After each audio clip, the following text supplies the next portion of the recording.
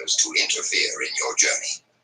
Some will do so out of jealousy, others out of malice, and some without even realizing the harm they cause. Think of your spiritual path like a delicate plant.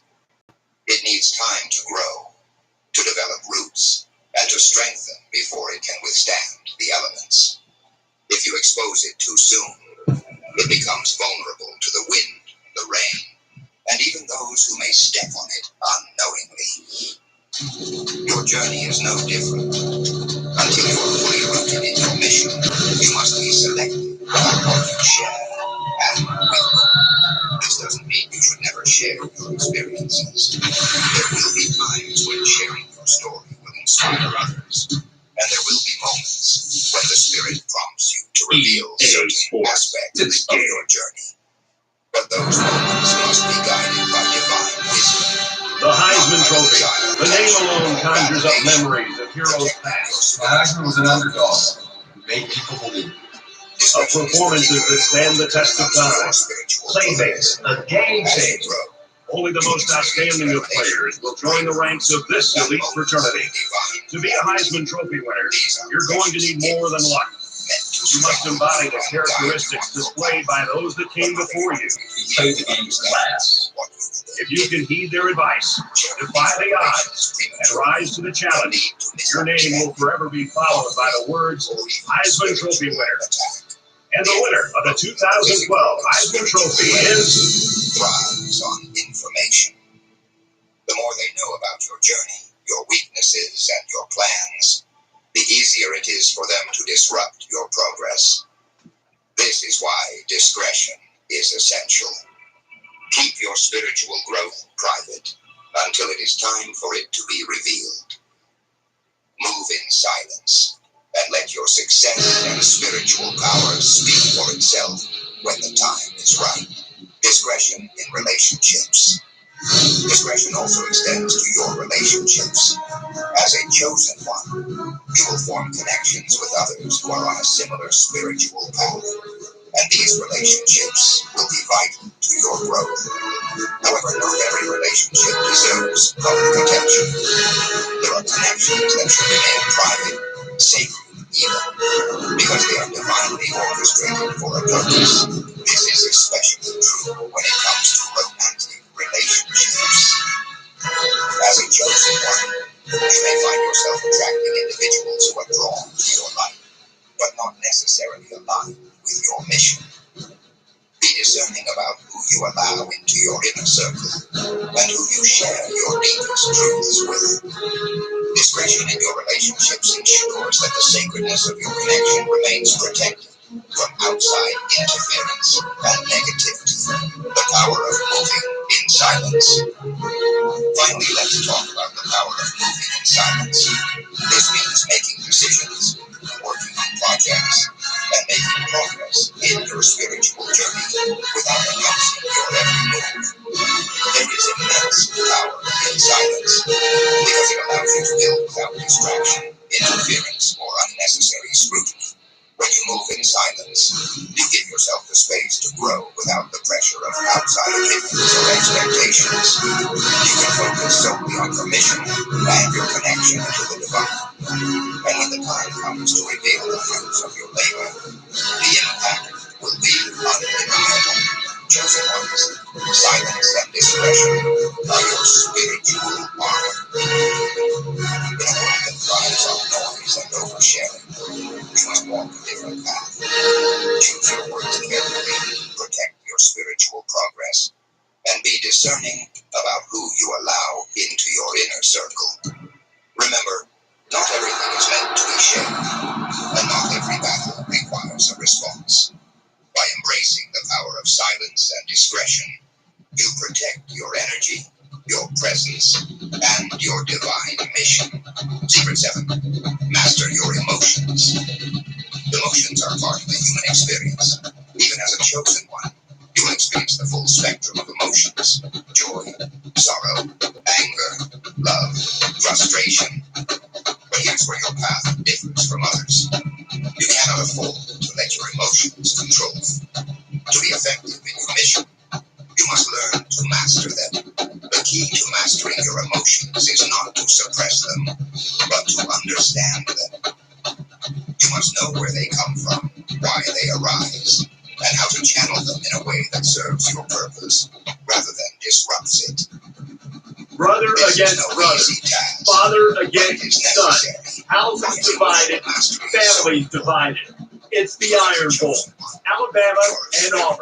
That's going to wrap it up here in the studio, but we'll be here to keep you up to date on everything else going on in college football throughout our game. I'm ESPN College Football, Brett Nessler and Kurt Herbstreit on the call.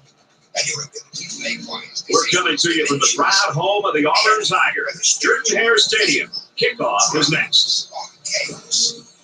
This one should be a great one. Hi, everybody.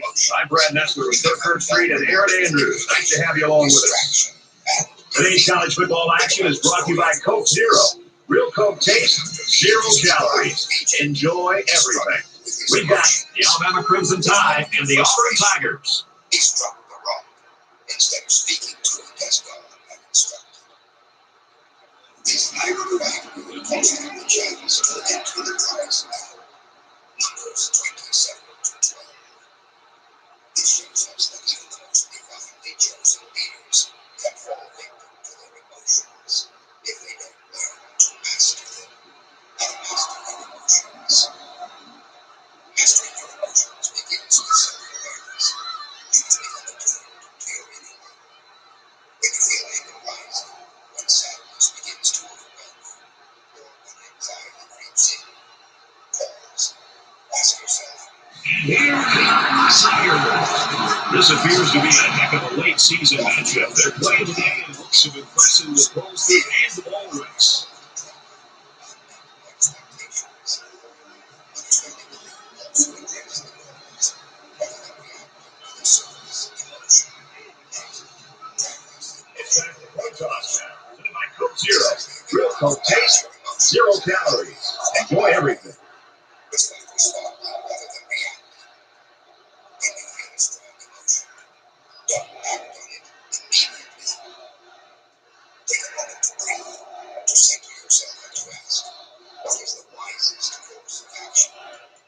This simple pause can prevent you from making decisions you later regret. Remember that emotional mastery does not mean you ignore or suppress. They get ready to kick this one off, and the return team's looking for the onside. Can be dangerous. Pull up, that's at the 5. Tackle made at the 29. And eventually explode. Let's check in with Reese Davis in the studio. The Hawkeyes had a spot in the top 20. That is in jeopardy after this one. David took the little rock, he swung it with all his might, and it hit Goliath right on the noggin, and down goes the Giants.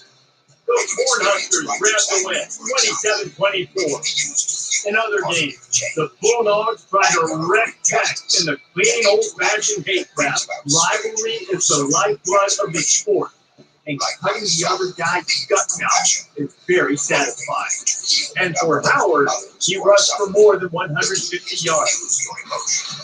You can never overlook any team, any week in college football. Wow. For Alabama, what can we expect from them in this game? Well, I think the biggest challenge in being able to run the one back is how much pressure it puts on that offensive line and also on that one run. You can count on maybe one back every year. How often you have two difference there for your back. To be able to be a team that can rely on running the one back, you would only be able to hand the football 20 to 25 times. So one back, you know, could be a difference in the football. 2nd and 9. All at 29. Balance is the cornerstone of a chosen one's life. Without balance, even the most powerful spiritual warrior can fall. Going long. Balance is the Big yardage on the catch, and he's immediately pushed out of bounds. between the spiritual and the physical worlds, without losing yourself in either. How easy does that make it for a receiver? Run your route, put out your hands, and there's the ball. That is scary accuracy in a big game. Responsibilities, and of course, your spiritual path. If you are not careful, you can find yourself overwhelmed. 1st and 10. Ball on the 34-yard line. From your higher purpose, how to maintain balance as a chosen one. First, prioritize your spiritual On the ground, up the middle. Down around the 31-yard line. maybe 3 yards on that run. 2nd and 7. Ball on the 31-yard line.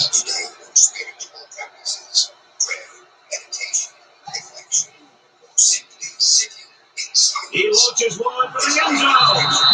Oh, boy, almost intercepted. Great reaction to get his hands in the way of that pass. That's not an easy play to make. Well, this isn't conventional. The kicker's on the field. Kick is away. It's long enough. Yeah, he got some good leg behind it, and he kicked an accurate ball right between the goalposts. 3-0, Alabama. Rest and exercise. Alabama the kick. He really got a hold of that kick. And it sails out of the end zone for a touchback. Remember, balance is about taking care of the whole self, not just the spiritual aspect. Now go to work at the 25. Learn to say no. As a chosen one, people will naturally gravitate toward you, seeking your guidance, your light, your energy. Good throw right to the receiver. He's knocked out on the 41-yard line. Pick up there. I'll tell you what, the defense gambled a bit here and came with the blitz, and the quarterback showed tremendous skill by making a good read and deliver a nice ball to the open man. Learn to discern when to step in and when to step back. Saying no is not selfish. It's necessary for maintaining balance, for cultivating a balanced mindset. From their own 41-yard line, it's first down. Extremes of any kind, whether in emotion, behavior, or belief, can lead to imbalance. Williams, back to pass here on first down. Stretch right and he drops it. Resources. Remember that you are living in both spiritual and physical worlds, and each has its place in your journey. When you focus too much on one and neglect the other, imbalance follows. Balancing relationships. 2nd down, 10 to go. Ball on their own 41. Relationships. As a chosen one, your relationships can either strengthen or weaken your spiritual path. Surround yourself with people who support your growth. And he can't get away from the pressure. And it was the defensive lineman that was able to make the play. And the defense came up with some pressure there with the blitz. The quarterback wasn't able to get rid of it, and the result, of course, is a sack. For higher purpose. However, balance doesn't mean cutting off all relationships with those who are struggling or in need. It means knowing how much of yourself to give and when to step back to recharge. You are not 3rd down now. They need to get it inside the 49.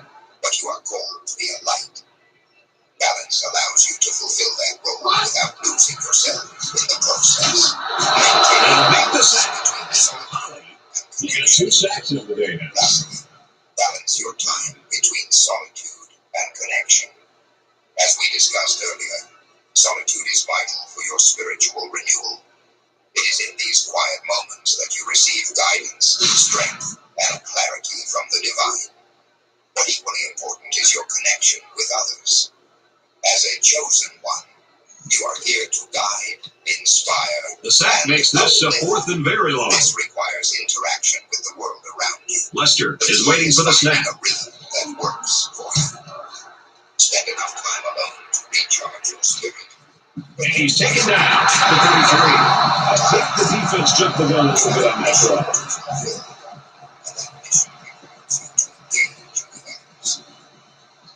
Balance solitude with meaningful connections, and you will find that your spiritual power grows stronger with each interaction. Chosen ones, mastering your emotions and This is a great punt blocking team. It looks like they're going to try to get to this one. They are essential for your spiritual survival and growth. Emotional mastery keeps you focused. He got hit hard. So he managed to get a few yards on the run back. Yeah, but I'll tell you, Brad, there's so much traffic in the middle there, it really makes it tough to break through. A sacred path, and every step requires awareness. So now both teams come trotting back out onto the field. By mastering your emotions and living Alabama holds a field goal lead. empower yourself to move through the world with strength, wisdom, Inside and give. divine purpose. And down he goes. The 47-yard line. Protect your spirit from negative energies and new tasks. As a chosen one, you are more spiritual. Concentration laps right there. The coaches will be giving them an earful for it, too. The the vibrations of people, places, and situations. First down, 10 yards to go. Ball on the 38-yard line. But it also makes you more susceptible to negative energies, spiritual attacks, whether they come from people. They bring him down in the backfield. The entire defense just collapsed from that block. They got penetration into the backfield. They found the safety to clean up the mess. Or even physical illness. Second down and 11 yards to the sticks. Ball on the 38. And your ability to carry out your mission to protect your spirit.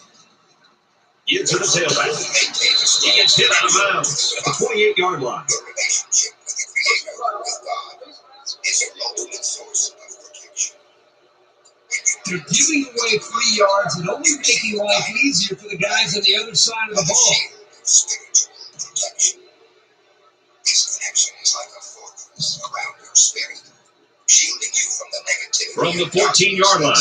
First down. Now you maintain this connection through daily spiritual practices, prayer, meditation, and He's taken down right around the 2-yard line. They're really putting a nice drive together right now. It seems right now this defense is having a hard time guessing what the offense is up to. When you're spiritually grounded, external forces have less power over you. Second, you spirit. It's first down, and they'll be looking for 6 points here. Phone number and address of OfferNet to want to handle their tools itself. Offer's free opt-out guides are amazing. When you sign up for Offer's free scanning, you'll get a full picture of where your personal information is shared online, complete with screenshots and direct links. When you combine this information with a step-by-step Ritual tools to enhance your protection.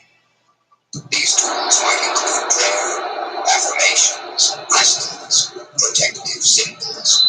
On the run, touchdown. That was a very good all-around effort. The running, the blocking, the entire package. A well-deserved score. Which Jesus gave us as a shield against evil, and lead us not into temptation, but deliver us from evil. Matthew 6:13. When you feel under attack, whether spiritually And he has the extra point. It was a quick 3-play, 27-yard drive. They come away with 7 points. So our score, 10-0. against you will prosper. Third, cleanse your energy. They line up to kick this one away. Just as your physical body, Excellent kick. so does your spirit. And they can forget about returning this one. Negative energies can attach themselves to you from your surroundings, from toxic people, or from stressful situations. They need to show a little giddy up now, because if they don't start eating into this deficit, they could easily fall out of the game. Defense and their short yard attacking. White light washing over you helps you release these negative energies and return Nice pitch and catch for the first down. Open man, it's his wide receiver. At the point. Good play, and that was stop for first and goal. There's a flag down in the backfield, but I didn't see what happened. Trust me, aware of your signs. Spiritual attacks often manifest as overwhelming feelings. So the offense will move a little bit closer with that penalty. You may feel disconnected from the purpose or from the divine, and things that normally inspire you may suddenly feel meaningless. You may also experience unusual conflict in your relationships. First and goal for 4. They're knocking on the door. Recurring negative thoughts. When you recognize these signs, don't panic. Understand that this Tight end touchdown. it's in these moments that spiritual protection becomes even more important. Pray for guidance, ask for divine assistance, and surround yourself with protective energy. A good football team has to consistently be able to capitalize when they're in the red zone. Instead, stand alert in your prayer and your connection to the divine. Secret prayer. Maintain the Here's the point after to try to cut this to a 3-point game. The final secret is the foundation of all the others. Maintaining an unshakable connection to the divine. And he converts the extra point. The other secrets of the whole. This connection is your lifeline. It is the source of your wisdom, your protection, and Well, apparently, this return team just doesn't trust the kicker. They're in an onside kick formation. And he's tackled at the 25-yard line.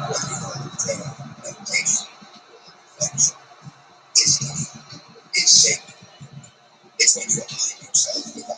The offense will take over at the 25. It's when you receive the messages, insights, Alabama is up by 3. that will help you fulfill your mission. Many chosen ones fall into the trap of busyness. Here they come. The demands He sails it low. relationships, responsibilities, And he's taken down around the 12-yard line. practice. Neglecting your connection to the divine is the most dangerous thing you can do. And the defense gives up some 3 yards to the offense. Penalties can ruin a team's chances to win if they commit too many. Your spiritual protection. First down, and they got their eyes on that goal In line. the midst of his ministry, would often withdraw to solitary places to pray. Luke 5:16. Hands it to the back. Runs right for a nice game. McCullough picks up 5 he can carry. Needed that time to recharge. How much more do we, as a chosen one, From the 1-yard line. prioritize this Second connection down. above all else, developing spiritual listening? Another aspect of strengthening your connection to the divine. He's tackled just outside the goal line. Often the church prayers, meditations, one-sided conversation. We speak, we ask for guidance. Concentration laps right there. The coaches will be giving them an earful for it, too. He's speaking to us. First down. First and goal. They're going to go play action inside the 5. Here's the time to do it. Be attuned to hear it. Spiritual listening requires stillness. It requires quiet. And he's tackled around the 1-yard line. He is now the school's all-time leading rusher. He's had his eyes on this record since he stepped on this campus, and it's great for him to finally get The to it. divine speaks through your intuition, through that still small voice. There are 3 quarters remaining. Alabama's got a 3-point lead. But you must be willing to listen, surrendering to the divine will. Finally, maintaining a strong connection to the divine requires surrender. This doesn't mean giving up or being passive. It means trusting that the divine has a plan for your life, and that plan is for your highest good. As a chosen one, Second down and goal. 1 yard to the goal line. Alabama has a 3-point lead. at times, but trust. Gives it to the back. Touchdown. Every lesson is part of your spiritual And the halfback took it in for the score. Yeah, he punched that into a short distance. He had great blocking up front on that play. It means releasing your fears, your doubts, and your anxieties to the divine.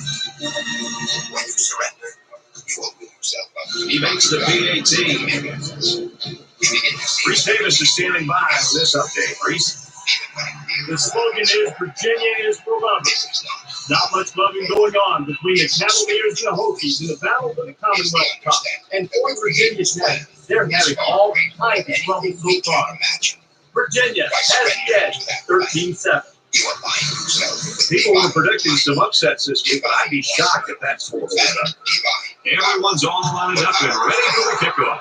Faith is the cornerstone. And this is just a booming kick. And it sails out of the end zone for a touchdown.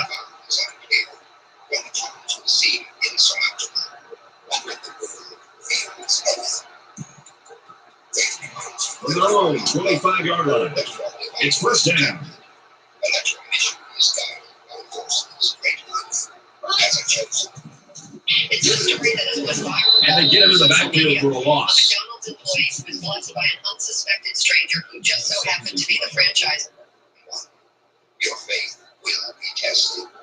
There will be times when you feel abandoned, when you doubt your purpose. From their own 23-yard line. Feels Second down. unbearable. But in those moments, remember this. The divine never abandons those who are chosen. Brought open field. And they push him out to the 32-yard line. Very solid game through the air. I'm impressed with the poise of this quarterback and the ability of the receiver to keep his concentration and get his hands on the football. It's the inner knowing that no matter what happens, you are on the right path. When you maintain faith, you keep your connection to the divine strong. And that connection will see you through any storm. Chosen ones, the journey you are on is sacred. Third down, and they're going to need about 3 yards to pick up the first down. Spiritual protection and a strong connection to the divine are your greatest defenses. Now hand over. So The intended target. They're going to be forced to pull it away here. Great hold by the defense. They were expecting the pass play, and they defended it very well. Your guidance and your protection. Keep your spirit aligned, guard your heart, and trust that every step you take is divinely Robinson orchestrated. is back deep to return. You are now equipped to walk the path of the chosen with courage and spirit. He's taken down at the 31-yard line. Those who greater than you are guarding yourselves. Trust in them and know that you are here for a purpose far greater than you can imagine. Thank you for walking this journey with me.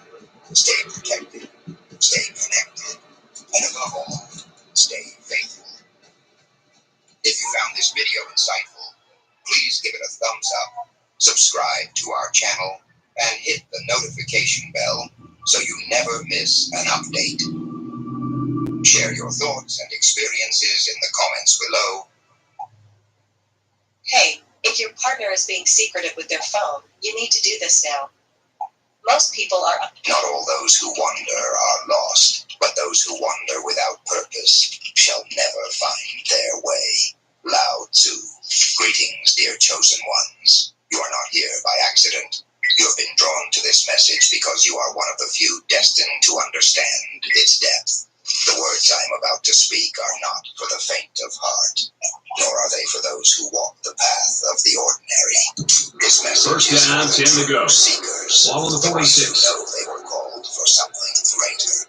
Others may watch, but only those who are truly aligned with Handoff up the middle. purpose. At the 46.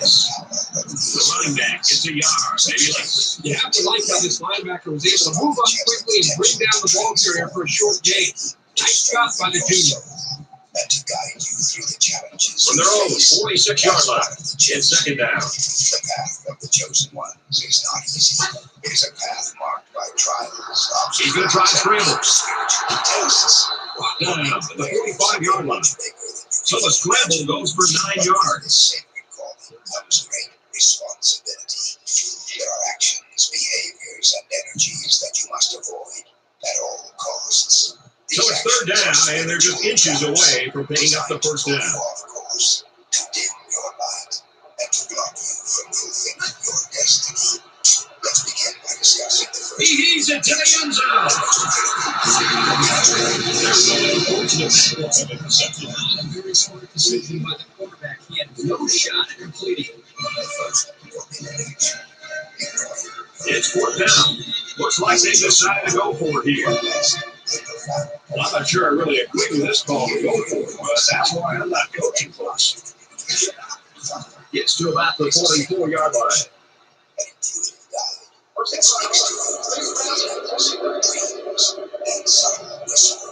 They're giving away 3 yards and only making life easier for the guys on the other side of the ball. It is much more than that. It is the divine's way of guiding you according to the path.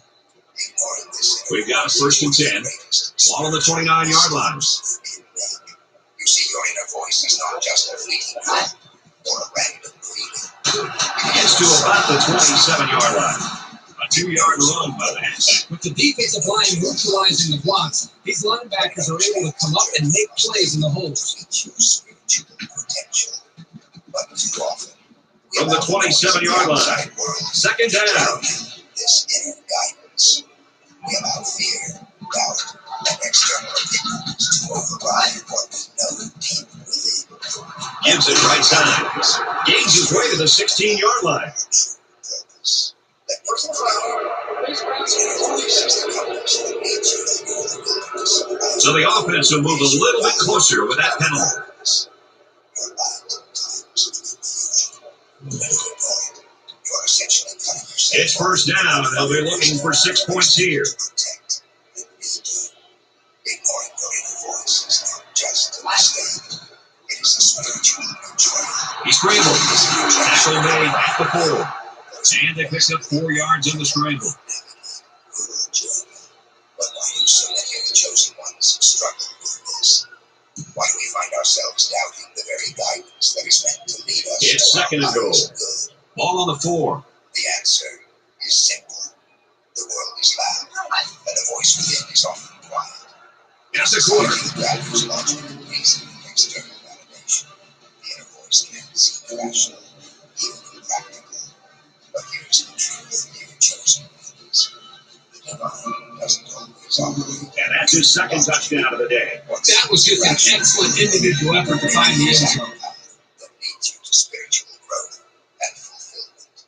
The challenge here is to trust. And he tacks on the extra point. Trust your inner guidance even when it doesn't make sense. A quick update now. Here's Reese. The Commonwealth Cup at stake for Virginia and Virginia Tech.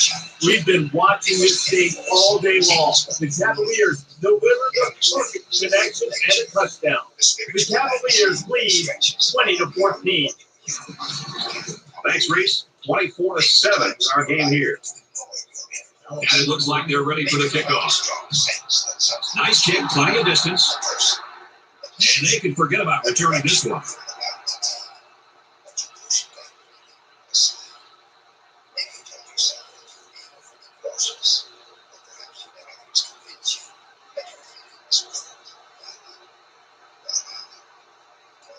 They'll start this drive at the 25-yard line. The truth is, when we ignore our inner guidance,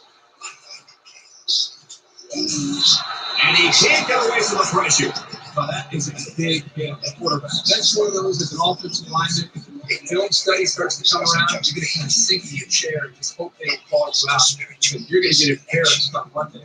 see the more you ignore Defense looking for another sack in the second down and long situation. over time, you may find it harder and harder to hear.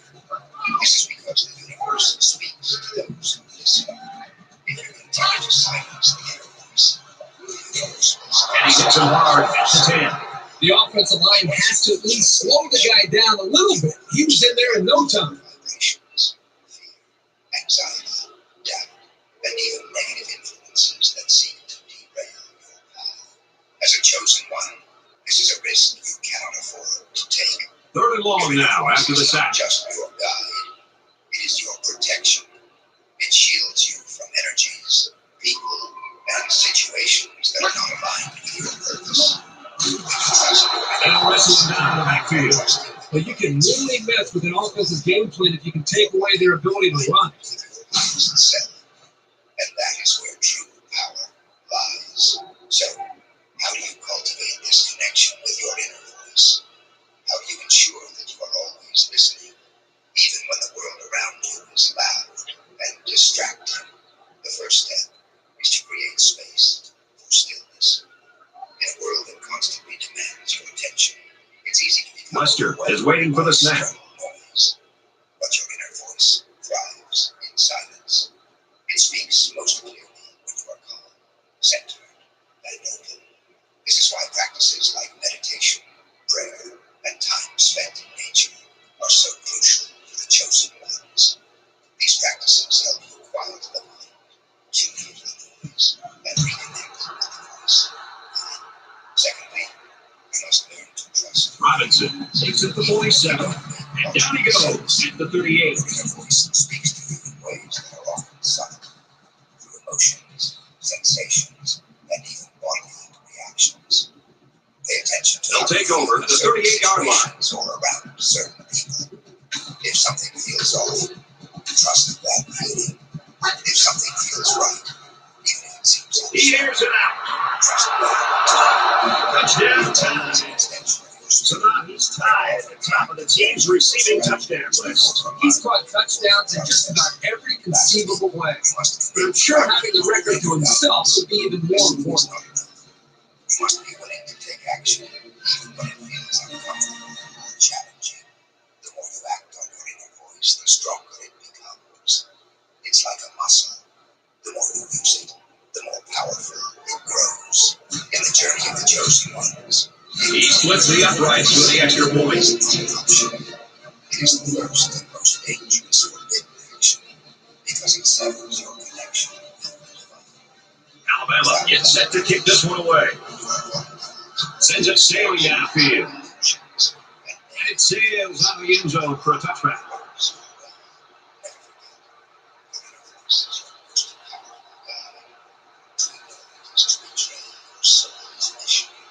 Listen closely and hear the It's still only the second quarter. We got a lot of football left, but I got to say, this one is teetering on the brink of a blowout.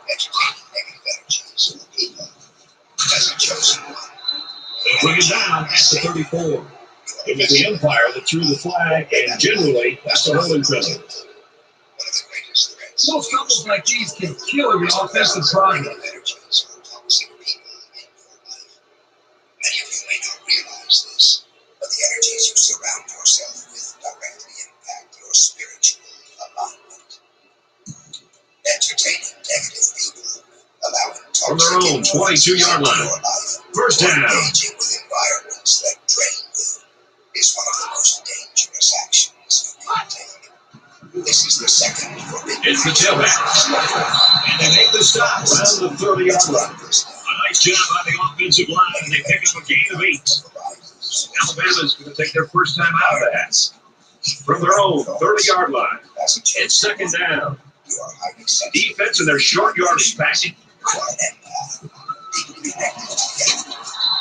down he goes, the 33-yard line. Auburn's going to have to use their second time out of the half. Will help rejuvenate your engine and level up to platinum status twice as fast, so you can save 10 cents a gallon on every fill. It's third down, and they're about 2 yards shy of the sticks. Whether they are positive or negative, this sensitivity is a gift. And he is drilled at the 24.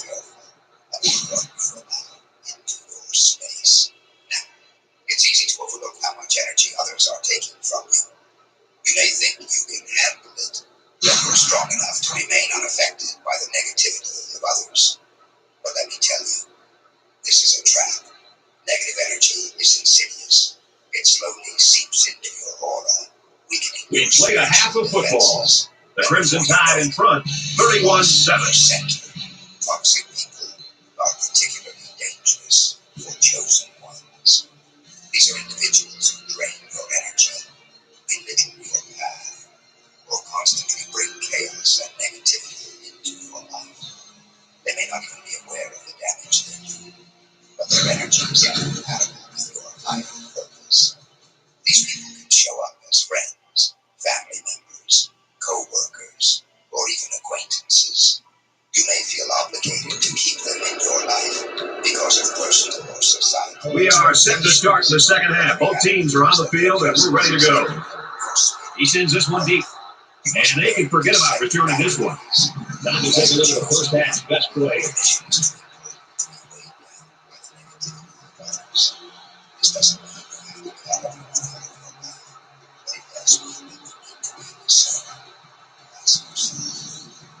This crowd is going to try their best to help out the offense now. They'd love to be cheering for a touchdown with this drive.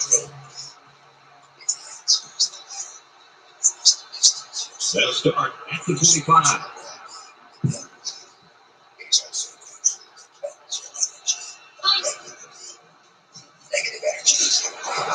And they got him.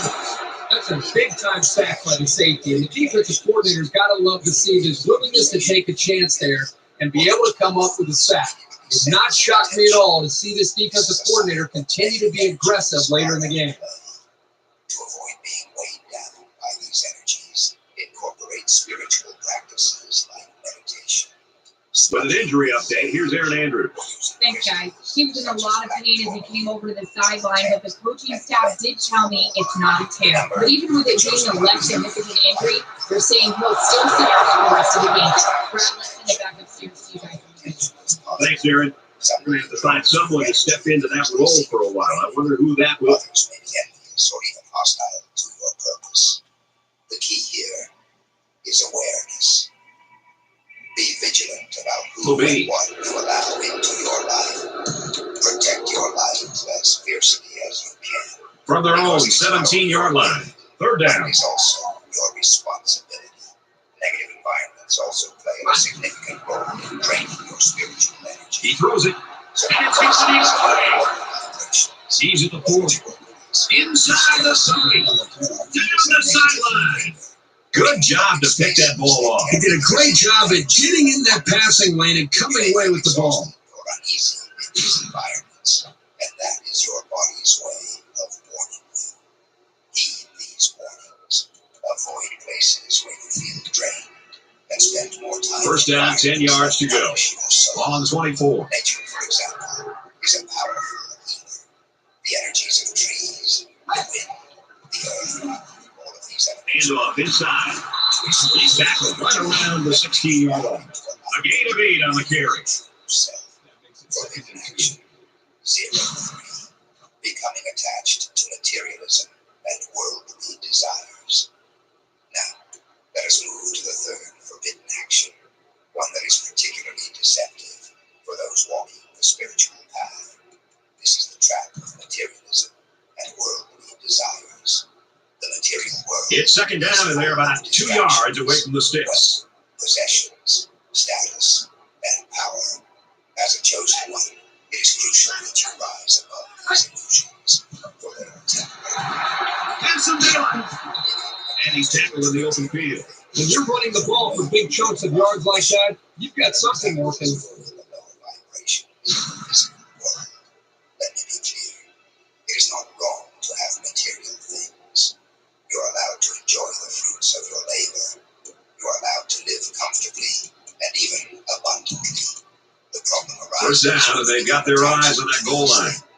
When your happiness, your sense of worth, or your identity becomes tied to the things you own. He's taken down right around the 10-yard line.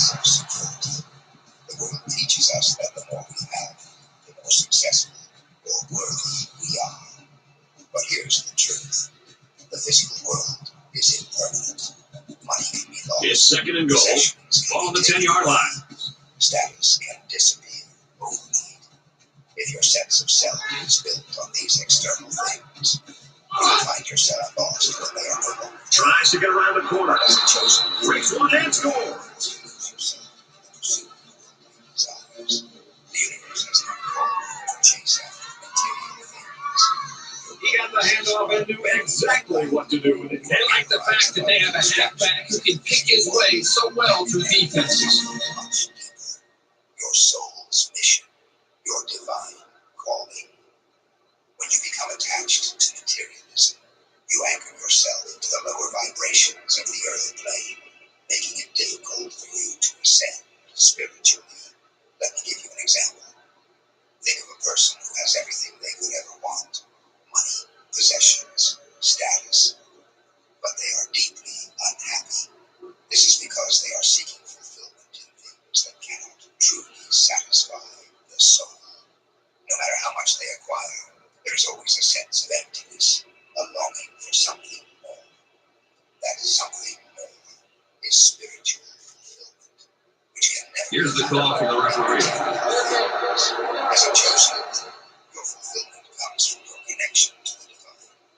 It comes from living in alignment with your higher purpose, from serving others, and from being true to your soul. And he converts the extra point with a 3-play, 16-yard drive, and it's good for 7 points. You find yourself off course, chasing after things that have no real value in the grand scheme of your spiritual journey. How you avoid this trap? First, practice detachment. Understand that Looks like they're ready for the kick. enjoy them. He got all of that one. And it sails out of the end zone for a touchback. For Alabama, they've been brilliant in heat, and they've gotten 2 on several occasions. This is turning into a day that the offensive line wants to forget.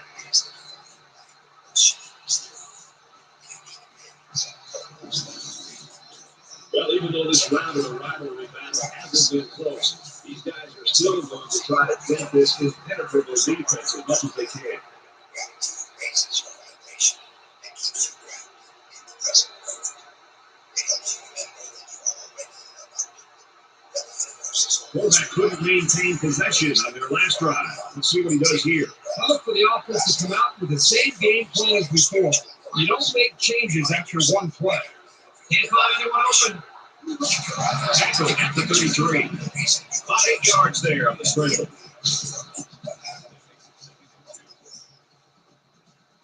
When you stay rooted in your spiritual purpose, the pull of materialism becomes weaker, and you can continue walking your path with clarity and strength. Forbidden action. 0-4.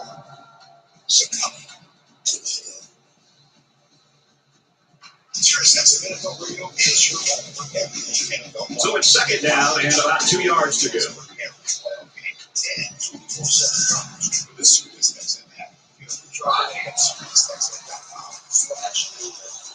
And he's tackled at the 29.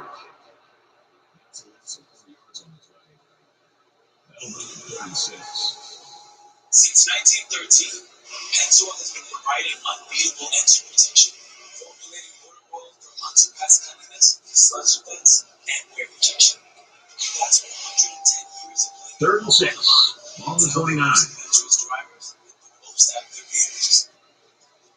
We go all in. So drivers like Alex and Wall feeds it to the back.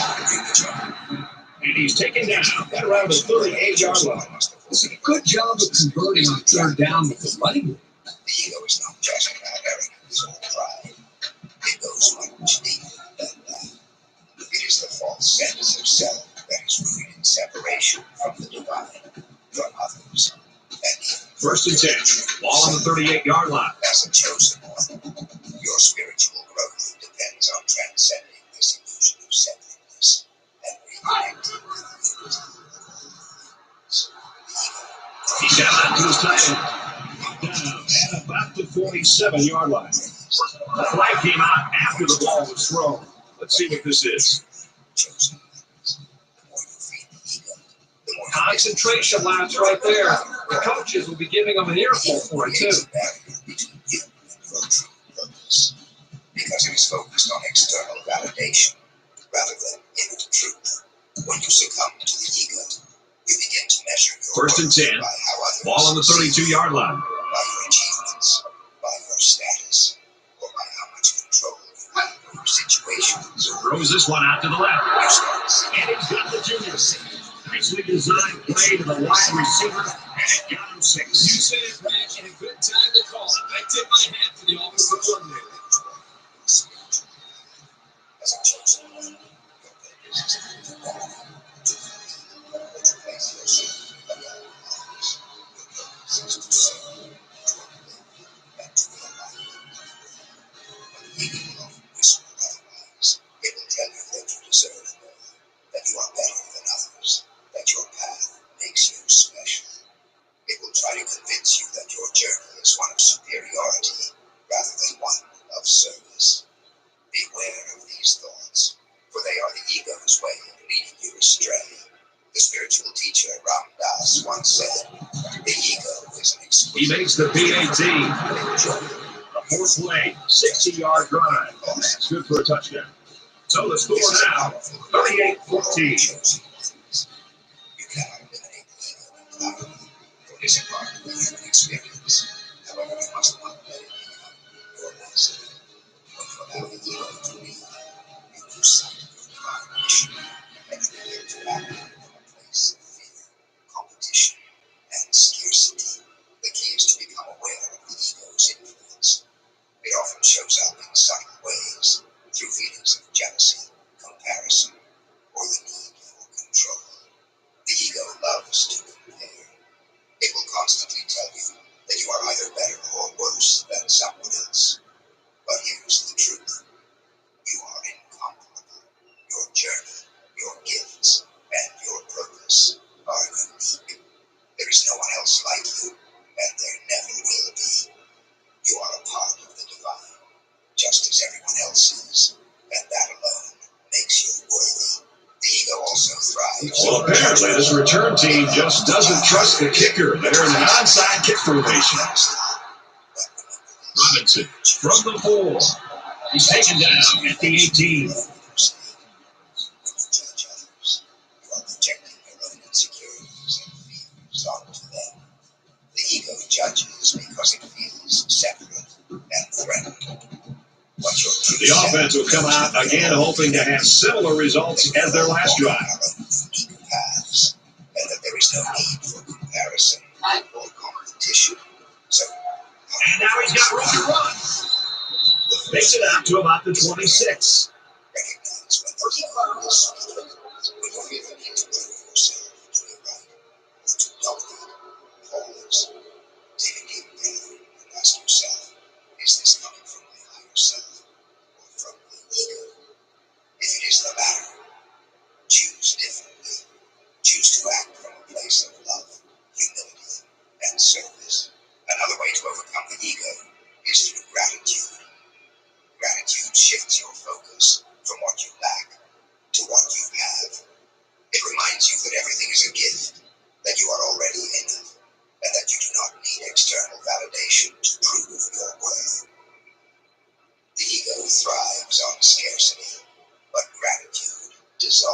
that scarcity mindset and reconnect you with the abundance of the divine. Remember, chosen ones, your power does not come from the ego. It comes from your connection to the divine. The more you align with your higher self. And the defense gives up some free yards to the offense. Penalties can ruin a team's chances to win if they commit too many. First down, 10 to go. Ball on the 41-yard line. Forbidden action. 0-5. Misusing the power of words. He lets it go. Quarterback really took a shot after the play, and I'll bet that's what this flag is for.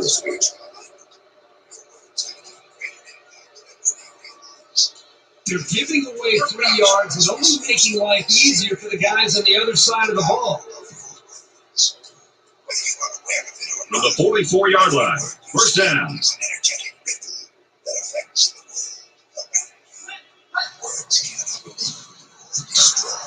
Gets to about the 44-yard line.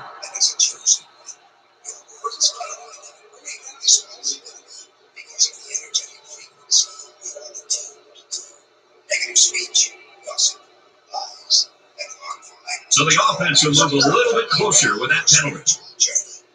They may seem like small, insignificant transgressions, but their consequences ripple out, affecting not only others, but also yourself. From the 29-yard line, it's first down.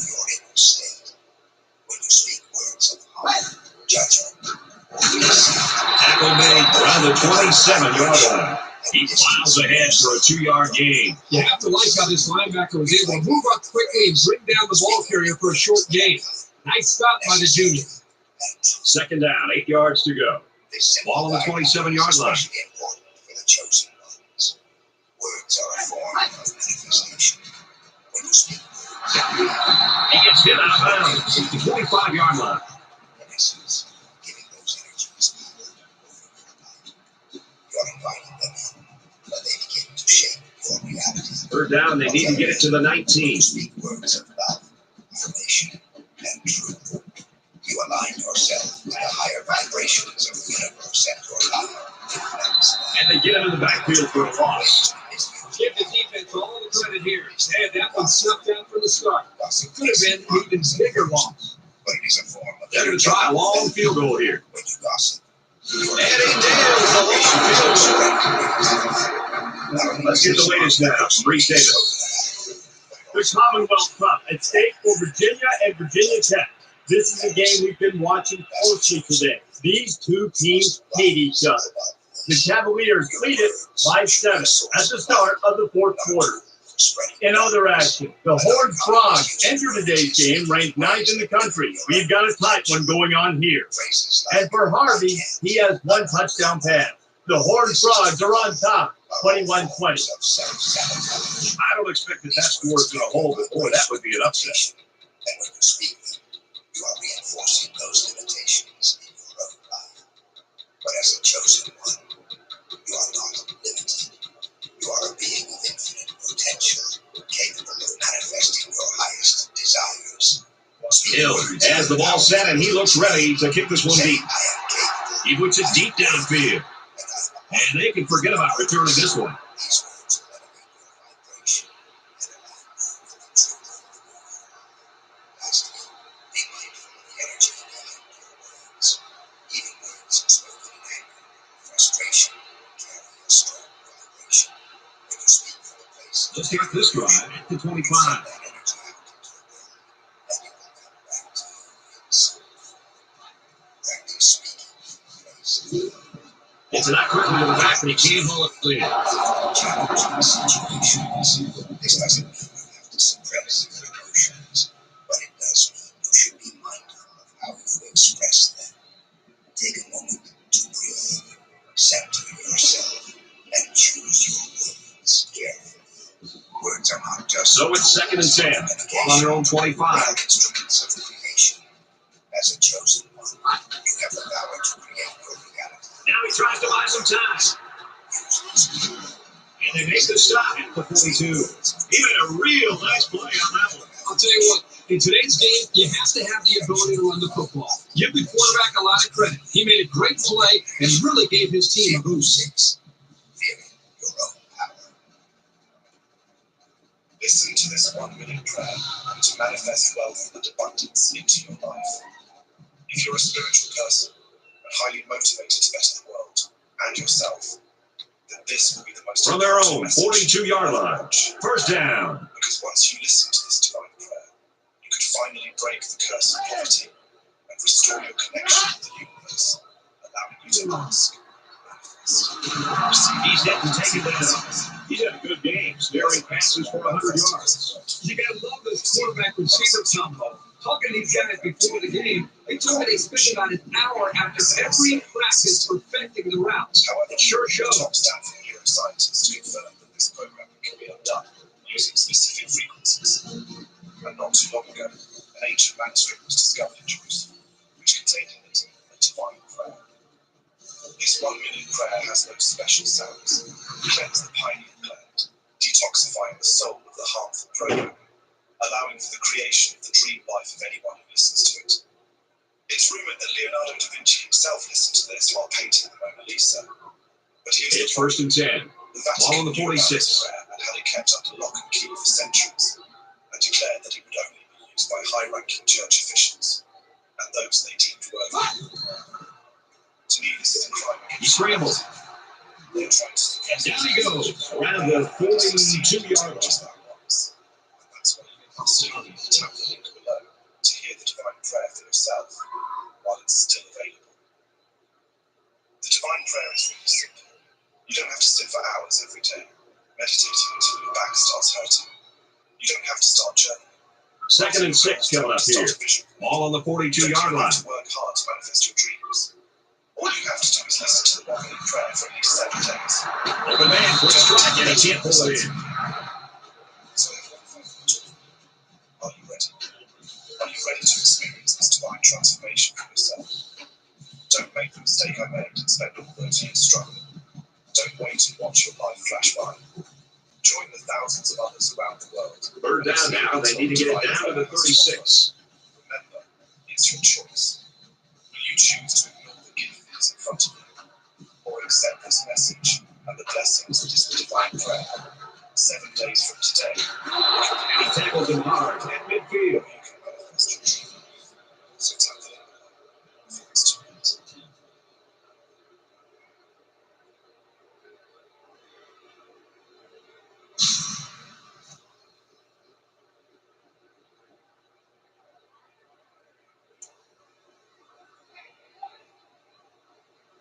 If you've never cashed a $42,166 paycheck, then I've got good news. My name is Lee Arnold, and last week I gave away 89 Lester is hoping to boom this one down the field.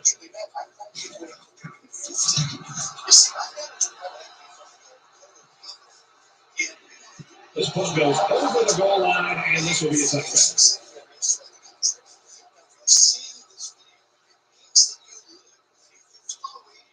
Of a market that we have identified to be prime for the types of deals that we want to do right now.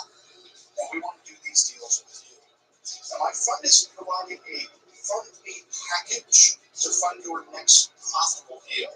All you need to do is complete my training so that we can work together to do the right deals that we want to fund. So to teach you how, I'm holding a 2-day virtual fund me event to show you how to use our capital to profit from the deals that I've identified that are near. They didn't snap the ball in time.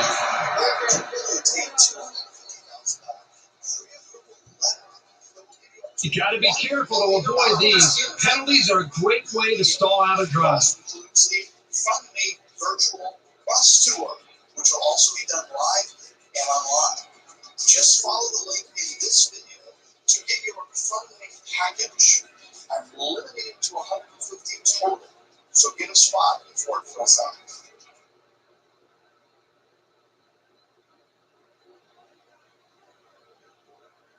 As a chosen one, you possess an immense amount of spiritual power. You may already sense it within you. So the penalty makes it 1st and 15. A light that radiates from your soul. Looks like they didn't get the play off quick enough. Comes responsibility, and for many, the fear of this responsibility can become overwhelming. This leads us to the 6th forbidden action. That penalty drives them back, and they're shooting themselves in the foot here. Well, if they can just keep their concentration, they'll avoid situations like that. Their ability to fulfill their mission. They fear the weight of their potential and the responsibilities that come with it. This fear can manifest in different ways. You might feel a strong urge to shrink back, to hide your gifts, or to avoid situations where you would have to stand in your full power. This is spiritual sabotage at its finest. But Alabama up big right now in this one. Denying or fearing your power is a rejection of the very gift that the universe has bestowed. And he's stopped behind the line. And the linebacker comes up and makes a big stop. This is textbook. This is how you're supposed to play against the run. Why do so many of us fear our own power? The answer From their own lies 9-yard line. Second down. itself. When we step into our power, we become more visible, more responsible, and more alive. Here's the running play. He's tackled at the 20-yard line. Ego fears this because it knows that stepping into your power means stepping into the unknown, into a space where control is relinquished and trust in the divine takes over. The ego thrives on comfort zones, and the expression of your true power often takes you beyond these zones. Fear of power can also be tied to feelings of unworthiness. You may ask yourself, who am I to carry this much light? Who am I to lead others or guide them? These are the thoughts that pull you away from your divine potential, making you doubt the very reason you were chosen. But here's the truth. You are more than worthy. The universe does not make mistakes. Concentration laps right there. The coaches will be giving them an earful for it, too. Because you are exactly the person who can fulfill this mission. First down, 10 yards to go. Ball on their own 35. Yourself, but you also diminish the impact you are meant to have on the world. The chosen one. Runs right side. He gets out to about the 44-yard line. Great job by the running back, and that's a gain of 9. But how can you fulfill that role if you are constantly hiding, doubting, or second-guessing your abilities? Understand that your power is not just for you. It is for those you are meant to serve. Your Short yardage situation here. Second down and 1. And when you fear that light, you are doing Alabama looking to add to this big lead here. Let me give you an example. Think of a lighthouse standing tall in the middle of a storm. Hand off up the middle. It doesn't hide its light because Makes it to the 37. In fact, the darker the storm, the brighter the light must shine. You, dear chosen one, are like that lighthouse. The world may be chaotic, uncertain, and filled with storms, but you are here to stand tall and shine. If you hide your light From the 37-yard line. First down. Find their way. Stepping into your power requires courage. It requires you to trust not only yourself. He's on the run. So, They'll bring him down at about the 23-yard line. This defense right now is giving up a lot of plays. It's a very methodical drive here by this offense. 6 first downs on this drive alone. But the defense can't give up. I know they're tired. I know they're frustrated. But if they can hold this offense to a field goal based on what they've done so far, that would really be a win. So, how do you overcome? We've got it first and 10. Ball in the 23. Is acknowledgement. Recognize when fear is holding you back. He fights forward to about the 23. And the halfback's got nowhere to go. Once you become aware, you can take steps to confront that fear directly. Well, I've seen some strange things in my day, but never anything like this. The kicker's on the field. And he got it. Yeah, he got some good leg behind it, and he kicked an accurate ball right between the goalposts. So the score now, Alabama 24, Auburn 14. You will come to trust yourself and your abilities more fully. Remember, you were chosen for a reason. Your power is a gift, and the world needs it. Do not fear it. Embrace The offense will take over at the 25-yard line. not just for yourself, but for A all little more others. than 2 minutes to go in the fourth quarter.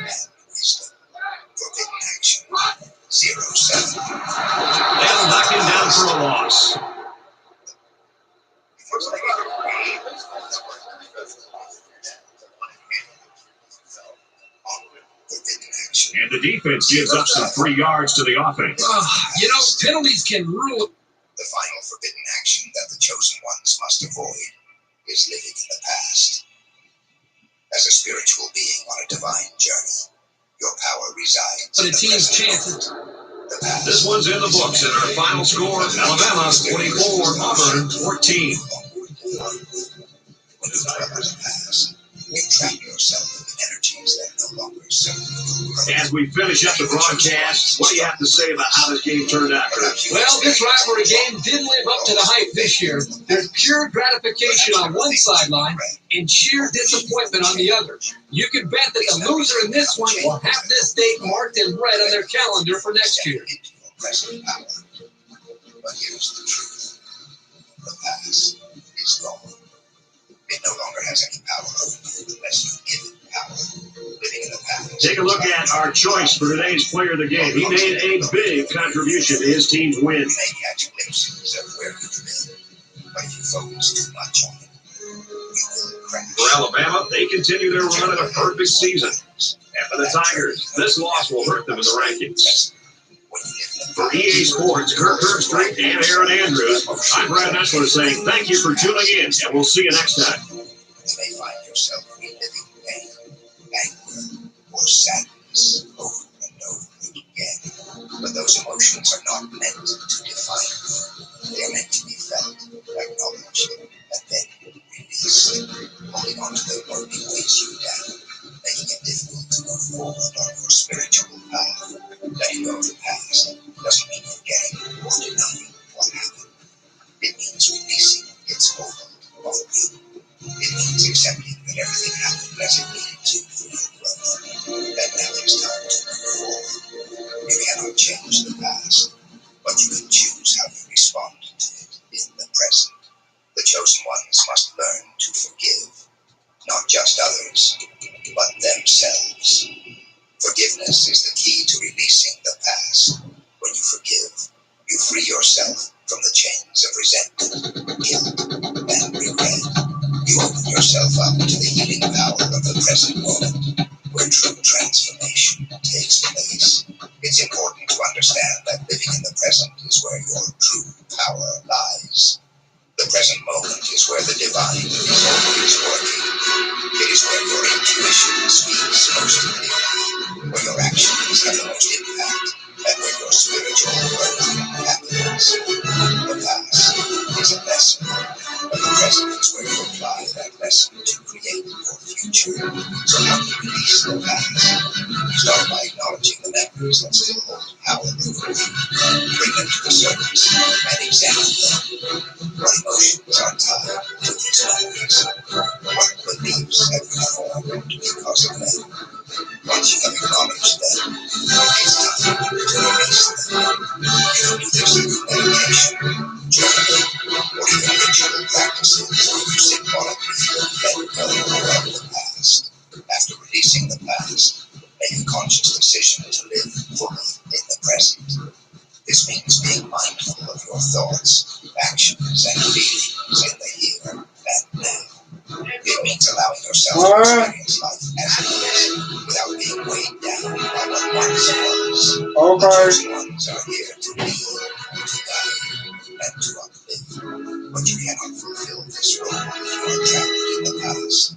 Your power lies in the present moment, where the divine flows through, and where your true the final devices. The word? Dear chosen ones, as we conclude this sacred message, let us reflect on the seven A dollar. These are not real God. How spiritual droughts and can derail your mission. The word?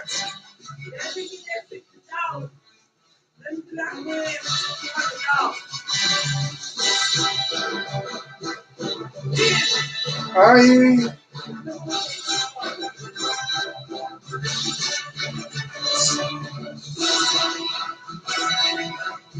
One purpose that moves the alignment that connects you to the universe's greater plan. But now, armed with this knowledge, I'm gonna get up. Hold on.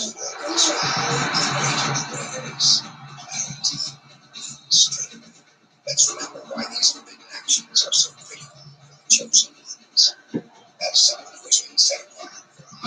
purpose.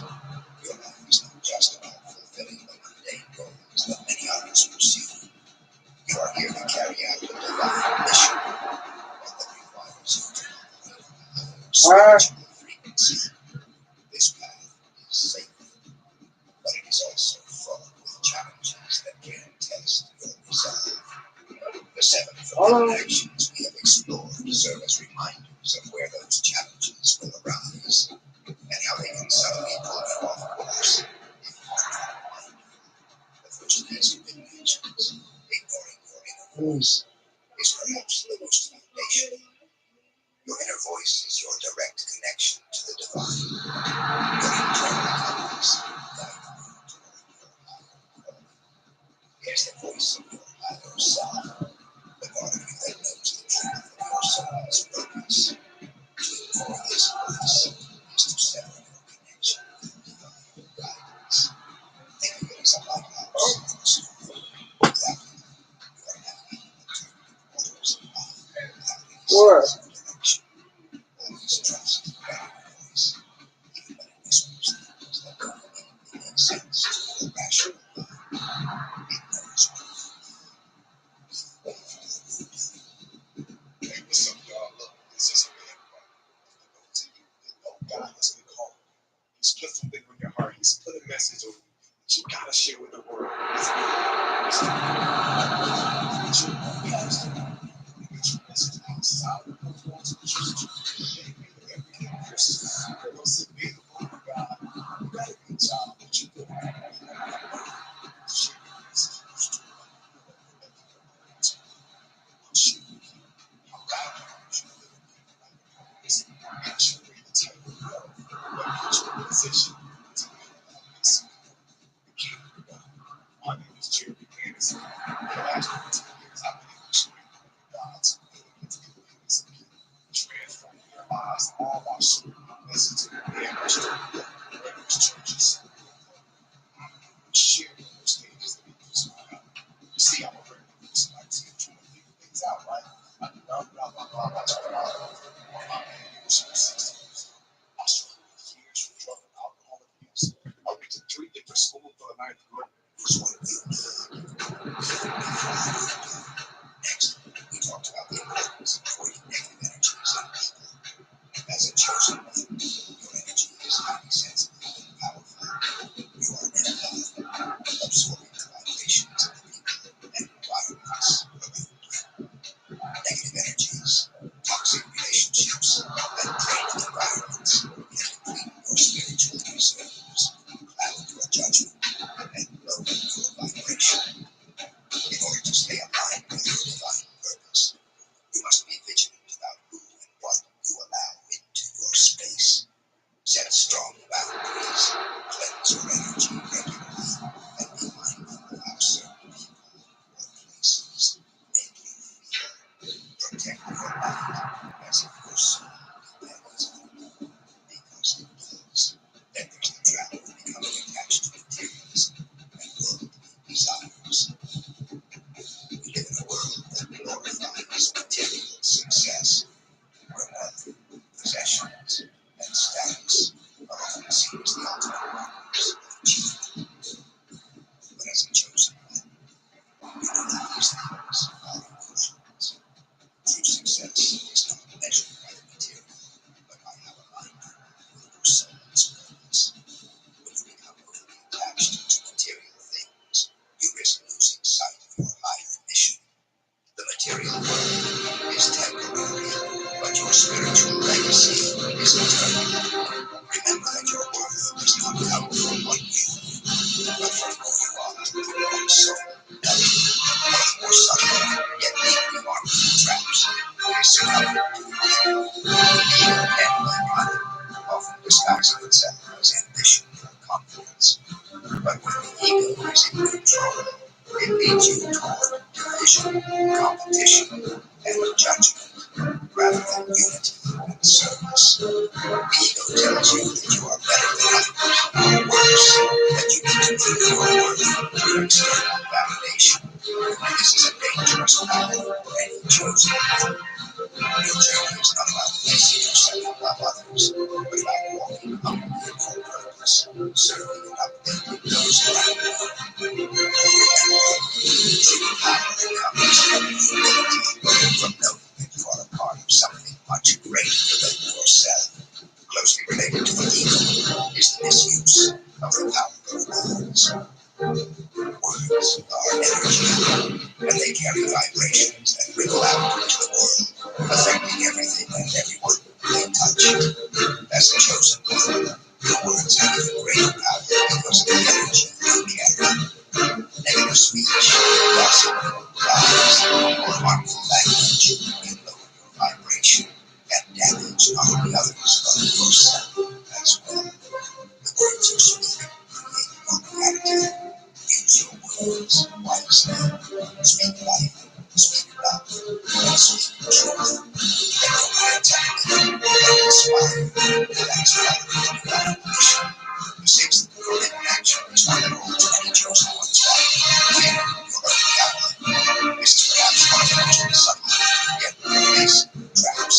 Many chosen ones doubt their ability to fulfill their mission. They fear the responsibility that comes with their gifts, or they realize that they fail in their life. You were chosen for a reason. The universe does not give you more than you can handle. You have been equipped with everything you need to succeed on this path. The world needs your light, your wisdom, and your gifts. Do not shrink back. Do not hide. Step boldly into your power, for that is what you are able to do. And finally, we discussed the ultimate forbidden action, disconnecting from your divine purpose. Your purpose is the very reason you were chosen. It is the thread that weaves your life into the greater fabric of the universe. When you disconnect from your purpose, you lose your sense of direction, your motivation, and your connection to the divine. But staying connected to your purpose requires vigilance.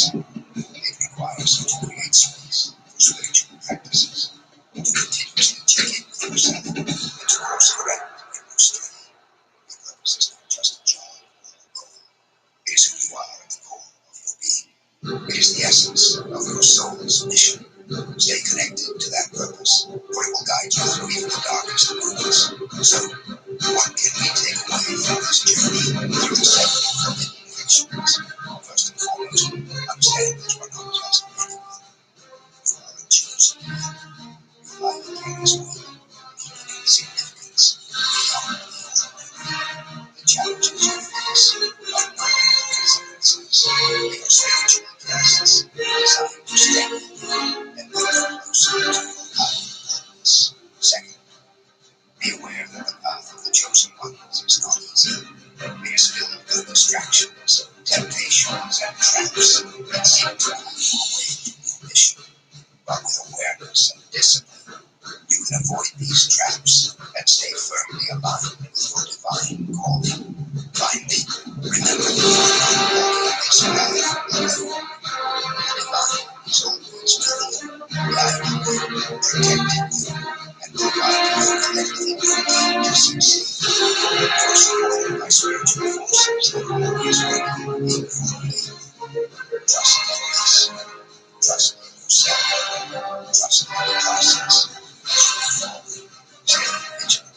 Continue to cultivate your connection with your divine. Protect your energy and operate with confidence. You were chosen for this mission.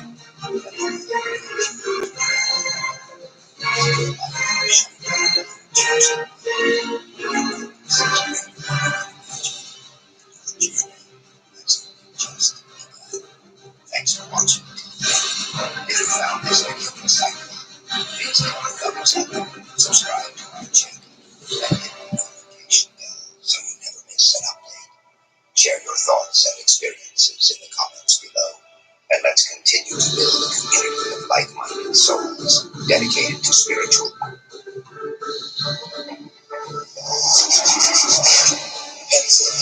all baby dry.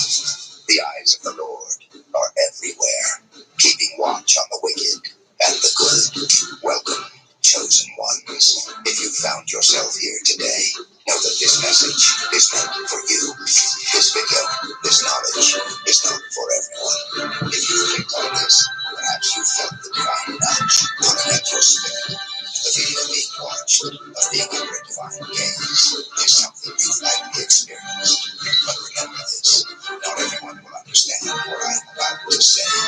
This message is dedicated to the chosen ones alone. Others may not comprehend it, but those who are truly chosen will find their spirits stirred and awakened by what I share here. This verse reminds us of the omnipresent gaze of the divine. But it's not just the one's eyes upon you, chosen ones. It's something far more complex, far more cosmic. Have you ever wondered why you often feel watched, even when no one's physically around? It's as if there's an unseen force observing your every move, a presence hovering there, something constant over your shoulder. Sensation. It's not it's a profound truth. Ways that will change the way you see your life.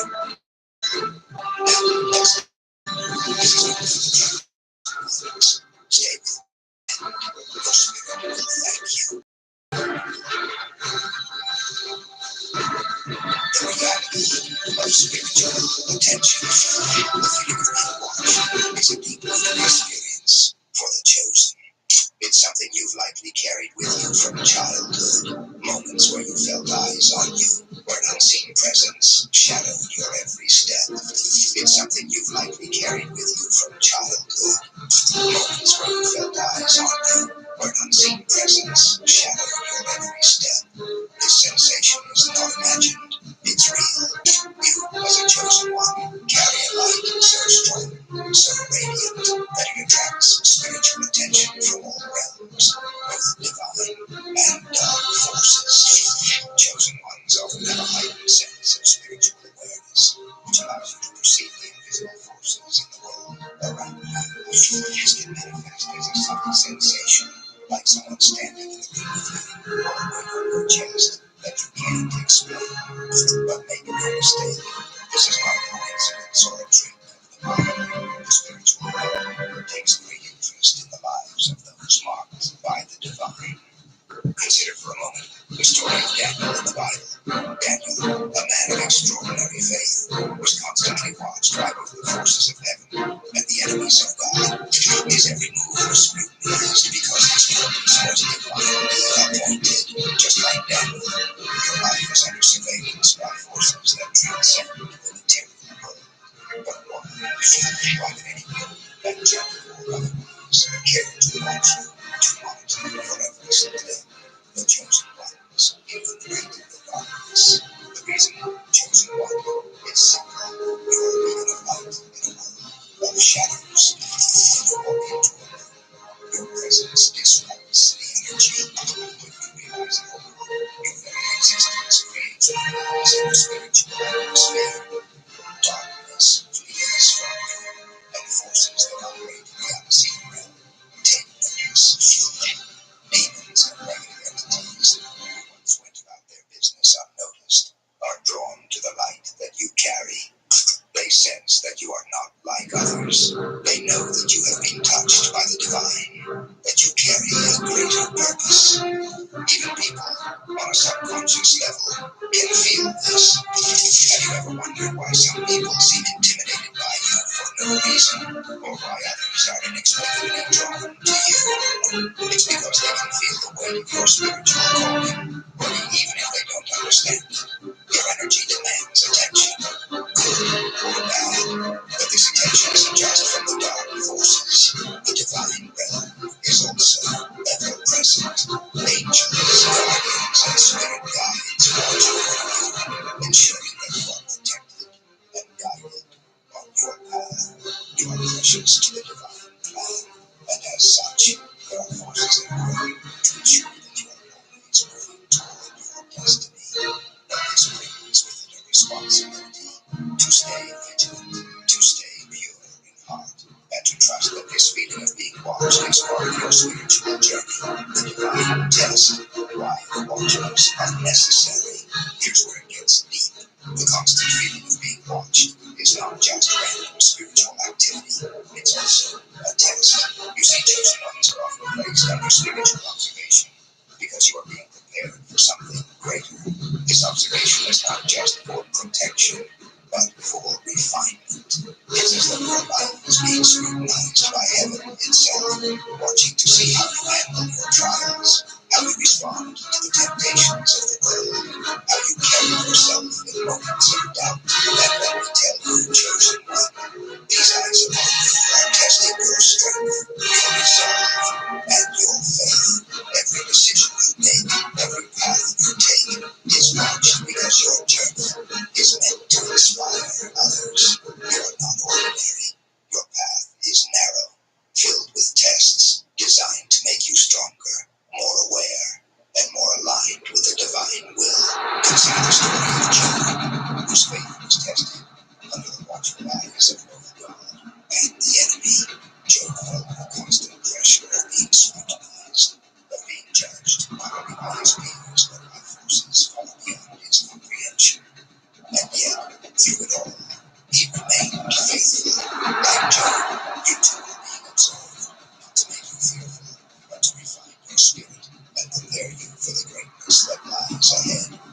The power of awareness, how to handle being watched. Now, here's something important to understand. Being watched, being observed by both light and dark forces, is not something to fear. It's something to embrace. It's a sign that you are walking in your purpose. But you must also be mindful of how you conduct yourself in the face of this constant observation. There are steps you can take to ensure that you remain in alignment with the divine plan, even when the pressure of being watched feels overwhelming. First, remain grounded in your faith. Prayer, meditation, and spiritual practices are essential for keeping your spirit strong and resilient in the face of spiritual surveillance.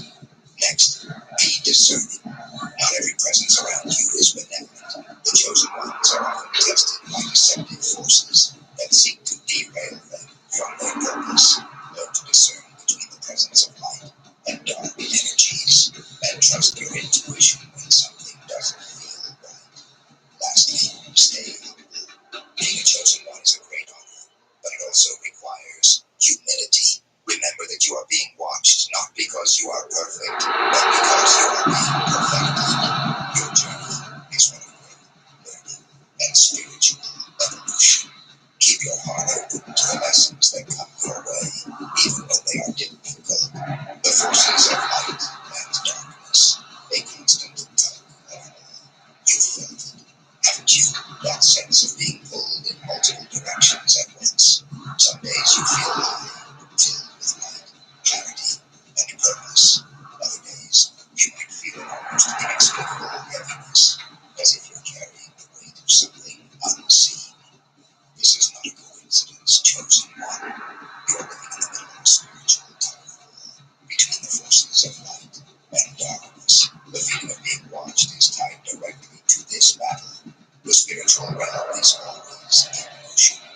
Angels, guides, and divine entities are constantly working to protect you, guide you, and help you fulfill your mission. But on the other side, there are darker forces, those that wish to see you fail, who want to obscure your vision, fill you with doubt, and lead you astray.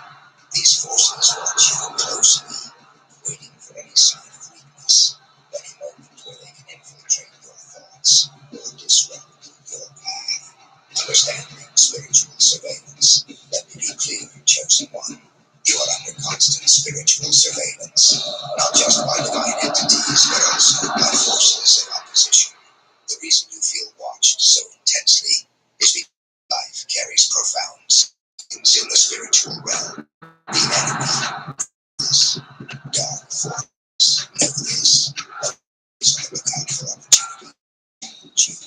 You see, surveillance isn't always often it's part of the divine for your life. God is watching you closely because your growth is being carefully guided. Your struggles, your triumphs, your failures, all of these are observed.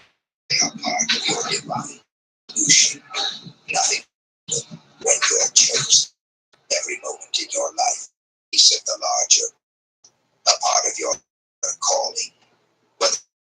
spiritual surveillance than just the divine.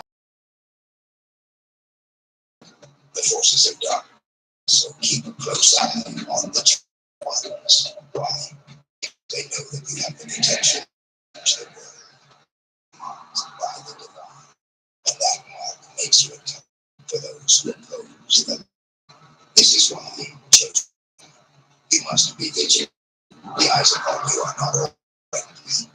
Some are waiting for the slightest crack in your defenses, the smallest misstep, so they can influence your thoughts, your decisions, and your path. The enemy is cunning. It watches, it waits, and it strikes when you are at your most vulnerable. What many fail to understand is that being chosen doesn't mean your life will be easy.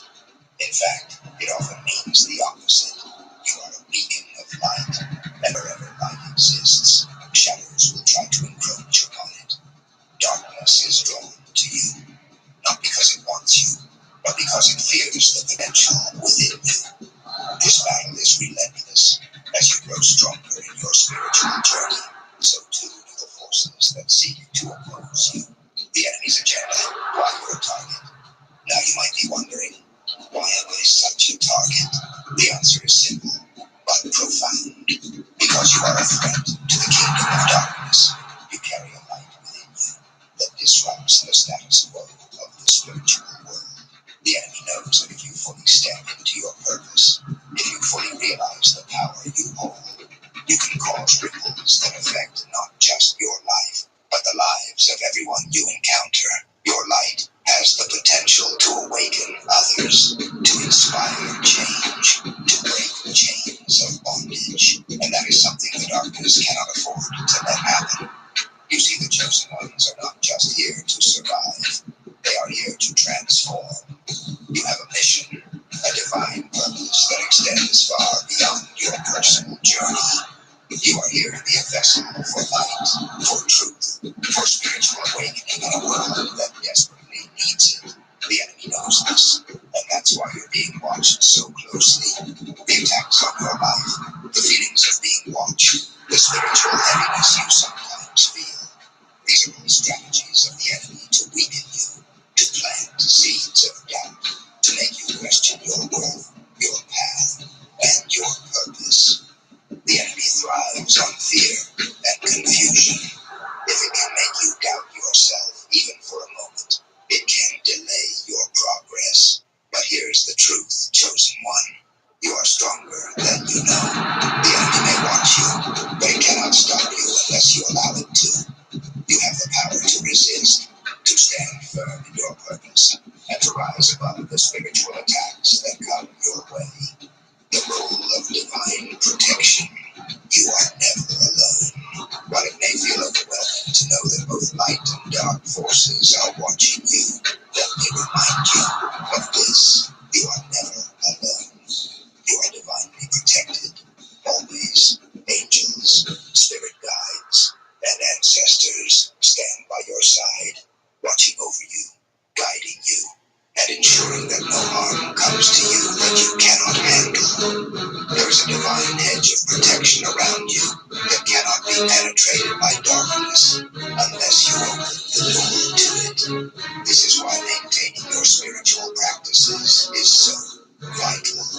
Prayer, meditation, and acts of faith keep you connected to the divine source, ensuring that you remain under the watchful care of the Most High. Even in your darkest moments, when you feel most watched, most vulnerable, you must remember that the light is always stronger than the darkness. The enemy may watch you, but it cannot overtake you unless you allow it. Your divine protectors are always near, ready to intervene when needed, ensuring that you are never truly alone in this battle. The Bible tells us in Psalm 91:11, for he will command his angels concerning you to guard you in all your ways. This is not just a comforting thought, it's a spiritual reality. As a chosen one, you are the son of divine guardians. Your sole purpose is to protect and guide you. They watch you closely, not to judge you, but to ensure that you fulfill your divine mission. here's the catch, chosen one.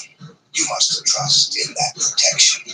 You must believe in the power of the divine forces working in your favor. Fear, doubt, and anxiety weaken your spiritual defenses. The more you give in to these lower vibrations, the easier it becomes for darker forces to influence you. But when you stand in faith, when you trust that you are protected, nothing can harm you. Staying vigilant, your role in the spiritual battle. Being watched is not just about what's happening to you, it's also about how you respond. You have a role to play in this spiritual battle. You are not a passive participant. You are a warrior in the spiritual realm, and your actions, your mindset, and your faith are your weapons. You must remain vigilant, chosen one. Be aware of the forces at play, both good and bad, and keep your spiritual armor strong. Surround yourself with light. Stay connected to the divine through prayer, meditation, and acts of service. Trust your intuition and pay attention to the signs around you. The spiritual realm is constantly communicating with you, guiding you, and revealing the truth. When you feel watched, don't shrink in fear. Stand tall, knowing that you are seen because you matter. You are seen because you are chosen for something greater. This feeling of being watched is not a burden. It's a confirmation of your significance in the divine plan. Your aura speaks louder than words. First, you must understand this. Your aura, your spiritual energy, speaks louder than your words or actions. As a chosen one, your energy radiates in a way that is impossible to ignore. You don't have to say anything, and yet people will notice you. They will feel something about you.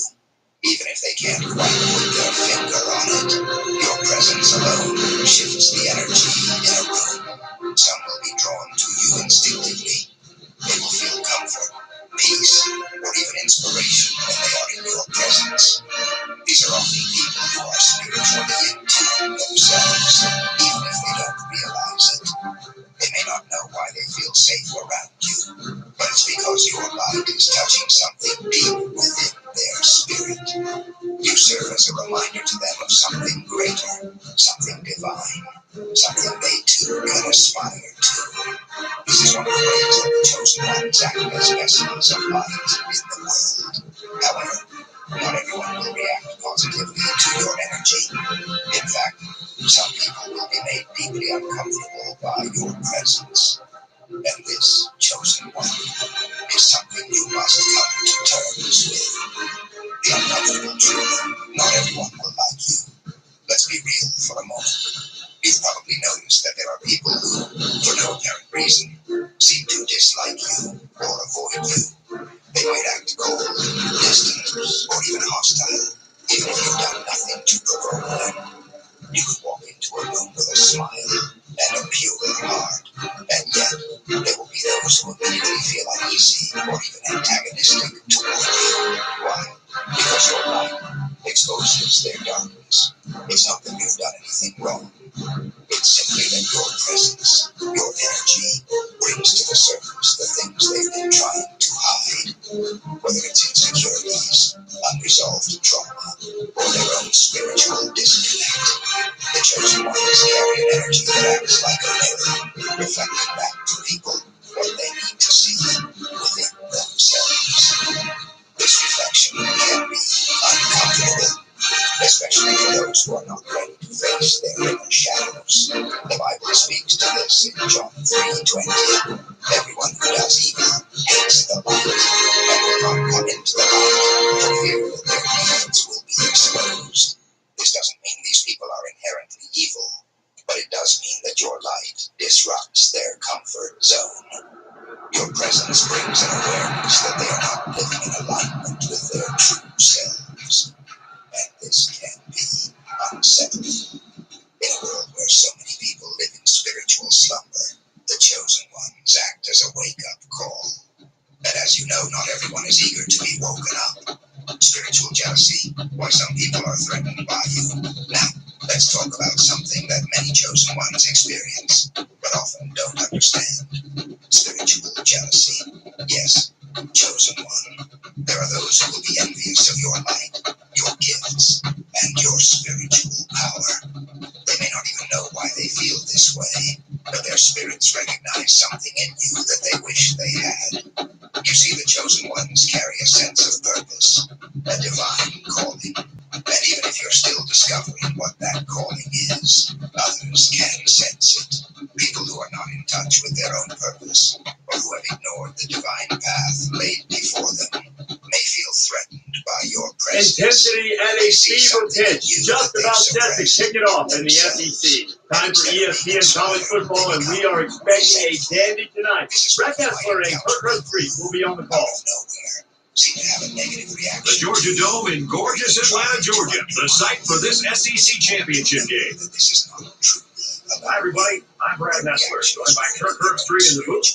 Aaron Andrews on the sideline. We're ready to bring you an exciting game. Tonight's matchup is presented by Dove Men Plus Care. Be comfortable in your own skin. We'll be seeing the Tennessee Volunteers and the Crimson Tide of Alabama.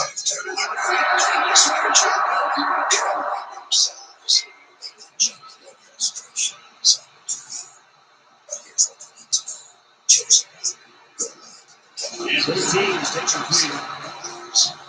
Many people say the SEC is the best conference in college football. Today's game will determine the champion of that conference.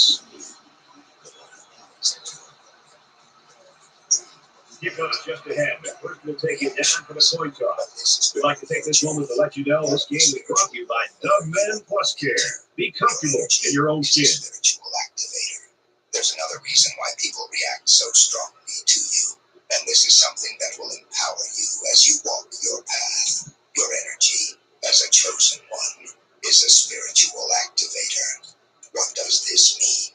It means that your presence has the ability to activate something within others. Alabama has lined up for the kickoff, and we're ready to get this one underway. He sends this one deep. And they can forget about returning this one. Let's get the latest now from Reese Davis. Let's get up to date on some games that could really wreak havoc on the PCS standard.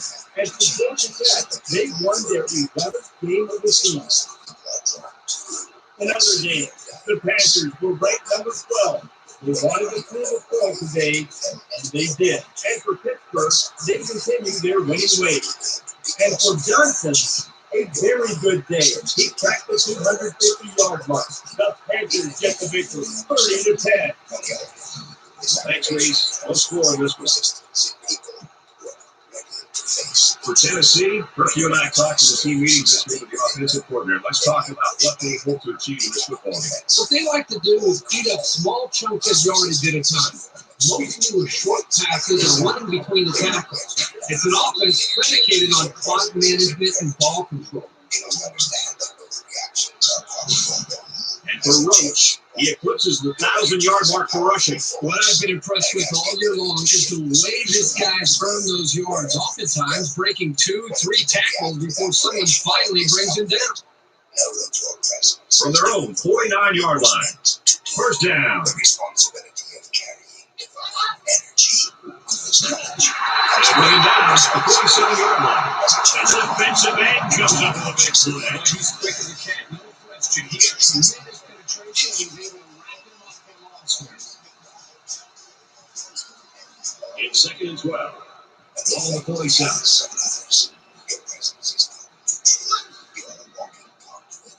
Now he's scrambling. Offense falls out. And they will keep the drive alive by recovering their own fumbles.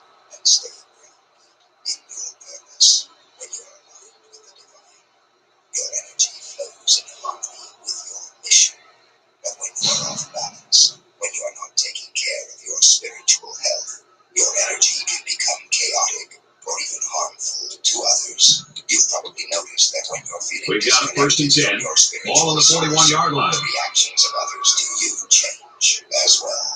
People might become more agitated or negative in your presence. That you might feel. He's got him with room to run.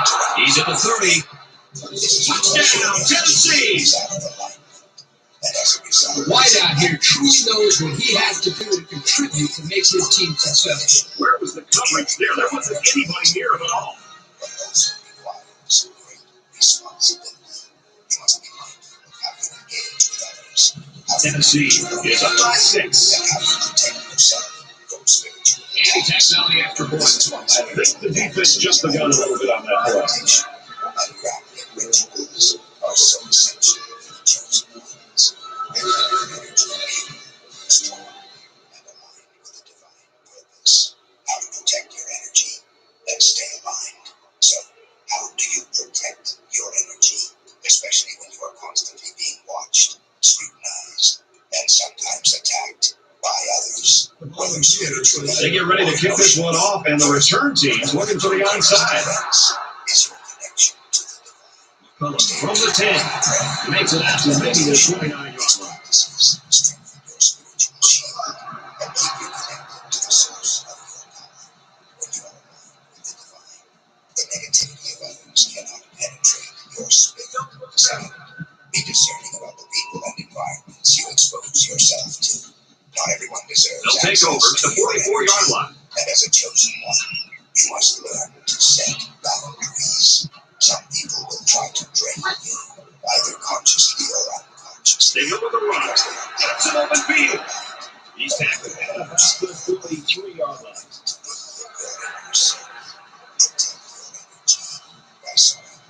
And the defense gives up some 3 yards to the offense. Penalties can ruin a team's chances to win if they commit too many. Your intuition is one of your greatest gifts. It will guide you when something First down, 10 to go. is not aligned. Ball on the 28-yard line. Listen to that inner voice, even when it tells you things that are difficult to hear. Your intuition Throwing right. lead you astray. Quickly to tight end. Touchdown. Protectors, those angels, the angels and spirit guides are the constant presence in the life of a chosen one. Whether you are aware of them or not, they're always working behind the scenes, orchestrating events, protecting you. Catch a big touchdown from the tight end. I'll tell you, this tight end is a big-time football player. He might like to talk a little bit out there on the field, but he has the type of game to back it up. These angels concern you to guard you in all your ways. This is not just poetic language. This is Taking a gamble here. This is for the lead. You have been assigned angels whose purpose is to guard you, guide you, and ensure that you remain on your path. He's got the 2.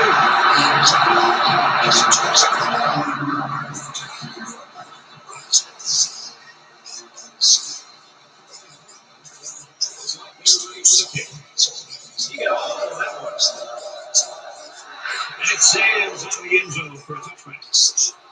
They protect you from spiritual attacks, deflect negative energies, and ensure that you are alive. Now go to work at the 25-yard line. But angels are not the only ones watching over you.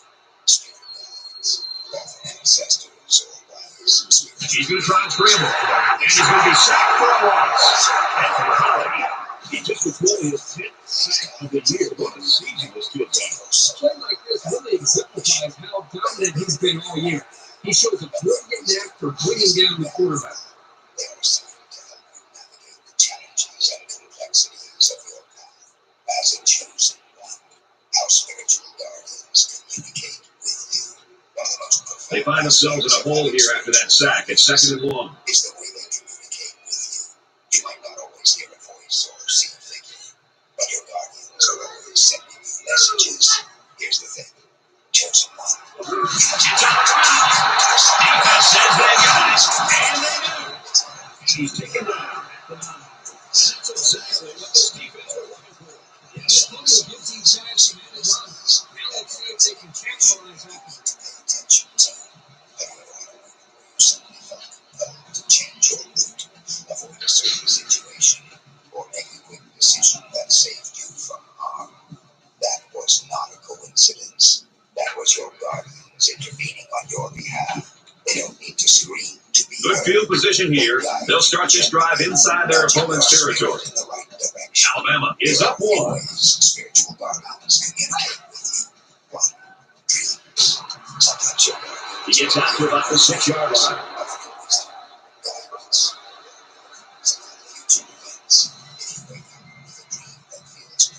giving away 3 yards and only making life easier for the guys on the other side of the ball. Reflect on it and seek its deeper meaning.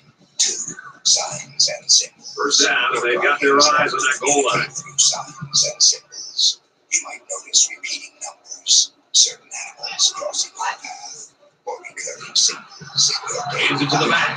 This kid is a really reliable weapon. You definitely want the football in his hands near the end zone. He showed you why right there.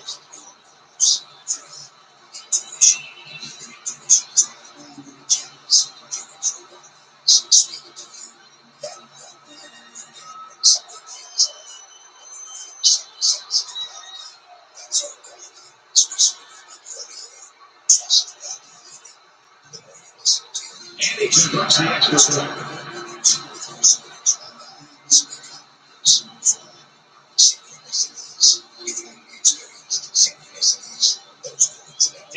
As his kick team line up, but he is set to kick this one up.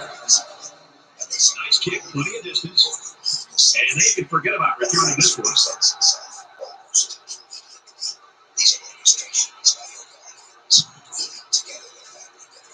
They'll go to work at the 25.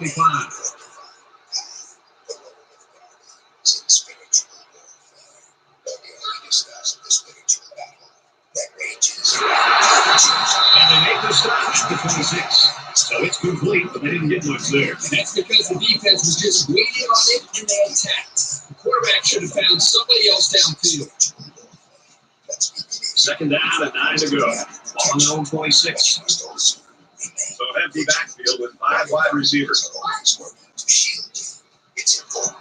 Dean set to go to the air. Fires quick after the receiver. He can't make the grab.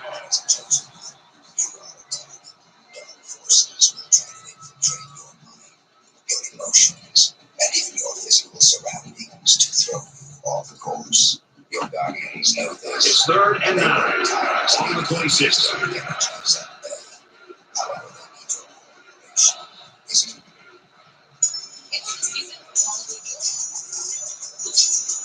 Caught with room to work.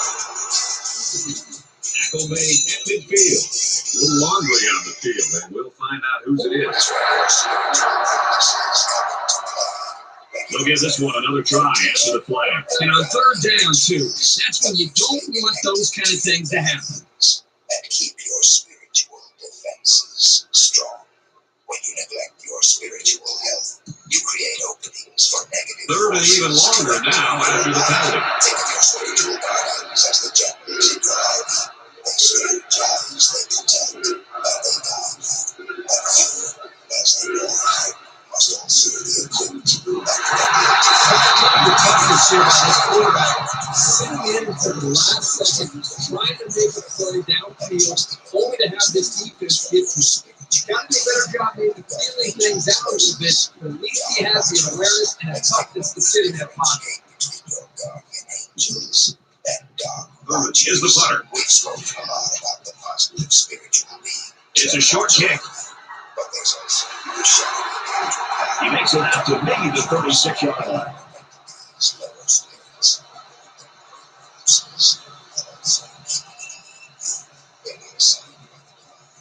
But other forces of darkness that oppose your light, these dark watchers are drawn to the chosen ones because of your divine purpose. It's 1st and 10. Ball on the 21-yard line. To interfere with your journey. Alabama up by 8. Manifest as feelings of unease, heaviness, or even Inside handoff. Around the corner. He gets hit out of bounds around the 16-yard line. Picks up 5 of the carry. So it's 2nd down now. They need about 4 yards to pick up the first. Your spiritual guardians are far more powerful than any dark watcher. These entities can only influence you if you lower your spiritual defenses. Run right side. The 10. He really shows some good speed there. No question. When you talk about being able to turn on the jets and leave everybody in the dust, you have to mention this young man. He's got skills, but his speed is what the pro scouts are drooling about. It's 1st down. They'll be looking for 6 points here. This is why it's so important to stay grounded in your faith and spiritual practice. And down he goes. The 6. Your connection to the divine. The less power these dark watchers have, your guardians stand ready.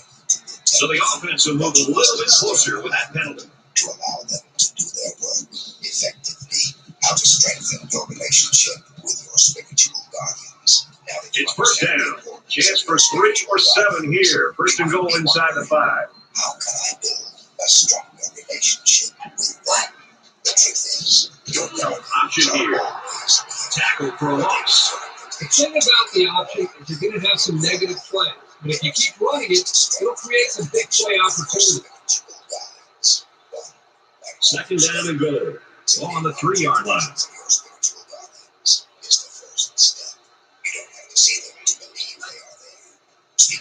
Got the corner. Touchdown time. That's his second touchdown today. When Hoffman boards are trying to decide who will get their support, they're going to be thinking about performances like this one we've had here today.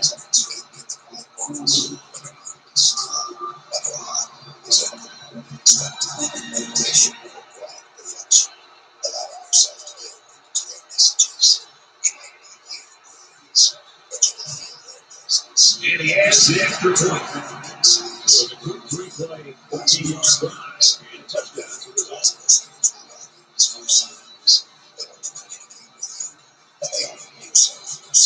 Hill has the ball set and he looks ready to kick this one deep. He gets a blocking kick. And sails on the end zone for touchbacks.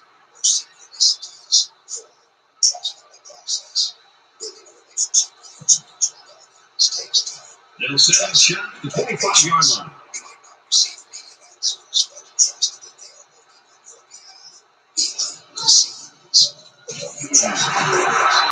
And he makes it out to about the 27-yard line. But hold on, we get a penalty on the field. Let's check it out. Little stumbles like these can kill your offensive progress. Strengthen your connection with them. Trust in their guidance. And know that you are never walking this So the penalty puts him back for a first and long. of being chosen. First, let's acknowledge the weight of what it means to be chosen. Being watched, tested, and refined. Up the middle. You've faced a trial. And he's tackled at the 32-yard line. You've carried burdens that at times felt too heavy. But through it all, you've remained standing. And there's a reason for that. They need about 3 yards to get the first here on second down. Purpose. And that purpose, chosen one, is not just about you. It's about And they hit it in the backfield. mission that's bigger than yourself. A calling that is aligned to the elevation of humanity, to the healing of this earth, and to the awakening of kindness. Concentration laps right there. The coaches will be giving them an earful for it, too. Because your actions, your choices, and your growth. First and 10. Ball on their own 44. Take in the direction of your call. Let's see, one of the linemen move first. Fulfilling your divine mission, and that mission will ripple out to impact the lives of others. Let that sink. And the defense gives up some 3 yards to the offense. You know, penalties can ruin a team's chances to win if they commit too many. Your mission is this simple truth. You are a light in the darkness, in a world filled with confusion, fear, and spiritual blindness. The chosen ones serve as beacons of light, illuminating the path for others. Whether you realize it or not, your life is an example for those around you. Goes right, intercepted. Your strength and your always in person. A quick update out here, Greece. Long anticipated, it's finally time for the Pac-12 championship. And for Arizona State, they come up with the game's first touchdown. Arizona State leads it 7-0. Over in the Big Ten championship game. And for Wisconsin, they like the board first. Wisconsin with the lead, 7-0. All right, thanks, Greece. That's the line action here. Darkness can never overpower light as long as you stay aligned with your divine purpose. Your light. First down, 10 yards to go. Ball on the 41. The more you will inspire others to awaken to their own light. This is your role. You're not just Steps up in the pocket. You're Going long. He goes up and gets it. It's a touchdown.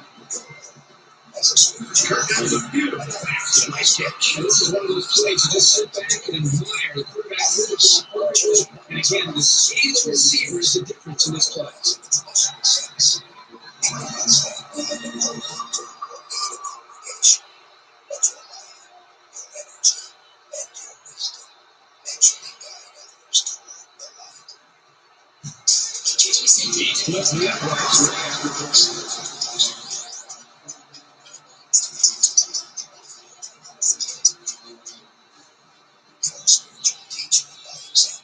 It looks like they're ready for the kickoff. And he got a hold of this one. Great kick. And they can forget about returning this one.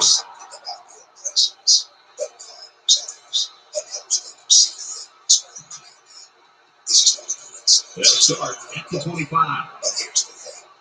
Awakening others doesn't mean fixing their problems for them. It means leading by example. It means showing others how to connect with their own divine purpose. And he tackled him hard at the 17. Not the end of the defense right there. And the big boys up front better make some adjustments. It's only the first quarter, and they're letting this kid get into the backfield way too easily. And that's it for the first quarter, and it's been all one-sided. Alabama's lead is 22. But on a lampstand, and it gives light to all who are in the house. Let your light so shine before men, that they may see your good works and glorify your Father in heaven. This is your call, chosen one, to let your light shine. To be that Defense looking for another sack in the second down and long situation. The defense jumped, but I think a lineman moved first. You must learn to be aligned with your own light. You must nurture your spiritual. They're giving away 3 yards and only making life easier for the guys on the other side of the ball.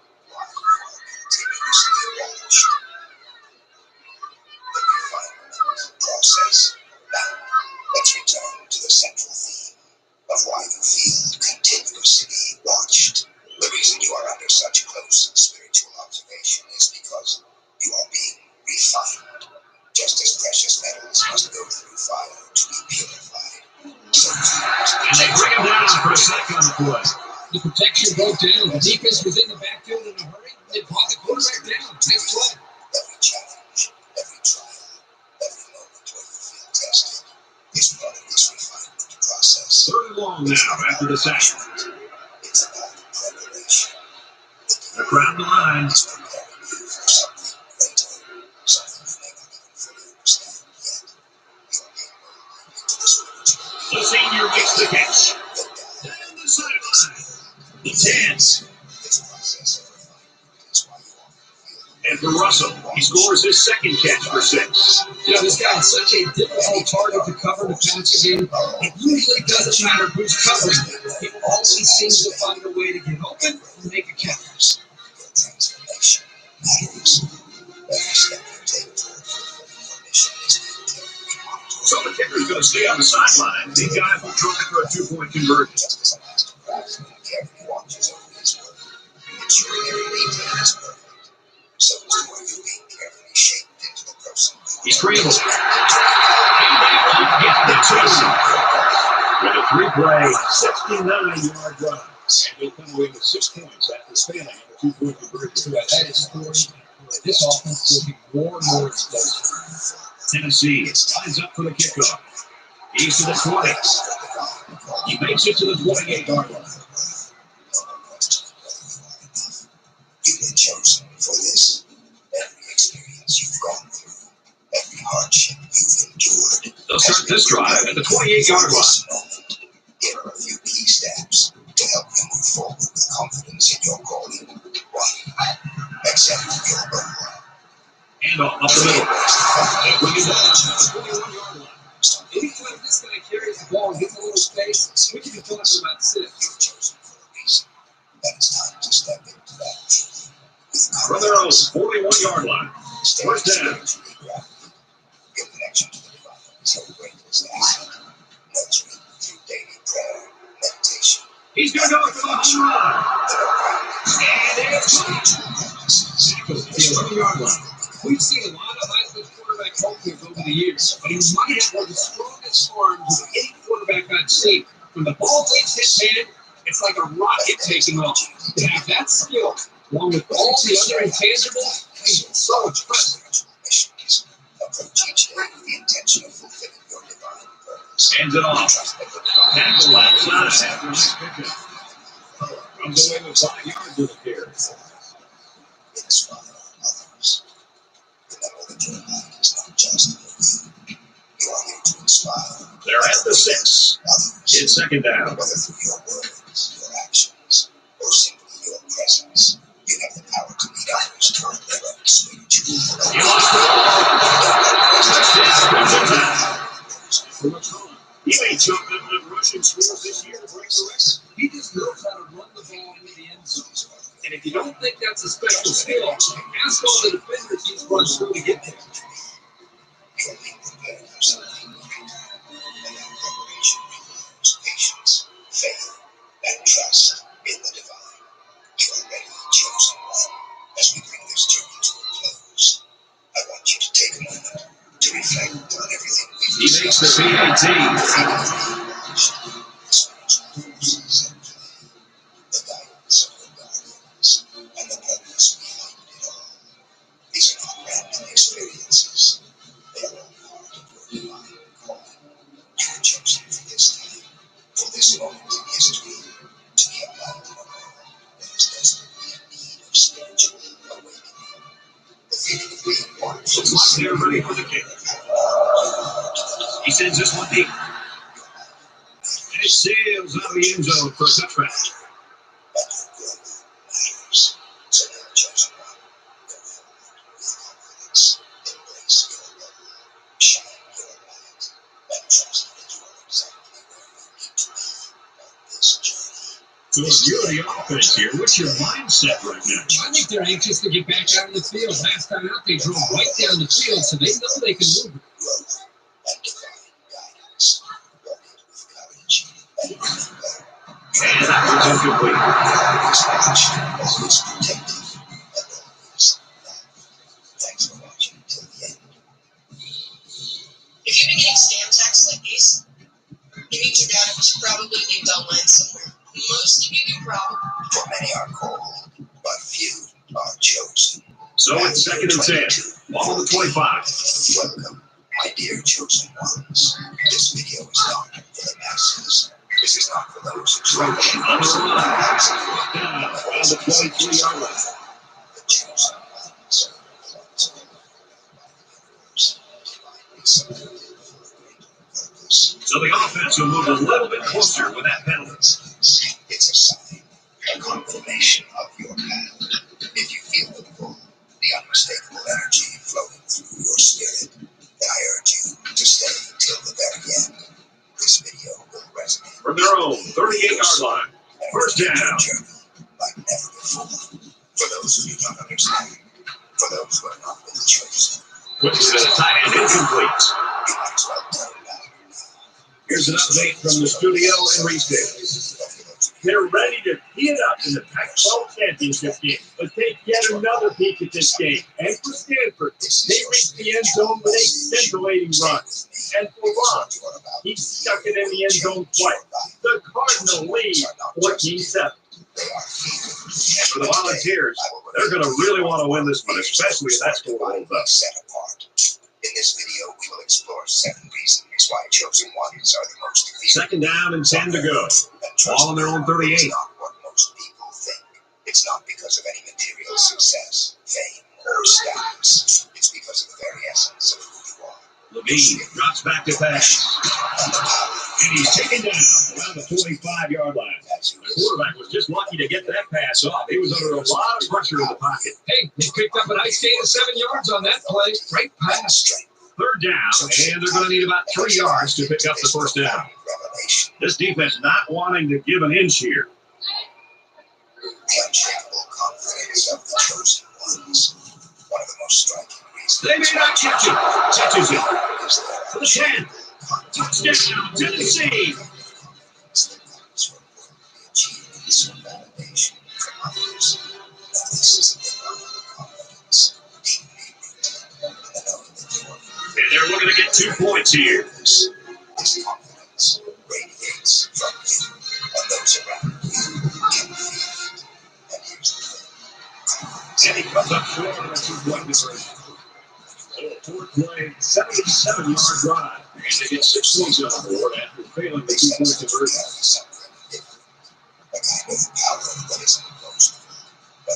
They get ready to kick this one off, and the return team's looking for the onside. He's to the 20. Down to the 3-yard line.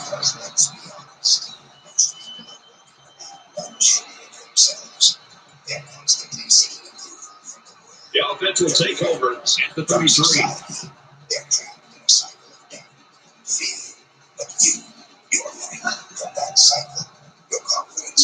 Drop back to pass. Where's that to the right grab?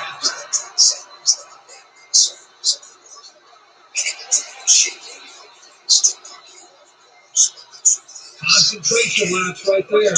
The coaches will be giving them an earful for it, too. Once you've tapped into that, it is unshakable. When people sense that they can't control you. First down, 10 to go. Ball on the 49-yard line. The superficial and temporary things of this world. It terrifies them. Throws it to the outside. Brett, the defensive coordinator did a nice job with the coverage call here. Everybody's in position to be able to make the play. The only problem is they didn't intercept the football. That's something that they got to be happy with the coverage, but not happy with the result. Second down, 10 yards to go. Ball on the 49. Here in that ball. And he shot it. 10. You know, the defense makes some adjustments, and they need to make them next because this man is making it feel like something like this.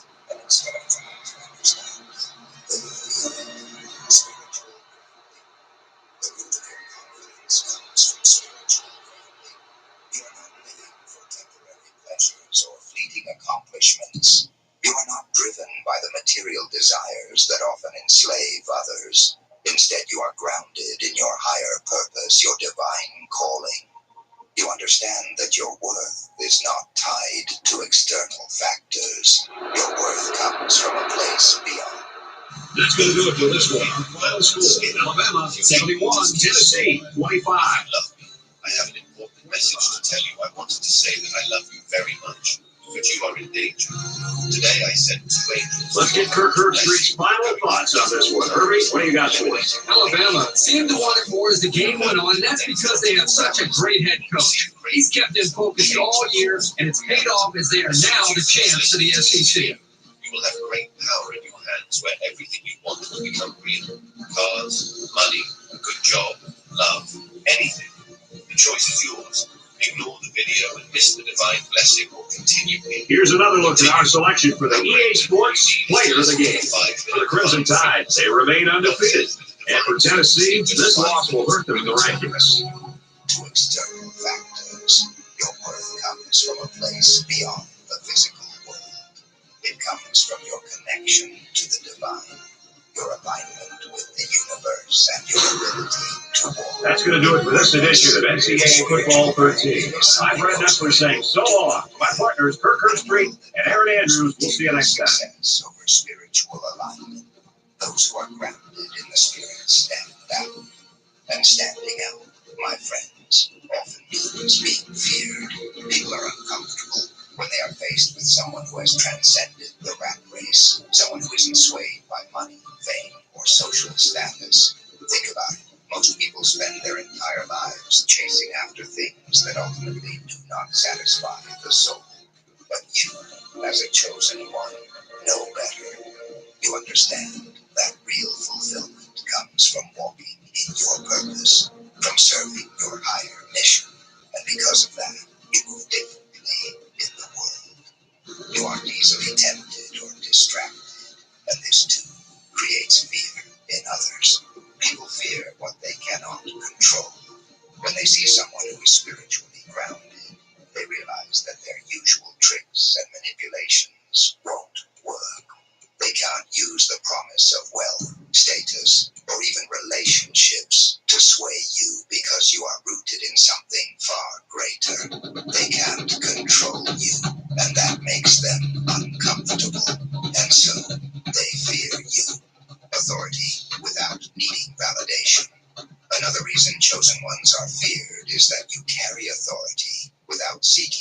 Validation. Most people are constantly seeking approval, whether it's through social media, relationships, or career success. But you don't need that. You already know your value.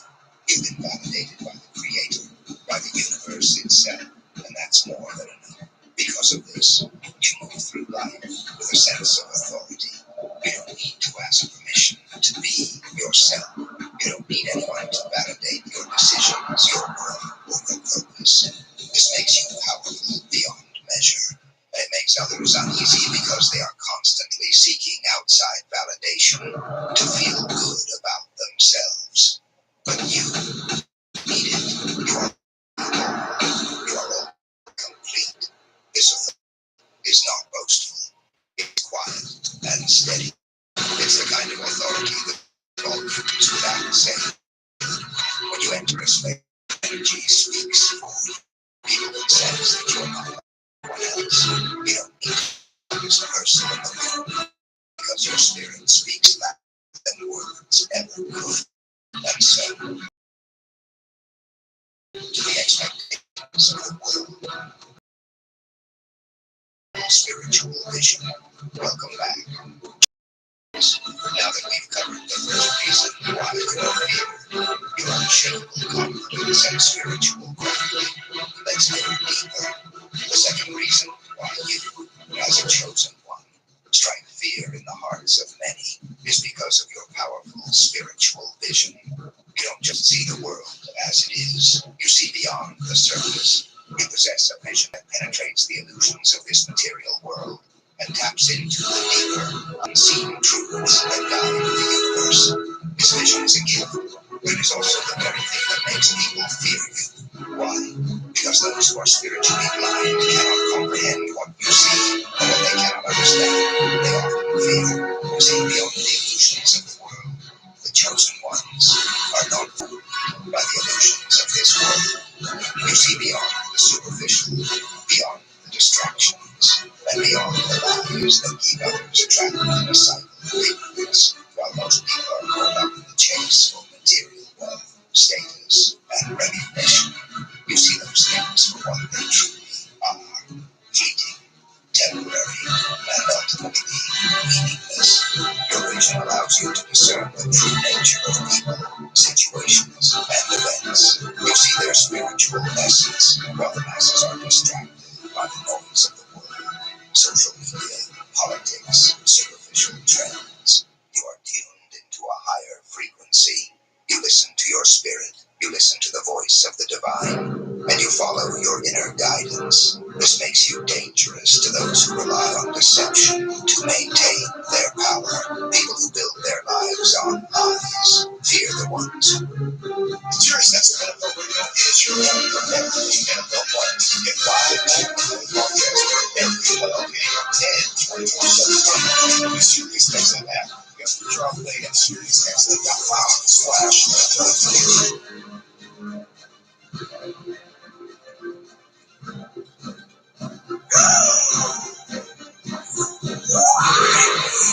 you won't believe this. If you want both Medicare and Medicaid, this may be the most important message you'll hear today. Depending on your zip code and eligibility, you may qualify for a Medicare Advantage plan with a prepaid spending card loaded with at least $2,100. Listen to this juicy part. The prepaid card may be used to pay for approved essentials like groceries, rent, utilities, and internet bills. So many Americans still don't know about this. Even those who build their lives on lies fear the ones who can see the truth. They fear those who cannot be fooled by appearances. They know that their illusions hold no power over you because you see them for what they truly are. When you see through the lies, the facades, and the manipulations of others, it unsettles them. They realize that they cannot deceive you or lead you astray. And in a world built on so many illusions, to be someone who sees clearly is to be feared. You are like a mirror that reflects the truth, and when people are confronted with their own falsehoods, it terrifies them. The power of discernment. Chosen ones are gifted with the power of discernment. You can sense when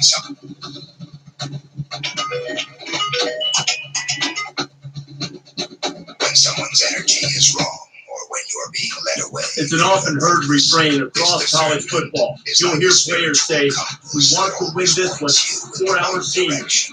Two excellent groups of seniors tonight. One of them will get the ultimate prize, a national championship. That's going to wrap it up here in the studio, but we'll be here to keep you up to date on everything else going on in college football throughout our game. Time for ESPN's College Football. Brett Nessler and Kirk Herbstreit on the call. Well, folks, this is the one we've all been waiting for. The BCS National Championship here in New Orleans. Hi, everybody. I'm Brad Nessler, along with Kirk Herbstreit. Aaron Andrews will join us from the sideline shortly. Tonight's primetime matchup is brought to you by Spark. We'll remind you that what you can measure, you can improve. And it's a matchup between the Alabama Crimson Tide and the Fighting Irish of Notre Dame.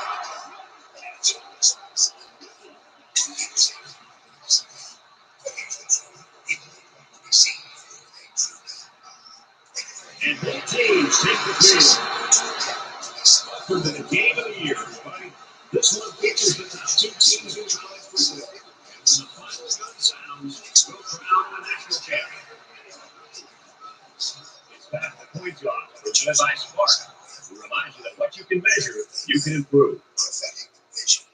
Another reason why the chosen ones are feared is your ability to see not just the present, but also the future.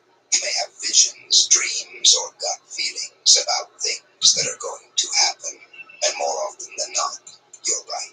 Whether it's predicting a shift in your personal life or sensing changes in the world. Well, apparently this return team just doesn't trust the kicker. They're in an onside kick formation. He'll return from the 4-yard line. And down he goes, the 33-yard line.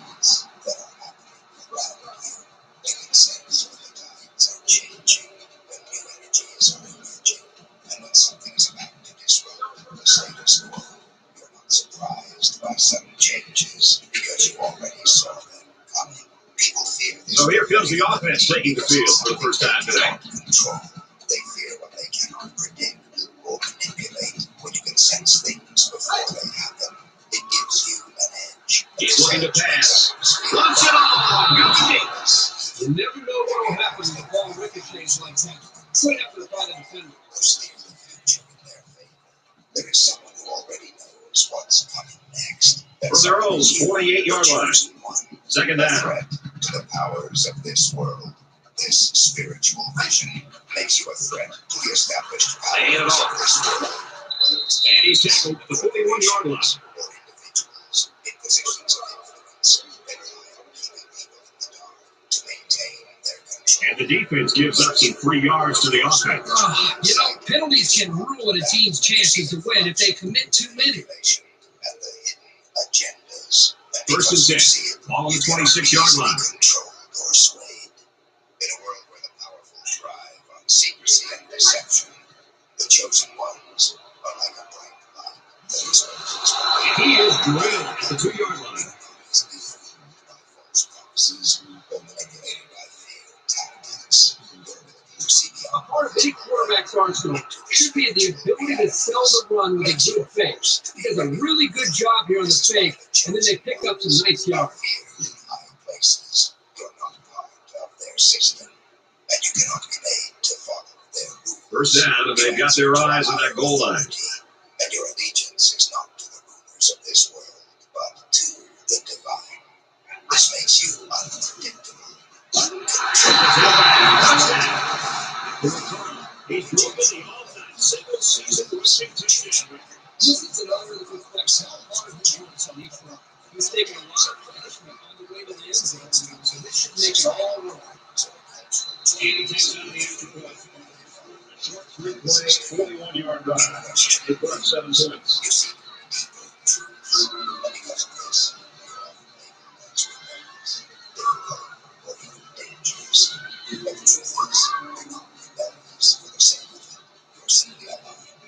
Alabama trying to kick this one off. He puts it deep downfield. And it sails out of the end zone for a touchback.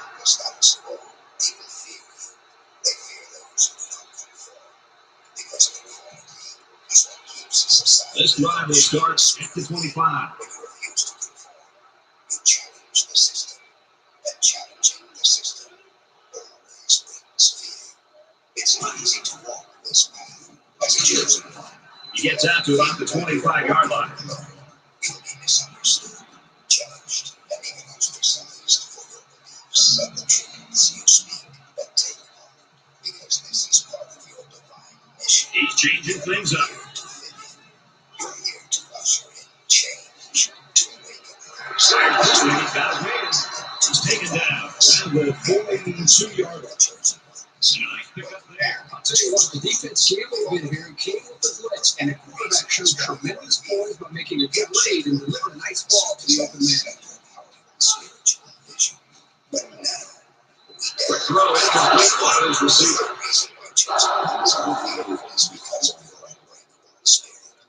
You have faced trials, hardships, and opposition, and yet you stand. 2nd and 10.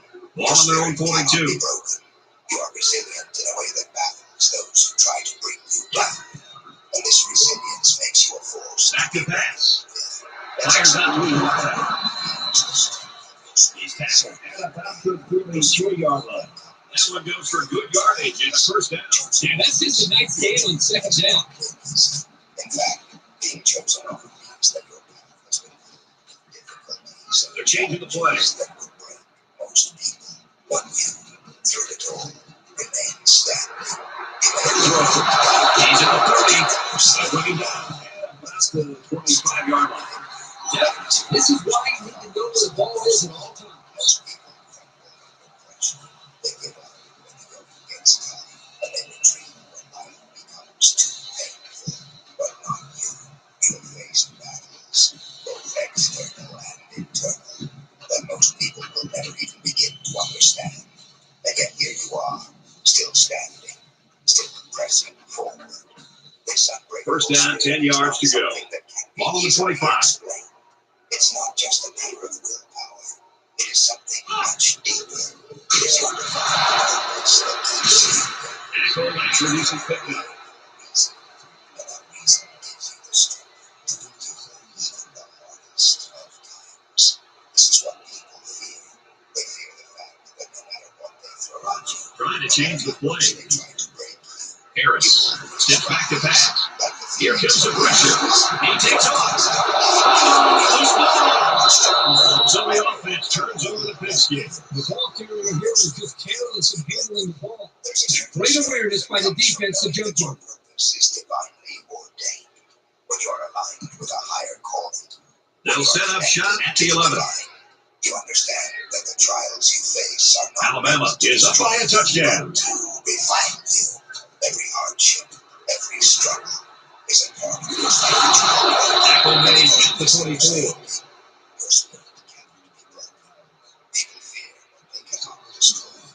The world is filled with forces that try to break. And that play could have gone for 6. Oh, boy, you're right. And all week long, the secondary did a lot of talking about how they were going to dominate these receivers. I think this is time that they step up and prove it on the field. Forget about talking trash. Let's see how they react after giving up that big play. They go to the back, and he's got room. And they make the stop around the 36-yard line. Sometimes when you've got speed, that's all you need. It's the one thing you just can't defend. Fear of losing what they have, but you do not live in fear, because you know that even if you lose everything, even if you are brought to your lowest point, you will still rise. From the 36-yard line. First down. You are not defined by your circumstances, and you are not defeated by your failures. Your spirit He wants it all. Gone on.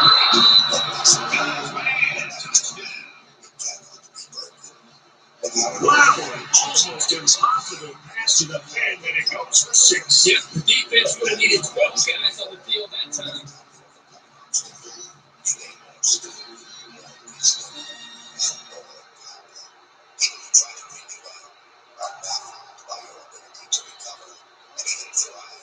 They call it a catch, but the books signal down to the referee that they'd like to take another peek at this. And as I see this play again, it really looks like he made the correct call on the field.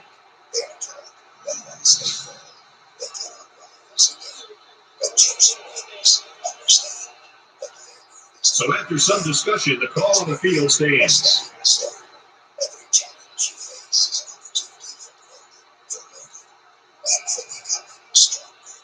This mindset is what sets you apart. And he adds the extra point. A quick two-play, 57-yard drive. And they add 7 points to the scoreboard. Well, Brad, right now this offense is fine. They also took advantage of the mistakes there by the defense. As his kick team line up, and he is set to kick this one off. He hits a booming kick, and they can forget about returning this one. This is the spirit of the chosen ones, unyielding, relentless, and ultimately victorious. The offense will start at the 25-yard line. What gives the chosen ones their unbreakable spirit? It is their connection to a higher power. That's a great tackle at the 20. The defense got a great push and blew that play up well behind the line of scrimmage. This connection is what sustains you through the darkest times. It is what allows you to keep going when others were long giving up. The player now and his teammates obviously worried after that play. They fear you are not powered by the same things that drive most people: money, fame, validation, or social status. Your fuel comes from a place beyond this world, and because of that, you are untouchable in a way that others are not. You do not bend to the pressures of society, and you do not break under the weight of the world's expectations. When people realize that you are sustained, Second down, and they've got 15 for the first down. Ball on their own 20. it makes them uncomfortable. It makes them afraid. They realize that no matter what they Fire quick out to the receiver, and he can't make the grab. your source of strength, they cannot break your connection to the divine. And because of this, you are unstoppable. The fear of independence. Another reason why your unbreakable spirit is Third real down at is because 15. it makes you Ball on the 20-yard line. You do not rely on others for your sense of worth or direction in life. While many people are He drops back. And he's going to be sacked for a loss. He just blew past the blockers and dragged the quarterback down. Boy, excellent play by the defense here. A few extra seconds, and those receivers might have been open. That'll be 3 and out. This independence is threatening to those who want to control you. They cannot use fear, manipulation, or even promises of reward to sway you because you do not need them. After the sack, it's now 4th and long. Others, nor do you need their validation. Carter to punt. Your own path, guided by a higher calling, and this makes you a force that cannot be easily controlled. He's tackled at the 44-yard line. The defender wanted a head start, and they certainly counted for it. When your spirit is unbreakable, you become untouchable. The world is full of people who are dependent on the opinions, resources, or power of others, and this dependence makes them vulnerable. But you, chosen one, are free from that vulnerability. They got 10 guys up. It looks like they're going to try to block this one. And it is backed by the divine. This makes you truly powerful, and with power comes fear. He's at midfield. Tackle made at the 49. Made a few guys miss on his way to a quality return. Trying to tear you down, to break your spirit, to make you question your purpose. But here's the truth: every opposition you The offense will take over at the 49-yard line. For you to grow stronger, the more resistance you encounter, the more resilient you become. Understand? He has some room. He makes his way to about the 38. I like how efficient the offense looked on that play. Everybody knew their assignment, and it all came together for a nice run. From the 38-yard line, it's first down. The forces of this world will try to come against you. They fear what they cannot control. Halfback gets the ball, and he answers big time. Gets out to around the 18. He gets another set of downs, and more importantly, opens up a whole host of play calling possibilities for the coaching staff. And to thrive, even in the face of great adversity. This is your gift, and it is also the reason you are feared. The chosen ones. From the 18-yard line, first down. Chosen ones, we've journeyed through 3 profound reasons why you are feared. Your unshakable They'll work the right side. Inside the 10. They've got a solid drive going here. And I know it's not going to mean that much without putting some points up on the board. Why you are feared is perhaps one of the most powerful truths. You are agents of transformation. Wherever you go. It's first down. They'll be looking for 6 points here. You stir up reporters. You challenge the norms. And this, my dear chosen ones, is why you are so deeply feared by the They'll wrestle him down in the backfield. Your very presence is a catalyst for transformation. And why that transformation is Concentration lasts right there. The coaches will be giving them an airfall for it, too. transformation. The chosen ones are not here to fit in or maintain the system. First and goal from the 4, looking for You are Vader. here to transform them. Your goal is not to simply accept things as they are, but to challenge, shift, and elevate the Gives it off. This power of transformation. This back has great vision, which allows him to make runs like this one we just saw. Flows through you naturally because of the divine calling on your life. When you walk into a room, the energy shifts. When you speak, people listen, even if they do not want to admit it. Your presence He makes the PAT. because you represent change. And let's be honest, most people are terrified of change. They fear the unknown.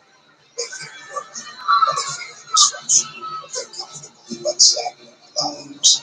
But you, as a Alabama lines up for the kickoff. cannot live in that comfort. He just drills this one. In a space of And it sails out of the end zone for a touchback. existence challenges others to do the same. You carry with you the energy of evolution. You are constantly evolving. It's not quite a blowout, but unless they do something here, it might turn But into this that. energy forces those around you to confront their own stagnation. And while some may be inspired by this, many more That goes down the 36-yard line. to let go of will, to step into the unknown, and to face parts of themselves they've long been avoiding. Challenging the status quo, the chosen ones are feared because you do not accept the status quo.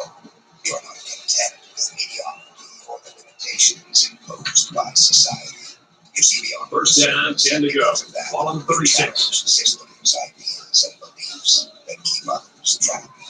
You do not fit neatly into the boxes that the world tries to He drops back. society. Looks quick for his tight end. He can't. But they can define and categorize others. But you break out of those boxes. You From their refuse to own be defined 36-yard by line. societal standards, It's second down. cultural A expectations, short yardage defense here. or even the limiting beliefs of those around you. You question the norms that others Quick out to his receiver. He's at the 40. The 10. Touchdown, Irish.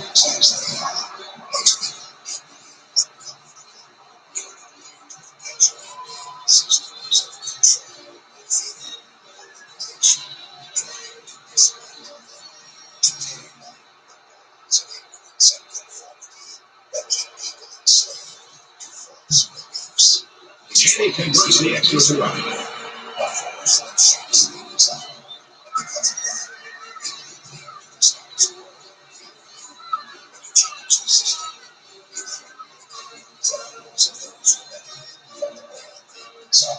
They get ready to kick this one off, and the return team's looking for the onside.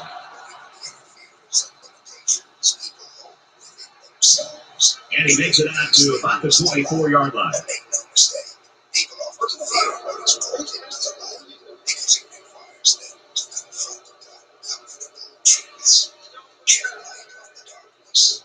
Chosen ones, you are feared because you bring light into dark places.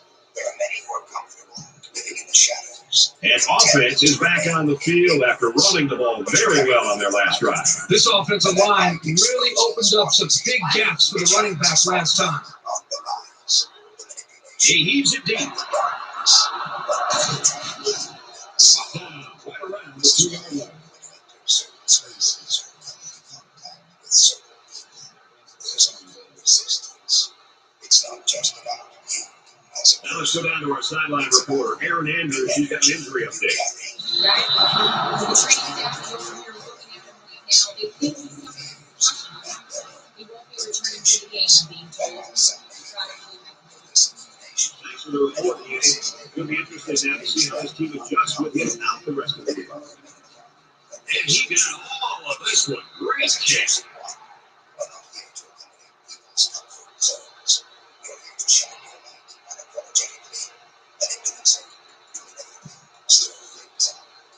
They'll go to work at the 25. Themselves, and this disruption creates fear. The fear of awakening. Another reason why your fear is a chosen path is And he's taken down the 33-yard line. I think it was a great play call. Very well executed. Any coach would be happy with that kind of outcome on a first or second down play.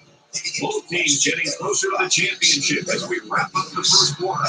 The score, 24-7, Crimson Tide. terrifying for people who have spent their entire lives asleep, living on autopilot, blindly following the rules of society without ever questioning them. You, however, are awake. You see the world for what it truly is, and your awakening energy has the power to wake others up. And while So it's second down and about 2 yards to go. many more fear it. They fear the responsibility that comes with being awake. Once you are awakened, you can no longer live. Just throws this one away. Pretend that you don't see the truth. And this can be a terrifying realization for those who have been avoiding the deeper questions of life. Your presence forces others to confront. So it's third down and they've got about 2 yards to go. Than what they've been taught. You remind them that there is a higher purpose, a greater truth, and a spiritual reality that goes beyond material. And Nice run, and he's brought down. can also be frightening to those who are ready to wake up. But chosen ones, remember this: you're not They're responsible. giving away 3 yards and only making life easier for the guys on the other side of the ball. Transform and to bring light. Some will embrace it. First and 10. Ball on the 47-yard But line. that is not your concern. Your mission is to continue shining your light. To continue. Hairston with the option. Jakes on the tackle. And he makes it out to about the 44-yard line. Your influence on the collective consciousness of the chosen ones have an influence that goes beyond individual interactions. You are here to shift the collective consciousness, your presence, your energy. He might be playing a and your cat and mouse game here with the defense. action. He delivers. And he's caught.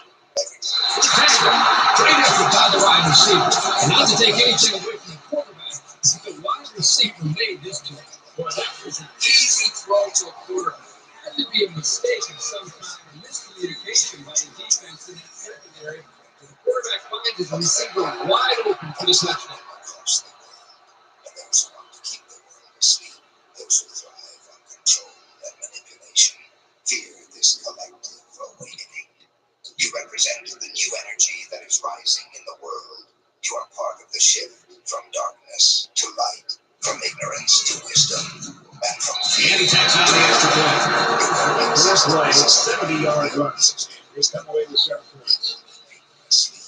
And this is why you will face resistance. Well, I guess they're not going to sneak anything by the return team. They're looking for outside kick. To suppress consciousness. But here's the powerful truth. They cannot He gets out to about the 25-yard line. what's happening. And you, as a chosen one, are a vital part of that shift. No matter how much resistance you face, no matter how much fear is directed your way, you are part of a divine plan that cannot be stopped. The world is transforming, and You think about the challenges these two teams are facing. On one side, you've got to find a way to keep building on your lead, and on the other side, you've got to find a way to get back in it. We've journeyed through powerful journeys so far. Left and right, nice pickup. Spiritual vision, unbreakable spirit, and transformative presence make you feared. Now we arrive at the final and perhaps We've got a 2nd and 5. Ball on the 31-yard line. why you are feared. You carry divine.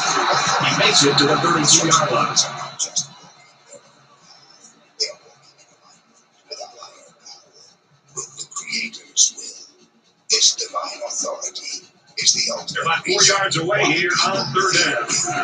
Because it represents a power far greater than anything in this world. Let's explore what it means to carry divine. And he's allowed to 34 yards. And they'll still be a little short on the 1st down line. Well, it's a positive yard, but this defensive line really busted through and broke that play out.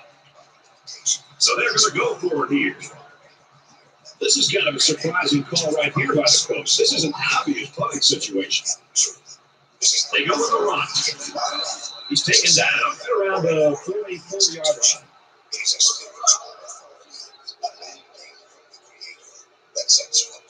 And the defense gives up some 3 yards to the offense. Penalties can ruin a team's chances to win if they commit too many. This means that your actions, words, and even your presence From the 41-yard line, first down. You are not just speaking or acting on your own behalf. You are representing a higher force. And this is what makes people fear you. And down he goes at the 34. They complete that play-action pass, good for 7 yards. Tight end does a good job here of selling his block and then getting out on his route and making a nice catch for a good game. Your power, however, is limitless because it comes from the divine. They need about 3 yards to get the first here on second down.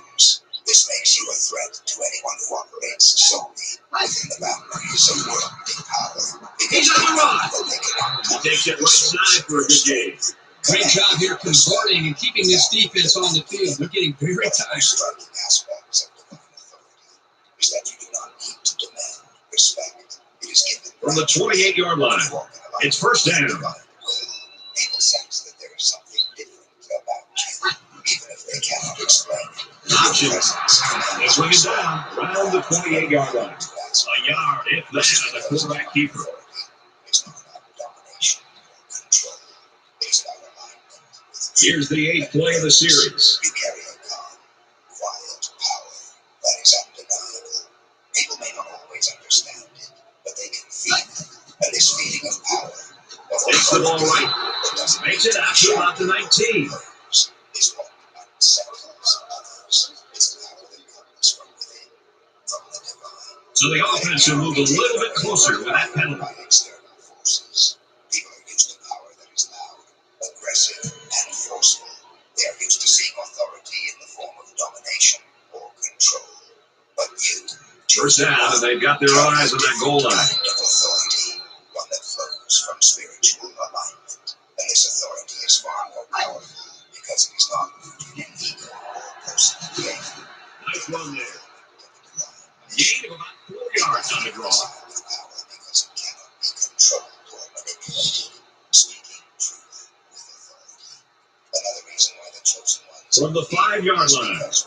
It's second down. Authority. This is not the authority of opinion or personal belief. This is the authority. So keep it on the ground again. Touchdown time. Spiritual wisdom. And when you open your mouth, people listen, even if they don't want to. When you speak, your words carry a weight that goes beyond the surface. They penetrate. Once again, he finds the end zone. That's the second rushing touchdown of the game. This young man is no stranger in the end zone. That's 2 rushing scores for him on the day, and you have to love the way he's been running the ball all game. The illusions and the And he hits the ps3. People fear those who speak the truth, especially when that truth disrupts their comfort or exposes their ignorance.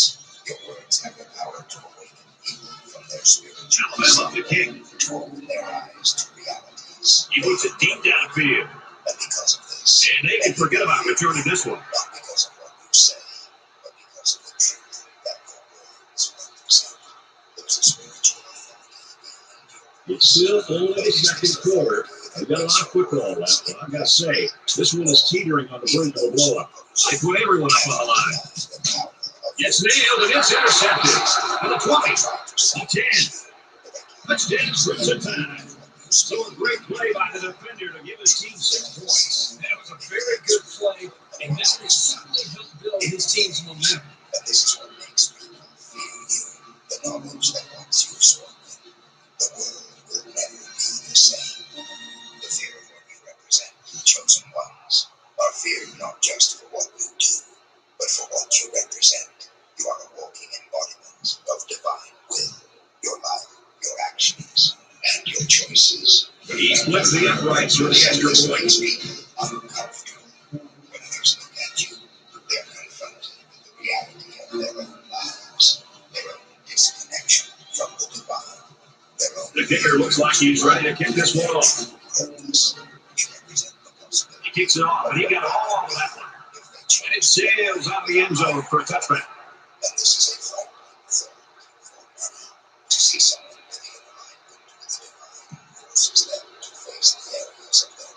This drive will start at the 25-yard line.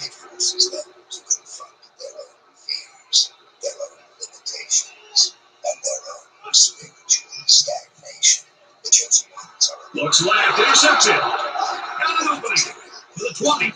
Tackle made right around the 4-yard line. Oh, Brad, I thought they had a chance to get back into this game and to have that interception. That's the worst time of the game to have it right before the half. You can't imagine if you feel like you're locked in that goal.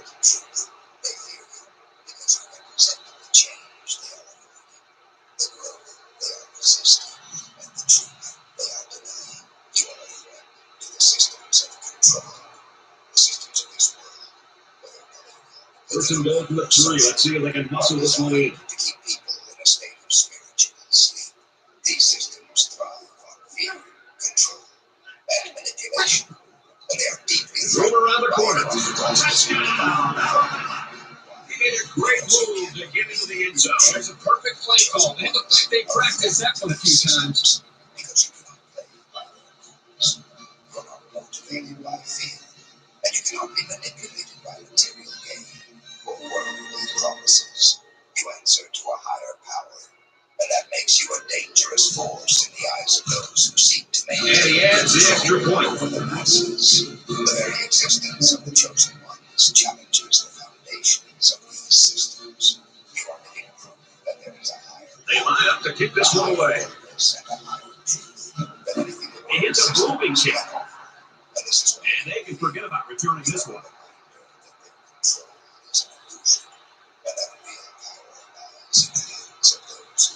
The offense will start at the 25.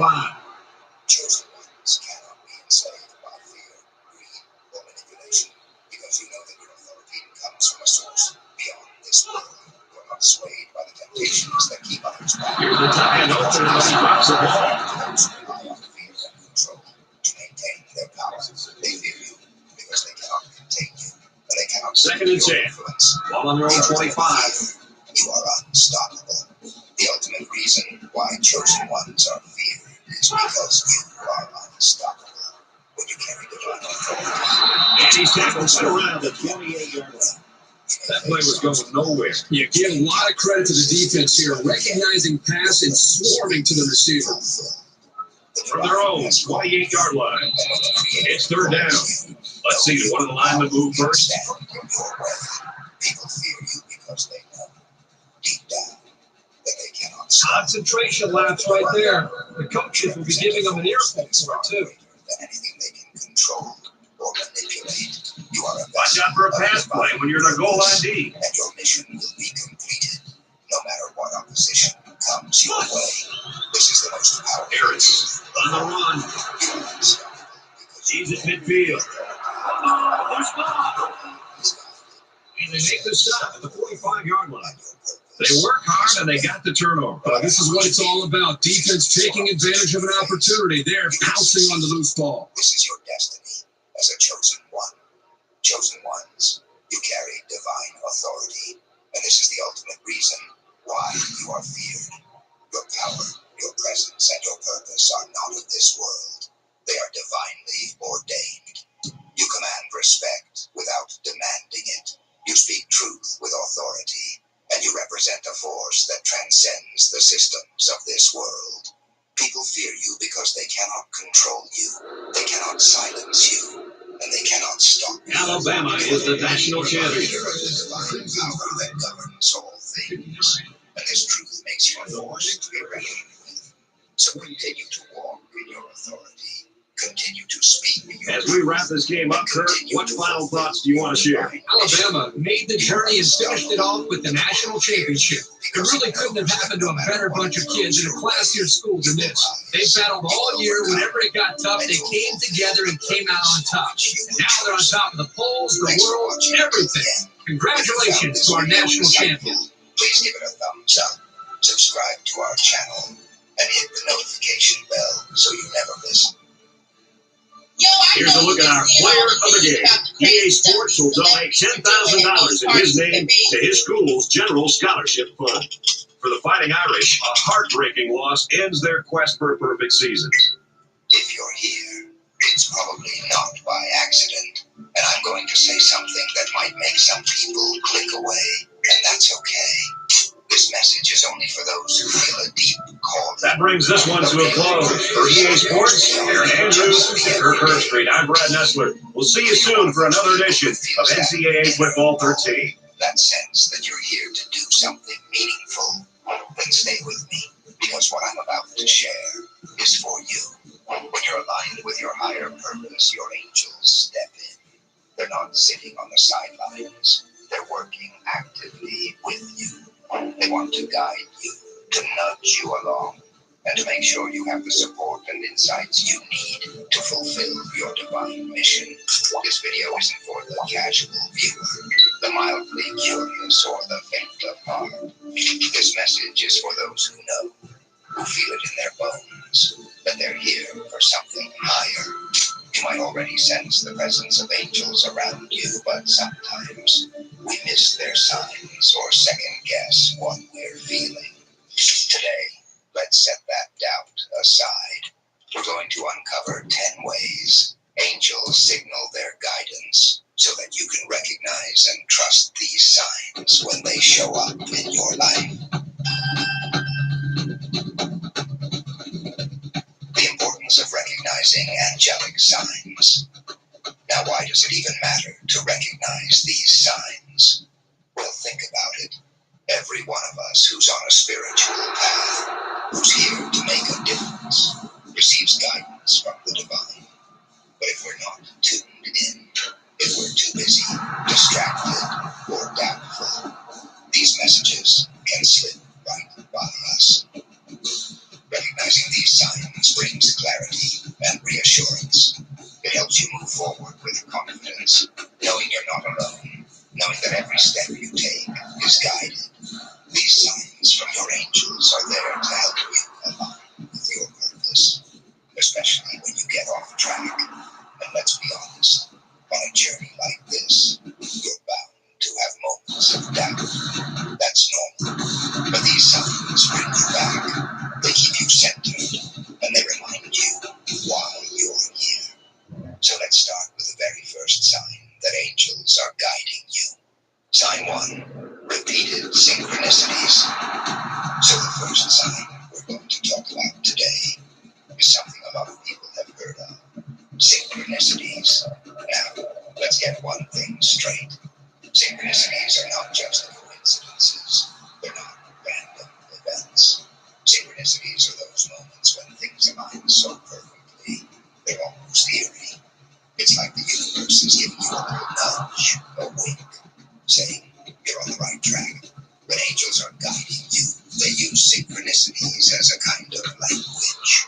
They're subtle, yes, but they're also unmistakable. When you know what to look for, imagine you're going through a period of confusion, maybe questioning a decision, and suddenly you keep seeing the same number over and over. 111, 444, or maybe 777.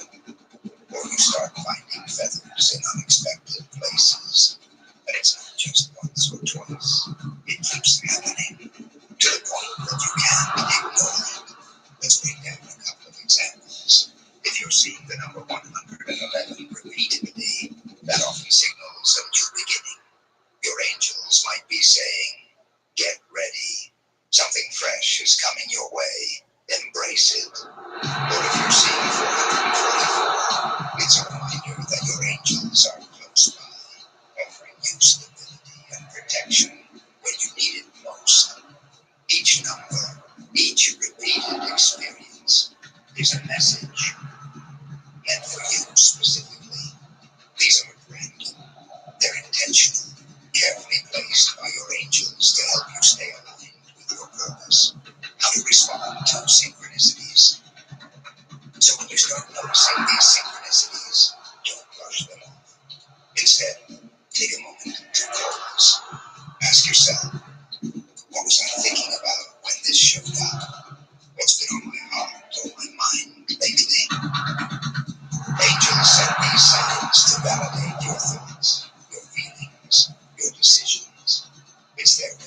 encouraging you to trust yourself and trust the path you're on. A simple tip I often recommend is to keep a journal. Every time you notice a synchronicity, write it down. Record the symbol, the number, whatever it was, and note what was happening in your life at that moment. Over time, you'll start to see patterns, and these patterns can reveal so much about where you're going and what your angels are trying to communicate. Embracing synchronicities as divine guidance. Here's what I want you to remember. These synchronicities are not just random works of the universe. They're divine gifts. And when you take the time to acknowledge them, to really see and appreciate them, you're telling your To give hope to America after they were trying to ruin us, his first act of God is to give Americans on Medicare a new spending card loaded with thousands. You can use it for groceries, bills, rent, and gas. Just tap the button below and answer 3 simple questions. Applying for this spending allowance is free. If you don't apply in time, you'll have to wait for another 12 months to request it again. You can use your spending allowance at any store to pay for your groceries. You will receive it in a few days. No more stressing over inflation and the crazy price hikes. He wanted to make us great again and give you the spending allowance to cover your needs. Just click the button below and follow the instructions.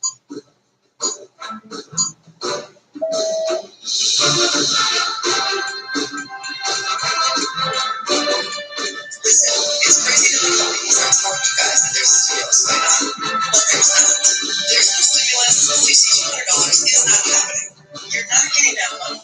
No, this is the money you can get though. And I can guarantee it.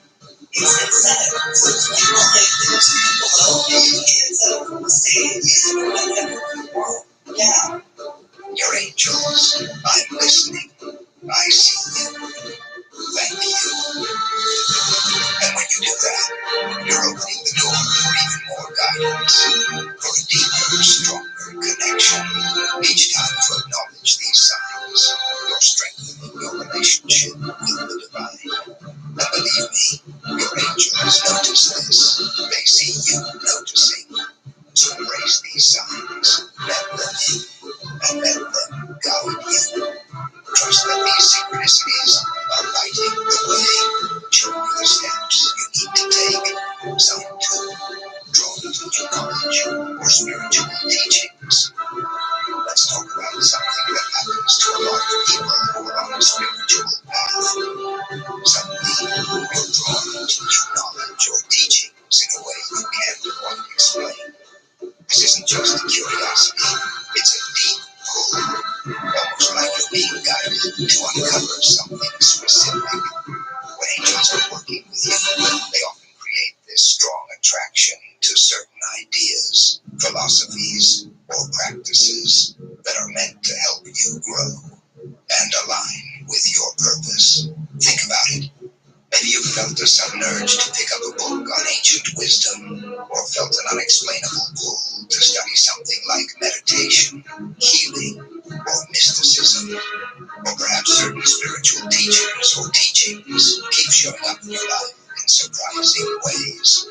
It's almost as if the same topic, name, or idea keeps landing in your lap, no matter where you turn. That's not random. Your angels are guiding you, pointing you toward knowledge that will serve you on your journey. When we're on a path to fulfill a higher purpose, we need tools and wisdom that resonate deeply with our souls. Angels know this. They know what you'll need to navigate your mission. So if you keep feeling nudged to explore certain areas, trust that it's for a reason. Your angels are leading you to the insights, teachings, or people that can prepare you for what lies ahead. Examples of being drawn to knowledge. Let's say you've never had much interest in meditation, yet suddenly you feel the urge to learn about it. Or maybe you keep hearing about a certain philosophy or healing practice, even though you've never paid attention to it before. You might find yourself watching a documentary on spiritual healing one day, then seeing a book on the next. The universe is arranging everything to get your attention. Another example is finding mentors or spiritual teachers who resonate with you deeply. You might keep coming across the same person's teachings or get recommended their work over and over. This pull to specific individuals or knowledge sources is a clear sign that your angels are aligning you with the wisdom you need right now. Pay attention to these nudges because they're meant to open doors for you, to expand your awareness, and ultimately to bring you closer to your purpose. How to embrace this sign. When you start feeling drawn toward new knowledge, don't dismiss it. Sometimes we tend to ignore these pulls or brush them off, thinking it's just our mind wandering. But if something keeps showing up for you, if you keep feeling that itch to dive into a particular area, that's your angels speaking to you. They're encouraging you to explore, to grow, and to absorb the wisdom that aligns with your mission. One practical way to follow this guidance is by making time for the things you feel drawn to. If you feel like studying something new, set aside time each week to dive into it. Whether it's a book, a class, or simply researching online, give yourself the freedom to explore. The knowledge you gain might not make sense right away, but trust that your angels are leading you to it for a reason. Over time, these insights will start to weave together, creating a foundation of wisdom that will serve you on your journey. The importance of trusting this pull. Here's what you need to remember. This pull toward knowledge isn't just a random phase or curiosity. It's a direct invitation from your angels. They're guiding you toward ideas, teachings, and wisdom that will not only support you, but will become essential to the work you're here to do. By following this pull, by honoring this guidance, you're taking a step deeper into alignment with your higher purpose. So embrace this urge to learn. Let it take you where it wants to go. Your angels are leading you to the wisdom you need for the mission you're here to fulfill. And every bit of knowledge you gather will become part of the foundation for the impact you're meant to make. Sign 3, heightened intuition. Now let's talk about intuition. When angels are guiding you, one of the first things they'll amplify is your intuition. This is because your intuition is one of the clearest ways they can communicate with you. Think of it as a divine compass. Your EBT or SNAP card is now covering your daily expenses. All EBT or SNAP card holders are now able to get their daily expenses covered because of the new act that was just passed by the state Senate on the 1st of October. Yes, it's that gut feeling, that knowing. You have that doesn't come from logical thinking, but from somewhere deeper, somewhere you can't explain. When you're on the path to fulfilling your divine mission, your intuition becomes sharper, more consistent, and harder to ignore. So what does heightened intuition actually feel like? It's that feeling in your gut when something feels right or wrong. It's the sudden insight that tells you exactly what to do, even if it doesn't make logical sense. Maybe you're considering a big decision, and out of nowhere, you get a clear feeling, a yes or a no. Or maybe you feel a pull toward a certain place, person, or opportunity that seems to come out of the blue. That's not random. It's your intuition being strengthened by your angels to keep you on track. The common experiences of heightened intuition. Let's say you're planning a new project or thinking of starting something significant, and all of a sudden you feel a wave of clarity, a quiet, steady knowing that this is the right thing to do.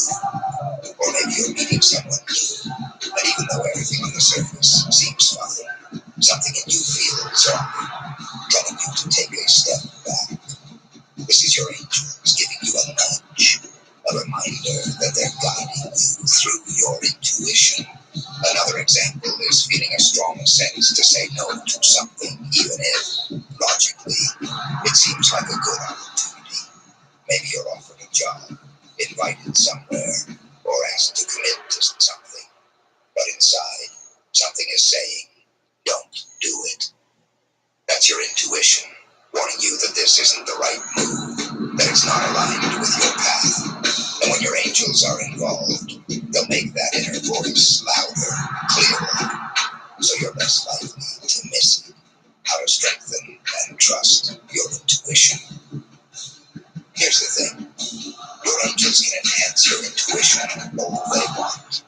But if you're not paying attention, or if you constantly second-guess yourself, it's easy to miss these messages. So one of the most important things you can do on this journey is to practice trusting yourself. When that inner voice speaks, listen to it. And yes, I know that's easier said than done, especially when it goes against logic or what others expect of you. But remember, intuition isn't about logic, it's about alignment. To strengthen your intuition, try setting aside time each day to sit quietly, to tune in, to just listen. Meditation can help, but even a few minutes of stillness can do wonders. Pay attention to how your body feels when you think about certain people, decisions, or directions. Your body has a way of signaling what feels right and what doesn't. And when you're attuned to it, you're more open to the guidance your angels are sending. Recognizing intuition as divine guidance, your angels will often use your intuition to nudge you away from danger and guide you toward what's meant for you. So when you have that feeling, that knowing about something, treat it as sacred. Trust that this isn't just your imagination, it's your angels communicating with you. They see what's ahead, and they're trying to guide you to make choices that are in alignment with your purpose. Every time you listen to and honor your intuition, you're strengthening that line of communication. You're telling your angels, I hear you, I trust you, lead the way. And in doing that, you open yourself to even greater guidance, support, and clarity. So start treating your intuition as the divine tool it is. Trust it, follow it, and let it guide you on your path. Sign 4, vivid dream or visions. Another powerful way angels communicate with you is through dreams and visions. This can be one of the most profound ways they reach out, especially when you're not as aware or open to signs during your waking life.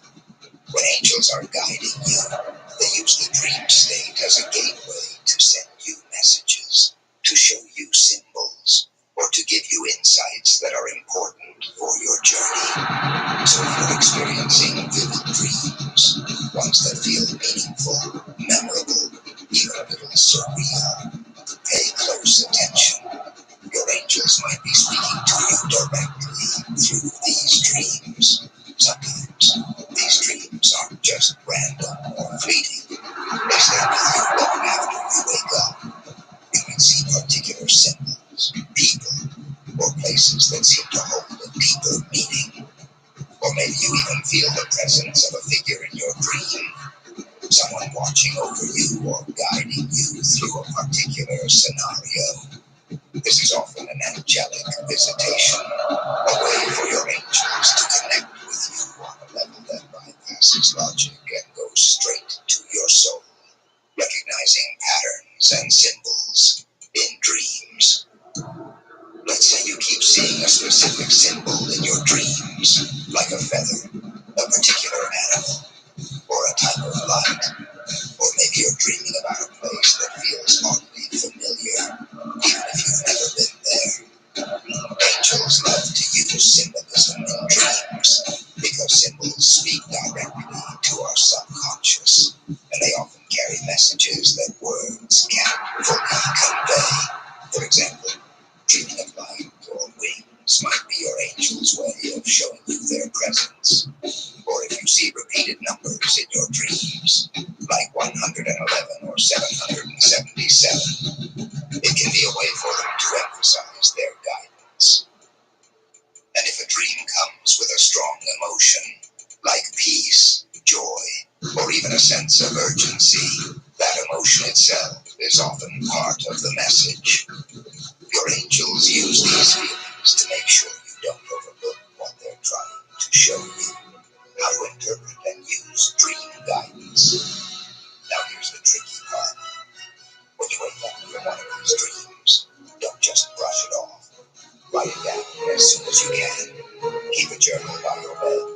And before you even fully wake up, jot down everything you remember. Images, symbols, colors, emotions. It doesn't have to make sense right away. Just capture the essence of the dream. Over time, as you collect more of these dreams, patterns and themes will start to emerge. And you might even notice that the guidance in your dreams begins to align with your real-life experiences, reinforcing the messages your angels are sending. If you're not sure what a particular symbol means, ask for clarity before you go to bed. You can even ask your angels directly. Please give me a clear symbol. Are you making 50K or less a year? Good. That means you are already approved to have an extra $5,800 in your bank account every month for free.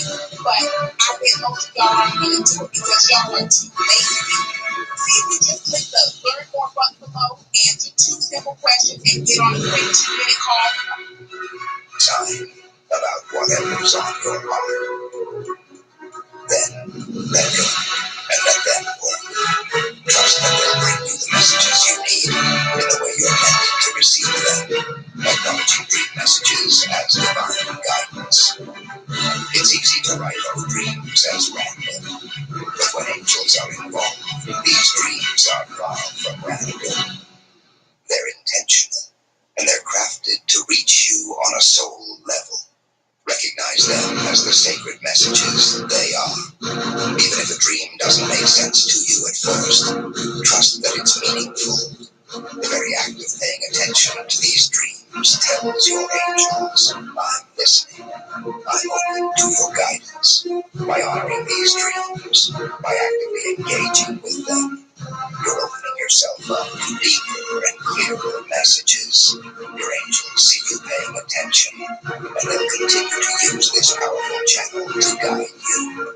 So treat these dreams as the gifts they are, and let them become another way your angels help you fulfill your divine mission. Sign 5. Unexplainable act.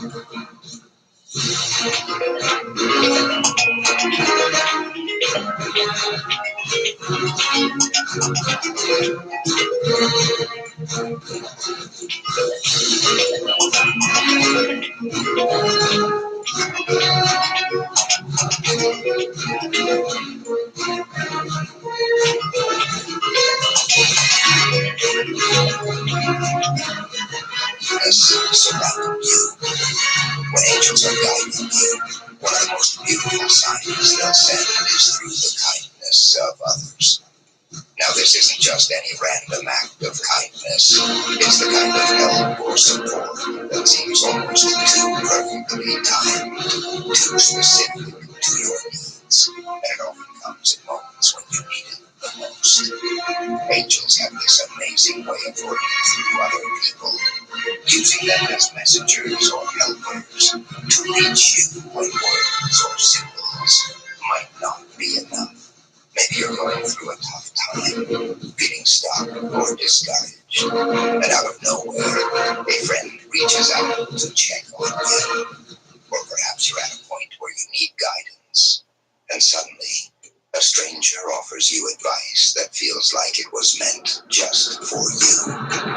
These moments aren't just nice coincidences. They're orchestrated, carefully placed acts of love from your angels, working through the people around you to show you that you're not alone on this journey, while recognizing angelic kindness in everyday life. Let me give you a few examples of what this looks like in real life. Imagine you're worried about something, maybe finances, maybe a big decision that's weighing heavily on you. And out of nowhere, someone offers exactly the help you need. Perhaps a friend covers a meal for you when you're stressed about money, or a family member provides you with the exact resources you were lacking.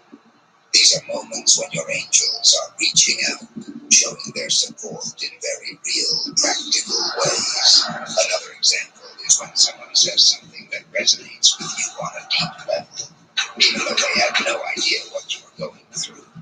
It could be a compliment that lifts your spirits on a difficult day, or words of encouragement that remind you of your worth and your purpose.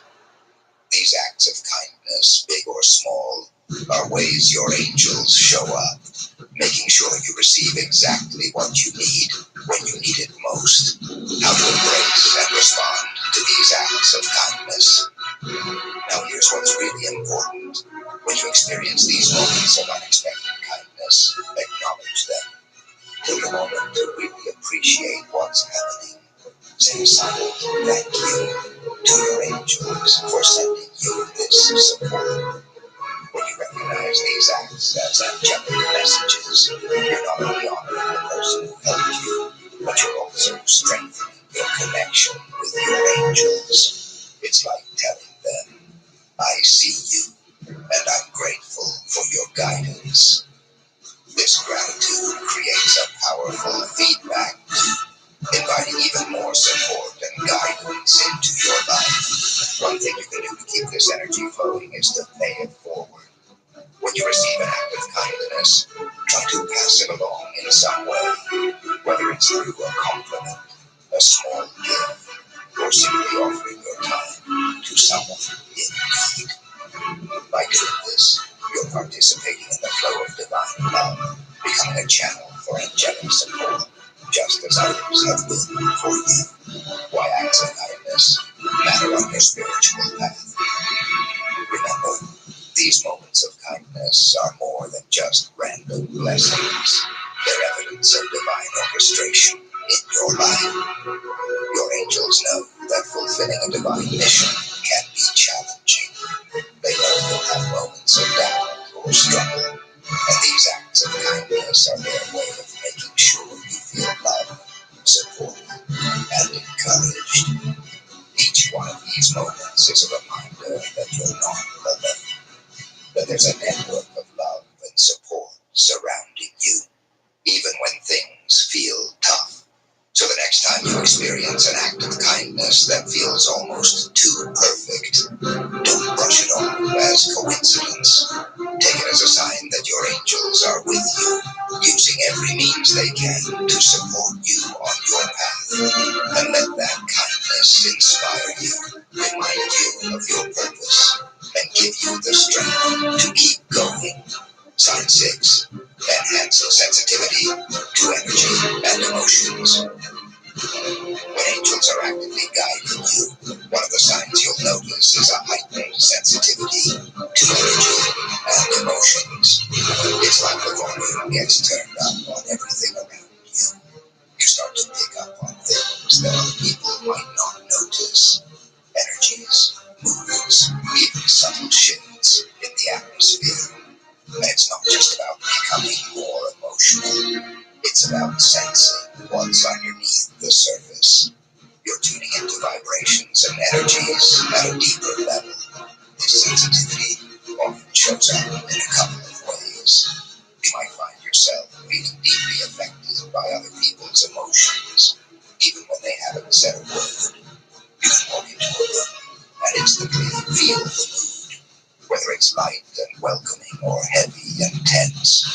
Or you might notice that certain places or environments make you feel drained or uplifted for reasons you can't quite explain.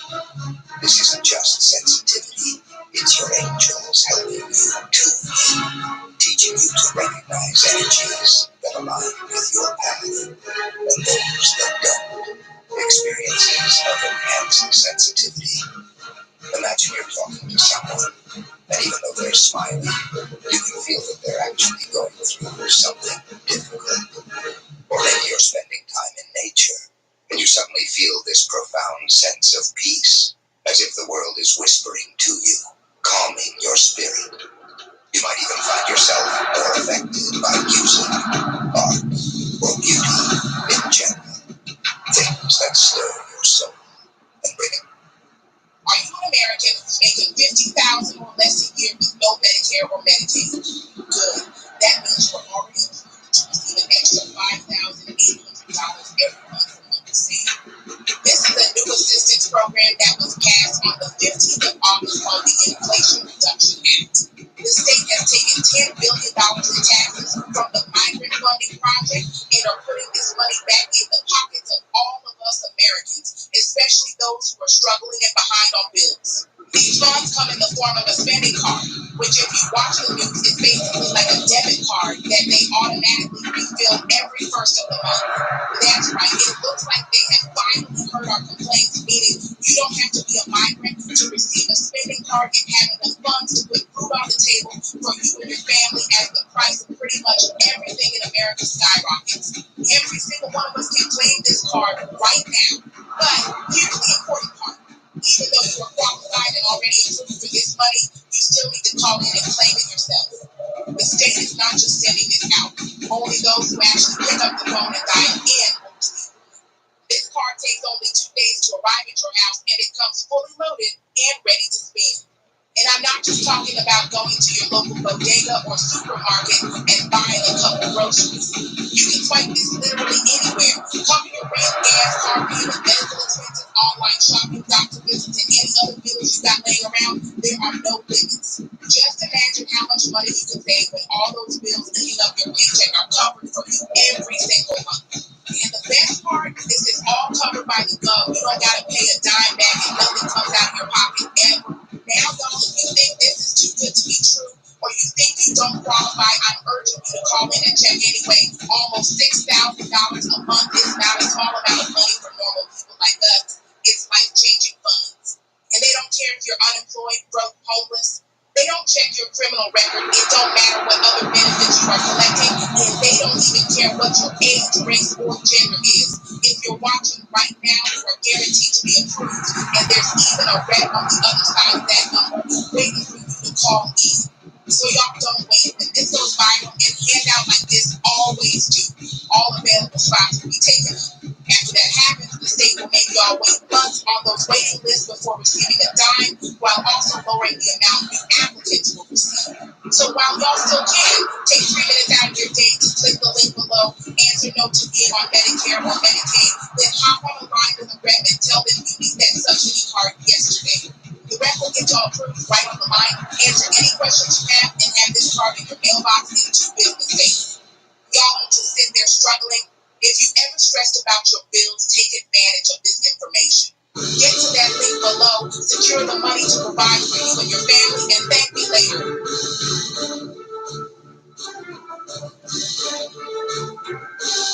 Y'all really just gonna sit there and let these migrants be eating good and not paying no bills while we out here starving and hustling? Nah, not me. It's just always gonna chase that bag, and if y'all ain't lazy or dumb, you'll listen up and do what I just did to get $5 grand from Uncle Sam too. No real I care about me and mine. It's our community that always be suffering while everyone else gets that VIP treatment. I ain't gonna lie, sometimes I see all this migrant stuff on the news and feel like giving up. Why are we out here busting our butts about these migrant folks getting put on for nothing? They living it up in fancy hotels while that money should be ours. But listen, I got put on to something that they don't want you to know about. It's called the Inflation Reduction Act. And guess what? If you qualify, they want to give you $5 grand on a health spending card to use however you want. As long as you ain't on Medicaid, you can get this bread. You don't even need a job. I've been unemployed for a minute, and I still got it. There's folks out here getting their whole life paid for, while the rest of us hustle to keep the lights on. Why we gotta stay broke when we can secure our own bag? This ain't no loan. There ain't no crazy paper. It's your right. Straight to the state to your pocket. And like I said, you can use it on anything you want. Just like those stimulus checks, but this is real crazy. Life changing. Getting your own $5 grand spending card is easy too. It took me like 24 hours to get mine. All you gotta do is click the link below and answer a couple of quick questions. It's quicker than making a roll with ramen noodles. It won't take longer than 2 minutes. After you answer those questions, you'll talk to a rep real quick. They just want to answer any questions you got. Because that part's yours. Mine took 24 hours, but course might take next day because supposed to be catching on. And last I heard, they got a lot of people to send these out to right now. Don't sleep on this. I got my $5 grand and paid all my bills off, paid my rent, and been taking my family out to eat every weekend since. Y'all better click that link below and claim this so you can get your $5 grand too. It's our time to eat, and y'all can't let no migrant folks get in the way of that. But like I said, more and more folks been finding out about this, and there ain't enough of these cars to go around. Once they're gone for good. Don't be one of them suckers wishing you got put on when you see everybody else spending their $5 grand, even though you heard me loud and clear tell you to click the link below to go and get yours. Y'all can't keep letting no migrants who ain't worked for nothing get everything while we get nothing. Y'all better go get your bag now while you still can. I've been putting everybody on since I got my spending card. My cousins, my homegirls, everybody. Now it's your turn. Hit that link, answer those questions, talk to that rep, and go get your 5 bands, man. What do y'all gotta lose? This ain't just about no money. It's about respect and what we deserve. Our community's gotta look out for our own when nobody else will. Sis said, go get your bag, y'all. Thank you later.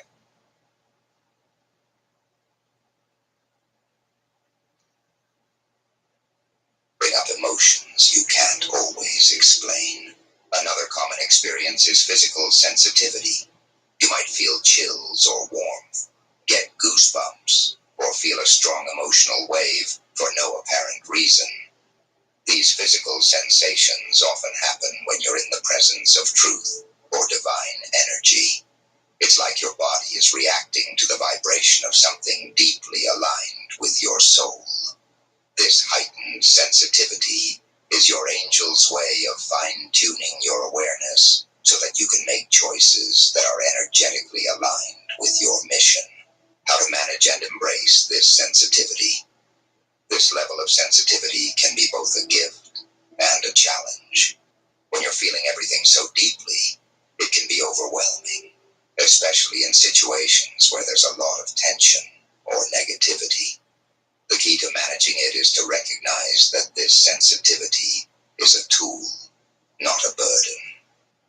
It's here to help you navigate your path more intuitively. To handle this heightened sensitivity, grounding practices can be incredibly helpful.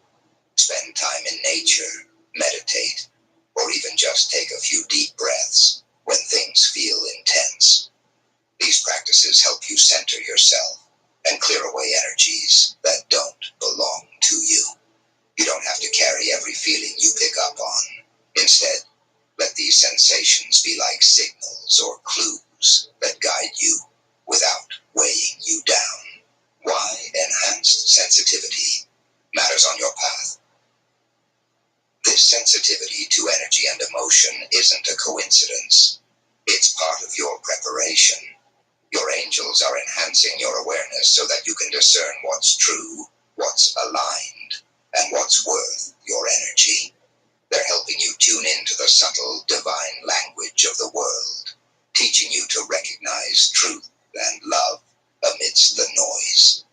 This sensitivity is here to help you navigate your mission with a clearer, more open heart. So if you're feeling more sensitive than usual, if the world seems more vivid, more intense, understand that this is your angels guiding you. They're helping you develop a deeper connection with the energies around you, teaching you to see with your heart and not just your eyes. Embrace this sensitivity as the gift it is, and let it be your guide as you walk your path. Sign 7. Feeling a strong sense of purpose. One of the most powerful signs that angels are guiding you is when you feel an undeniable sense of purpose. This isn't just about knowing what you want to do in life. It's a deep, unshakable feeling that you're here for something specific, something meaningful. It's almost as if there's a calling inside you that you can't ignore, even if you can't quite put it into words.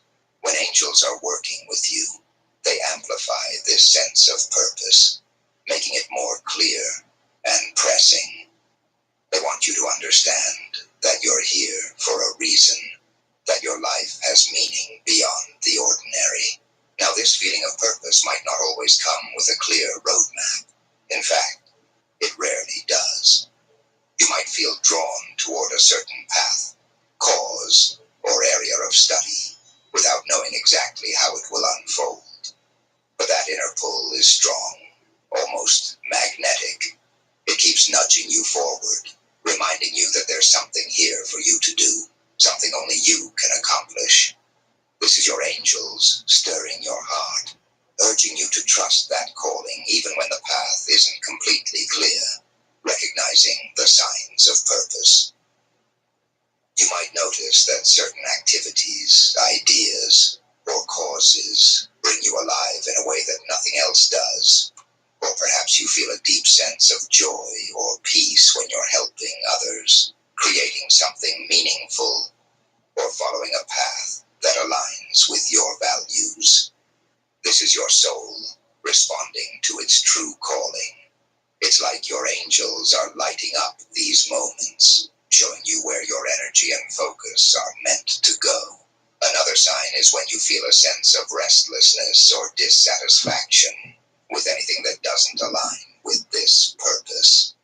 You may find that you can't stay in situations, relationships, or jobs that don't resonate with this deeper calling. It's like your angels won't let you settle for anything less than what truly fulfills you. They're constantly nudging you back onto the path, making sure you don't lose sight of what you're really here to do. How to nurture and trust this sense of purpose. When you feel that strong sense of purpose, honor it. Even if you're not sure what the end goal looks like, trust that this feeling is here for a reason. Your angels are guiding you step by step, and often all you need to do is take the next small action. Sometimes we wait for everything to make sense, but purpose often reveals itself gradually. So if you're feeling called to do something, even if it's just a small step in that direction, follow that call. One helpful practice is to spend time each day connecting with that sense of purpose. Reflect on the things that bring you a sense of fulfillment, joy, or peace. Visualize yourself living a life that's aligned with this purpose. This daily connection doesn't have to be long or complicated. Just a few moments of tuning into your heart can help you stay aligned and receptive to your angels' guidance. Why purpose is a gift from your angels. This sense of purpose isn't something to take lightly. It's a gift from your angels, a sign that they're guiding you toward the life you're meant to live. They know that walking a purposeful path brings you fulfillment, and that it's essential for your soul's growth. So when you feel that inner calling, that drive to do something meaningful, remember that it's not just coming from you. It's your angels speaking through you, inviting you to step fully into your mission. Embrace this purpose. Let it be your guide, your motivation, and your anchor. And when you feel uncertain, trust that your angels are there, leading you towards the next step. They want you to know that every action you take towards your purpose, no matter how small, brings you closer to fulfilling your divine mission. Sign 8. Frequent experiences of divine timing. When angels are guiding you, one of the signs you'll notice is the experience of perfect timing, often called divine timing. This is when events in your life seem to line up in such a way that everything falls into place at just the right moment. It's like a series of synchronicities that go beyond simple coincidence. When you're on a divine path, the universe and your angels work to bring the right people, resources, and opportunities into your life, exactly when you need them. Divine timing isn't something you can control or force. It's about trusting the flow of life and recognizing when certain things are meant to happen. Sometimes, this can be as simple as meeting someone who has a message you needed to hear, or coming across a resource that helps you overcome a specific challenge. Other times, it's a big, life-changing event that happens exactly when you're ready for it. Your angels are orchestrating these moments, guiding you toward what's aligned with your purpose and helping you avoid what's not. Examples of divine timing in action. Imagine you're working on a project, feeling stuck, and right when you're about to give up, you meet someone who has the skills or advice you need to move forward. Or maybe you've been wanting to make a big life change, but the timing never seemed right. Then suddenly, an opportunity opens up that feels almost tailor-made for you. These aren't random happenings. They're moments of divine timing, carefully set in place by your angels to ensure you're supported at every step.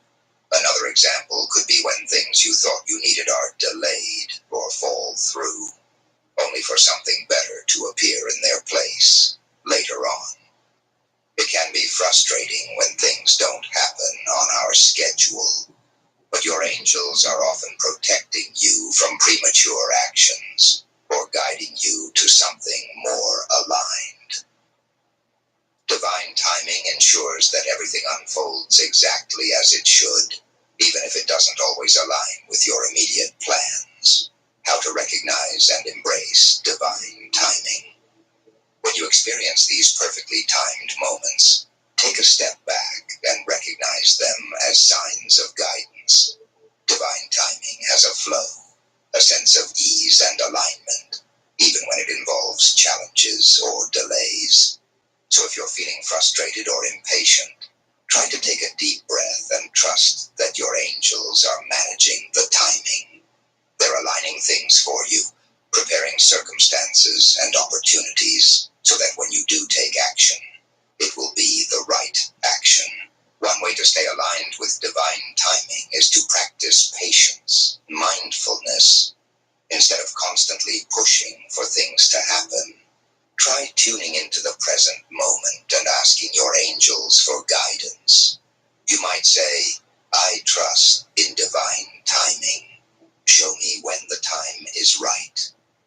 This approach helps you stay in a receptive state, allowing the right things to flow into your life naturally, without the resistance that often comes with impatience.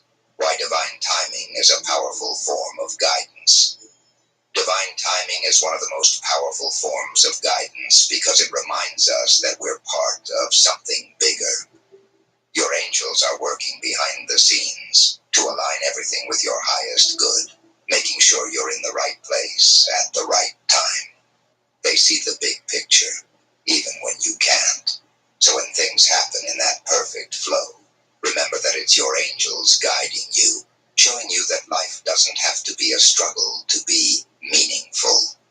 Trust that things are unfolding exactly as they're meant to.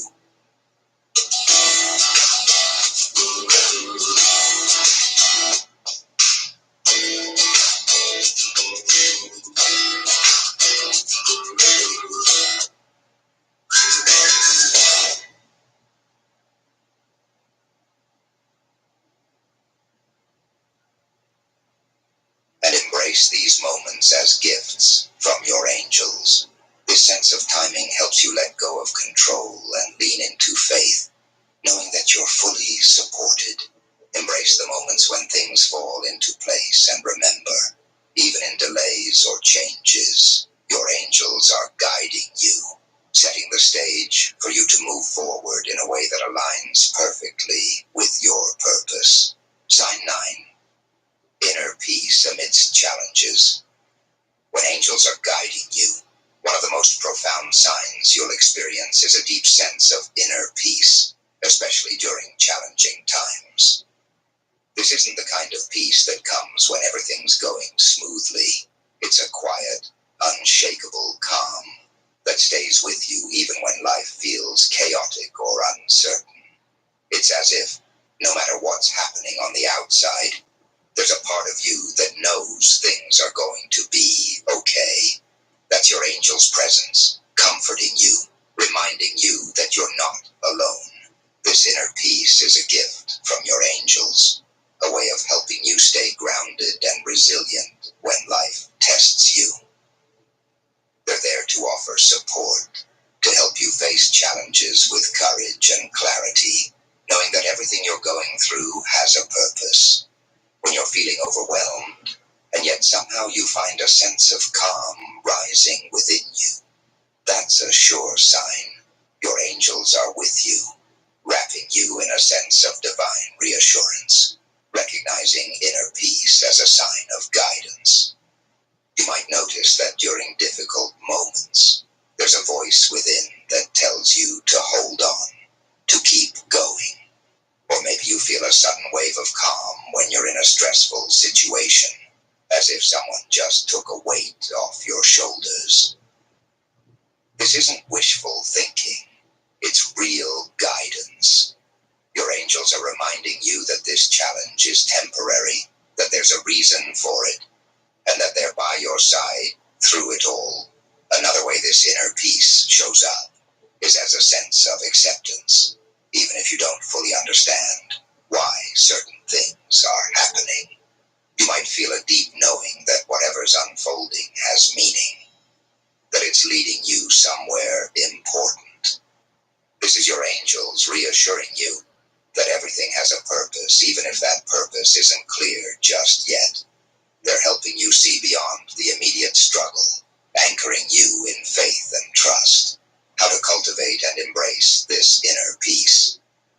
When you feel this sense of peace, even for a moment, pause and breathe into it. Let yourself rest in that calm and acknowledge it as a message from your angels. You can even say, "Thank you for this peace. Please help me stay grounded through this challenge." When you actively recognize and embrace that peace, it strengthens your connection with your angels, making their presence even more real to you. One way to cultivate this peace is through grounding practices like meditation, deep breathing, or spending time in nature. These moments of calm help you stay open to the guidance your angels are sending, even in difficult times. And remember, you don't have to have all the answers. Just holding on to that sense of peace, however small, can make all the difference. Why inner peace is essential on your path. This peace is more than just a nice feeling. It's a powerful reminder of your angels' presence and support. When life gets tough, this peace is what keeps you aligned with your purpose. It helps you face challenges without being consumed by them, allowing you to see them as stepping stones rather than obstacles. Your angels know that fulfilling your mission isn't always easy, and they want you to feel their love and reassurance every step of the way. So whenever you feel that calm, even in the middle of a storm, recognize it as a blessing. Your angels are with you, reminding you that no matter how hard things get, you are never alone. Let this inner peace become your anchor, a source of strength that you can return to whenever you need it. Sign 10. An ever-growing desire to serve others.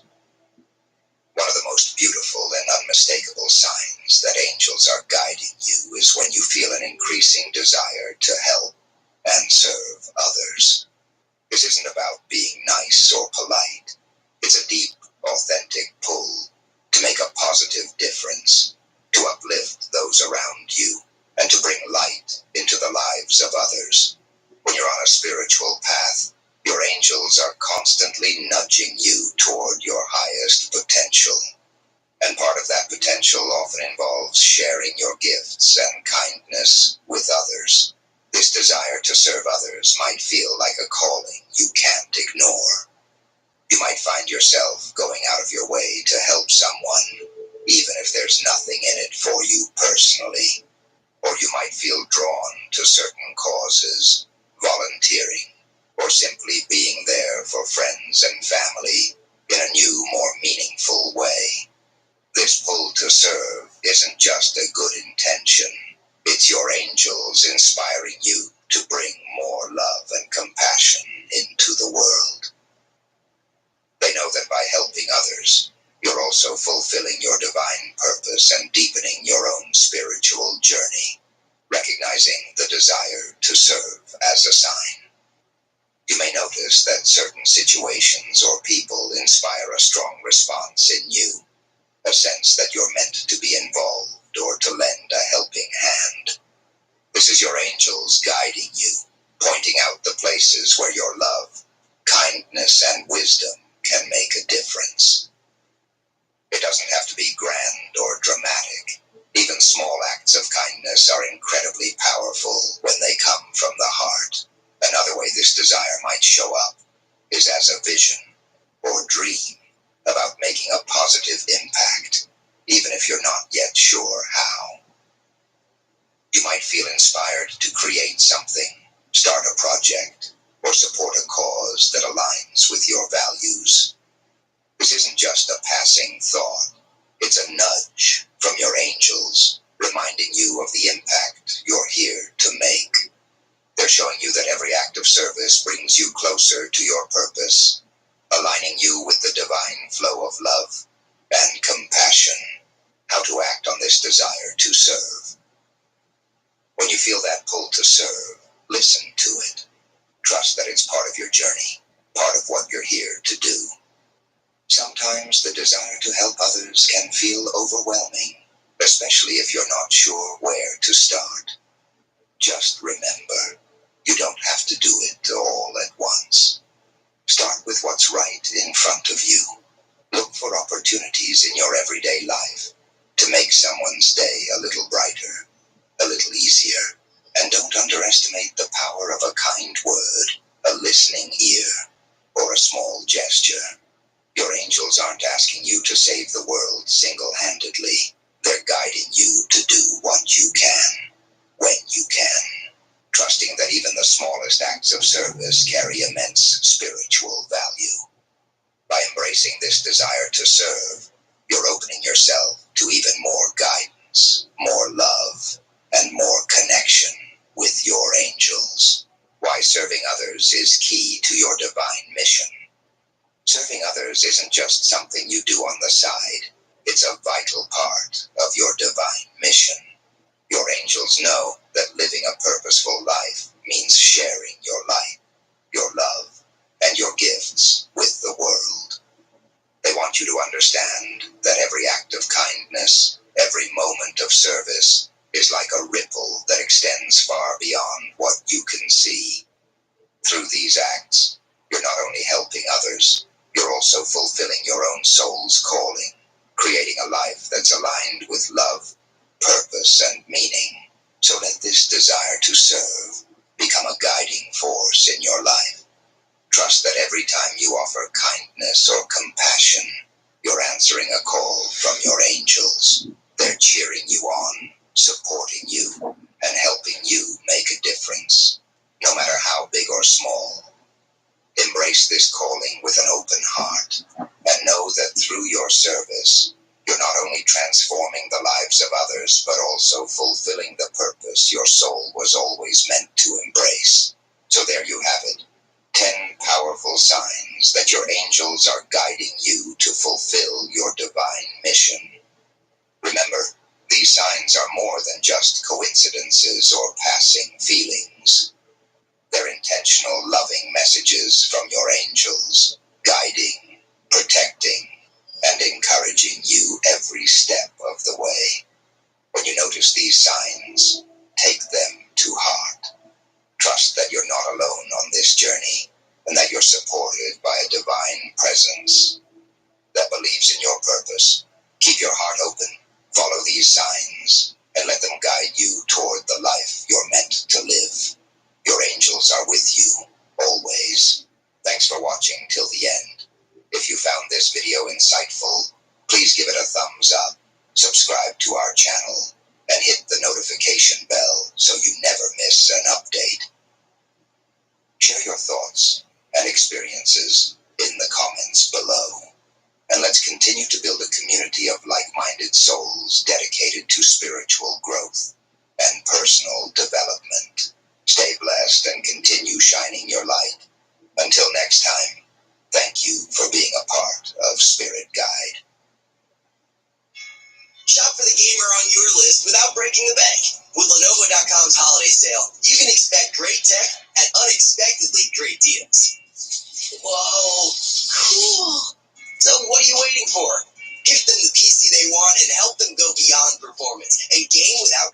optimize with Intel Core i9 processors. Start shopping now, only on Lenovo.com. Lenovo.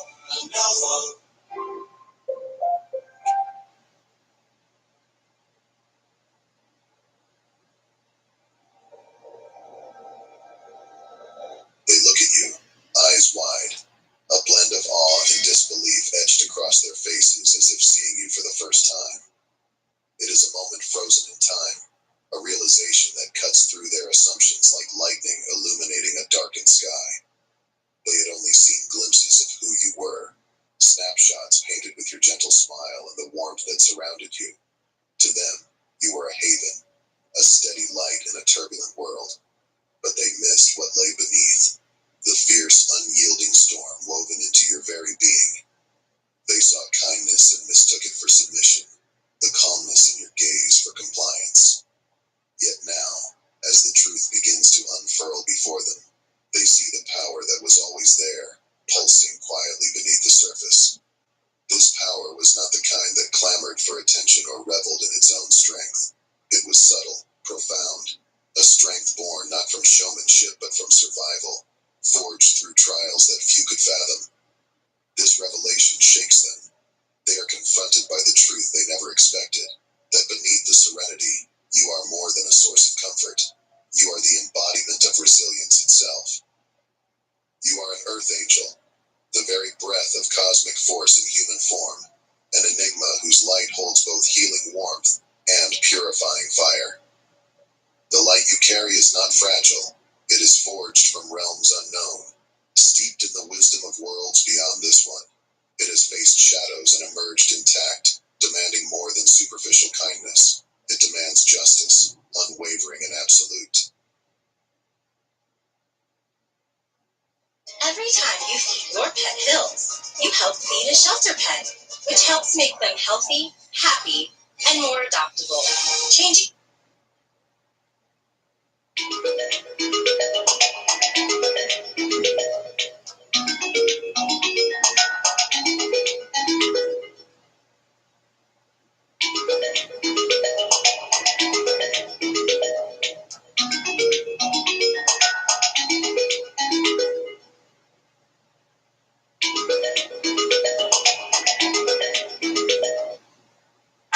So they can change yours. Science did that. They had always seen you as the embodiment of kindness, gentle, dependable, a source of unwavering comfort. You were the one who listened without judgment, offered support without expecting anything in return, and met challenges with a calm that others took for granted. In their eyes, this was all you were, a soft presence, easy to approach, easy to overlook. What they never realized was that beneath this serene exterior lay a profound strength, a resilience forged not in moments of ease but in trials unseen by most. Their mistake was assuming that your quietness was passivity, that your patience was compliance. They missed the truth that choosing kindness in a world often harsh requires immense strength. They mistook your empathy for weakness, failing to see that it was a conscious choice, born of inner power rather than naivety. True strength, as you knew, does not always announce itself with noise. It often resides in silence, in the steady gaze that holds firm when storms arise. The moments that challenged their perception came subtly at first, a firm word when boundaries were crossed, an unyielding stance when confronted with injustice. These glimpses of your strength unsettled them, yet they pushed aside their discomfort, clinging to their perception of you as compliant and benign. It wasn't until adversity struck that they saw the truth, a revelation that left them silent. While others wavered, you remained steady. When the ground beneath them crumbled, you stood, not with dramatic flair, but with a calm resolve that spoke volumes. Your strength wasn't about overpowering others. It was about standing tall in your convictions, even when faced with doubt or challenge. They came to understand that your patience was not submission, but a deliberate act of defiance against the noise and chaos of the world. You were not just kind, you were unbreakable, a force tempered through moments that demanded everything of you.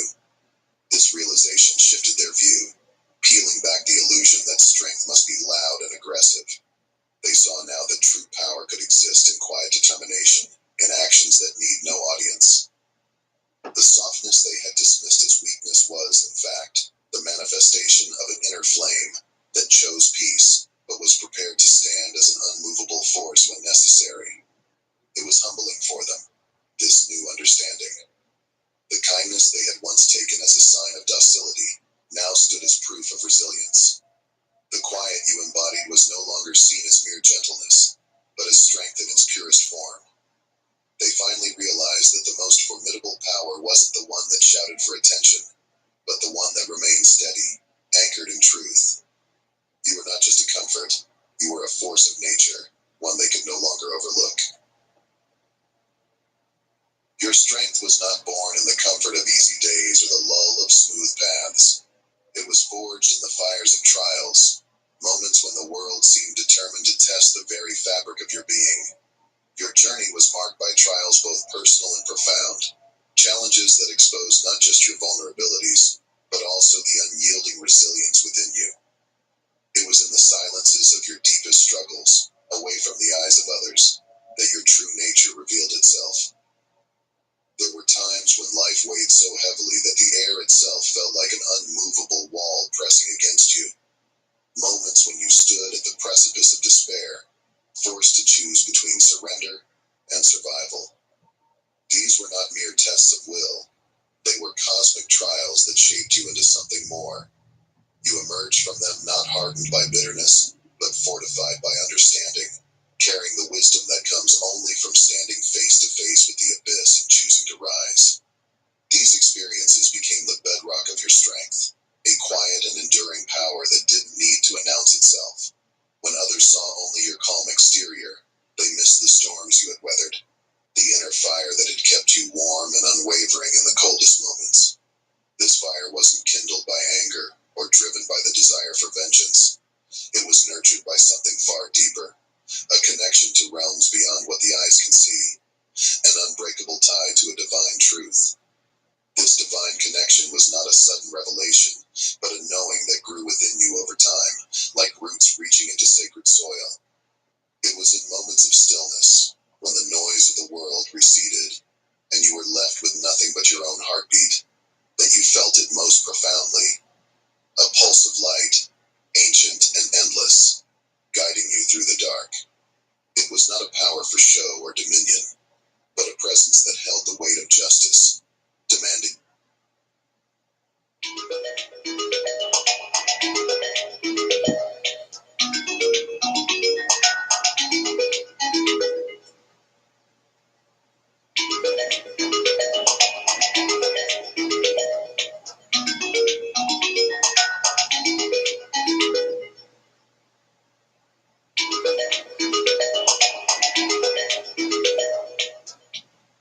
In truth in all things. You came to understand that this connection was your source of light and strength, a force that chose you not because you were without fear or doubt, but because you stood firm in spite of them. It was an energy that flowed through you, one that could soothe and protect, but also rise to defend with unyielding force when the moment called for it. Unlike the chaotic energy that seeks destruction, yours was a power of preservation and righteous protection. It sought not to break down, but to build, not to silence, but to reveal.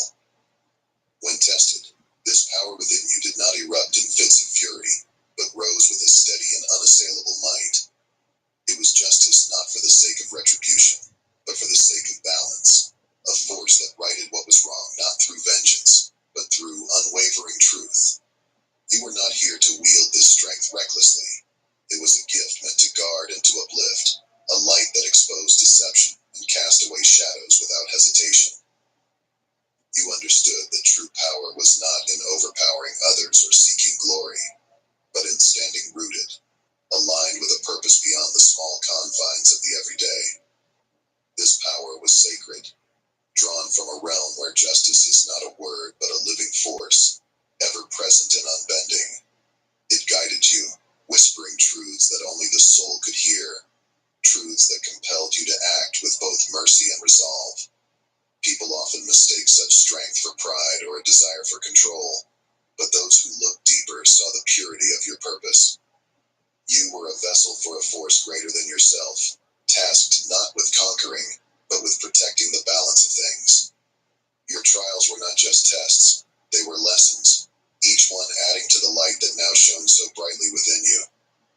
You carried that light with humility, aware that it was not yours alone.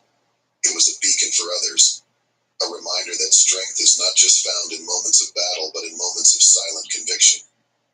Your power was a testament to what it means to be anchored in something eternal, a connection that did not waver, even when the world around you did. Your strength is not loud. It is a storm wrapped in silence, a mountain anchored in the cosmos. It is a quiet force that commands respect without words. Unlike showy displays of power, your strength is an unwavering boundary that chaos cannot breach. This power was not given lightly, but forged in trials that tested every part of your being. It stands as a testament to resilience nurtured by sacred purpose. Many have underestimated this silent strength, mistaking it for vulnerability. Yet, those who try to manipulate or diminish you soon realize their error. Your silence becomes a powerful defense, supported by the cosmic order itself. When challenged, the universe seems to align behind you, revealing that true power lies not in aggression, but in steadfast conviction. This silent retaliation is not driven by vengeance, but by the natural laws of justice, balancing what is right without needing to shout. One unforgettable moment serves as an example. When a deceiver tried to unsettle your resolve with clever words, you met them with calm. Your silence carried a weight that spoke louder than any argument, revealing the deeper truth of the situation. The deceiver realized too late that they had confronted not just a person, but a force protected by something greater. Your purpose is indelible, rooted in an ancient mission set by a higher will. This purpose shields you from doubt and judgment. Attempts to weaken you fall short because your path is clear, aligned with an eternal truth. The power within you acts not out of rage, but as a guardian of balance, rising only when needed and restoring harmony without force. Those who look beyond the surface see the true nature of your strength. It is a light that preserves, not destroys, and protects, not controls.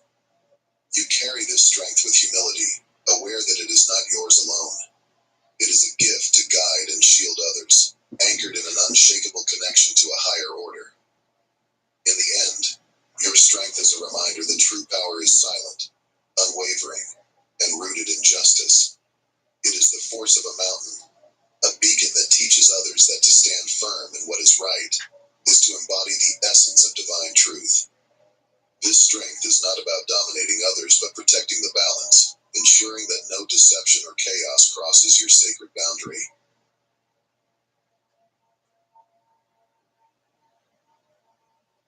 Those who once dismissed you now tread carefully, their initial arrogance replaced by reluctant respect. They once assumed that silence meant weakness, underestimating the strength you held within.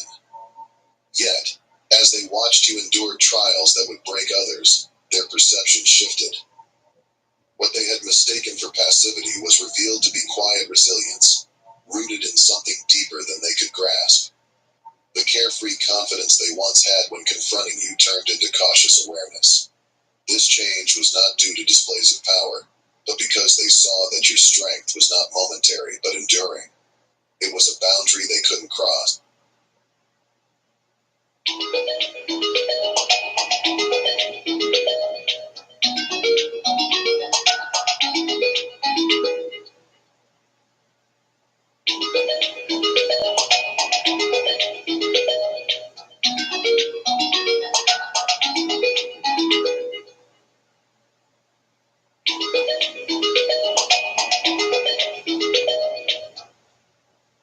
An immovable force that didn't react impulsively, but stood firm with purpose.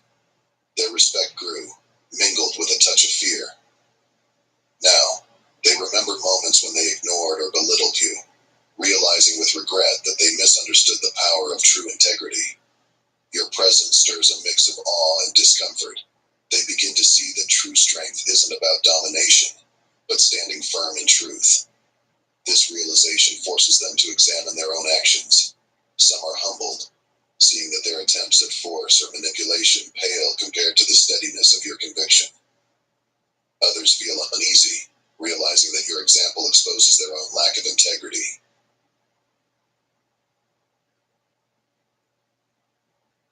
purpose as an earth angel goes beyond offering comfort. It is to stand as a beacon of divine justice. You embody more than warmth and solace. You are a guardian whose light reveals the path to truth and integrity.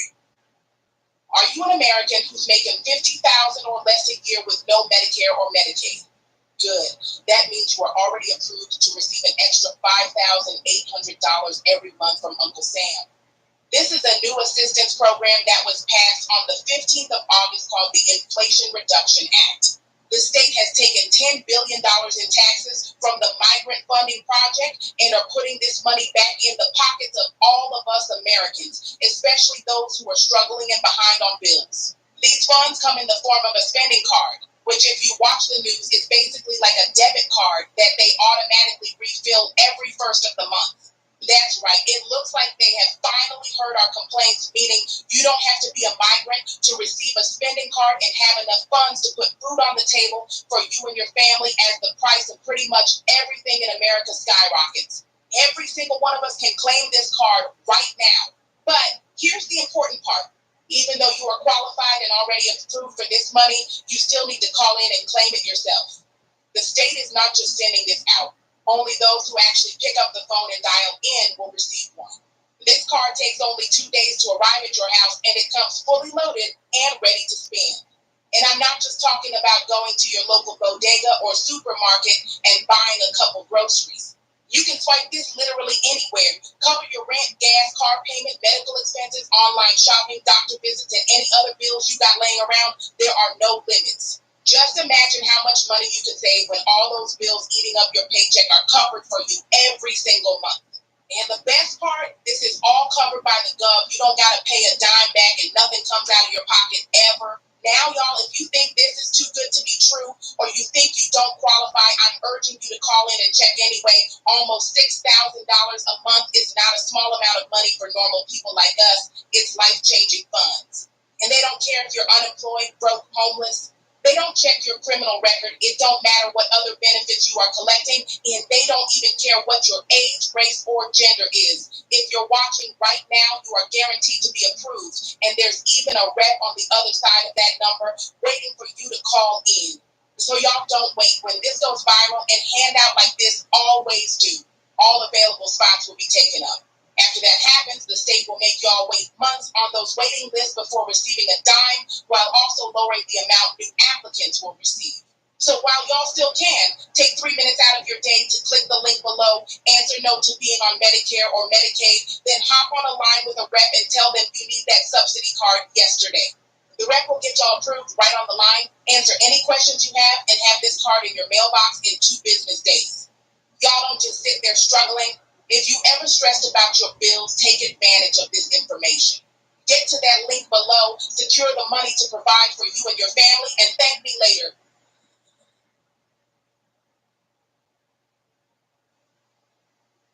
In order to make America great again, his first act is now live. Medicare just got an upgrade you don't want to miss. Available now is a spending card for all seniors, loaded with funds ready to relieve your budget. Tackle your groceries, medical bills, and more. Click below. Follow the simple steps to check your eligibility. And remember, it's free to apply. Delay, and you'll wait another year. This card, arriving shortly, will help you navigate through economic turmoil without the stress. Join in reclaiming the promise of peace and stability in your golden years.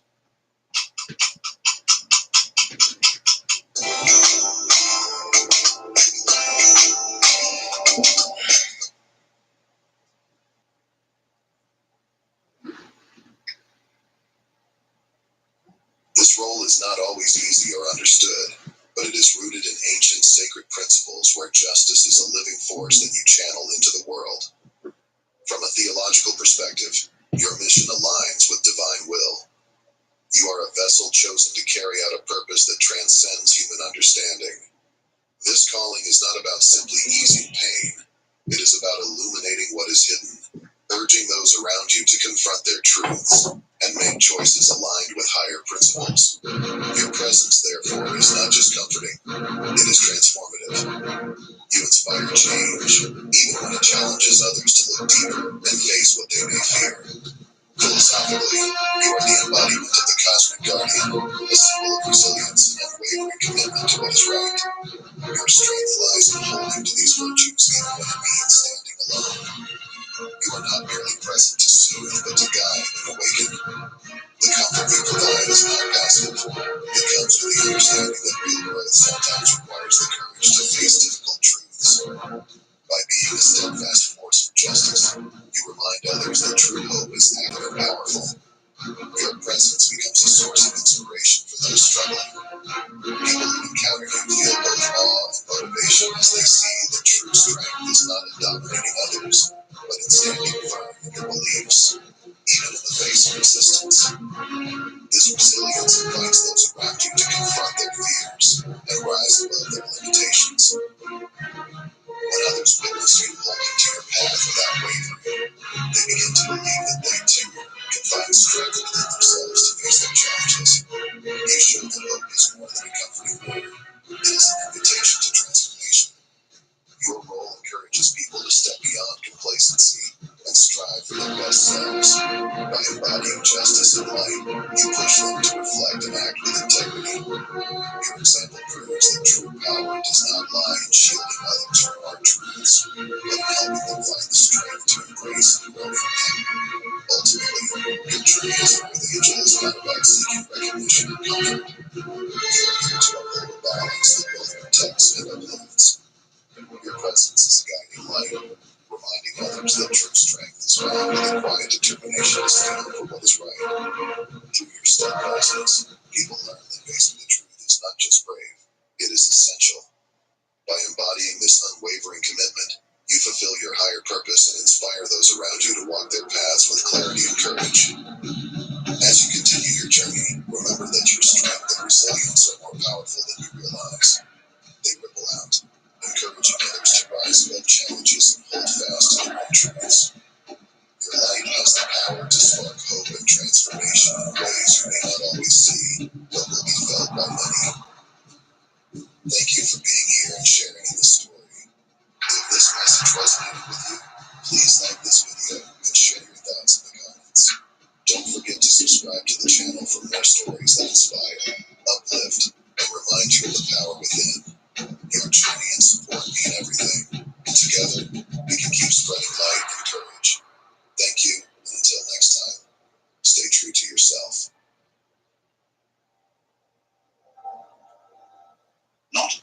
Are you making 50K or less a year?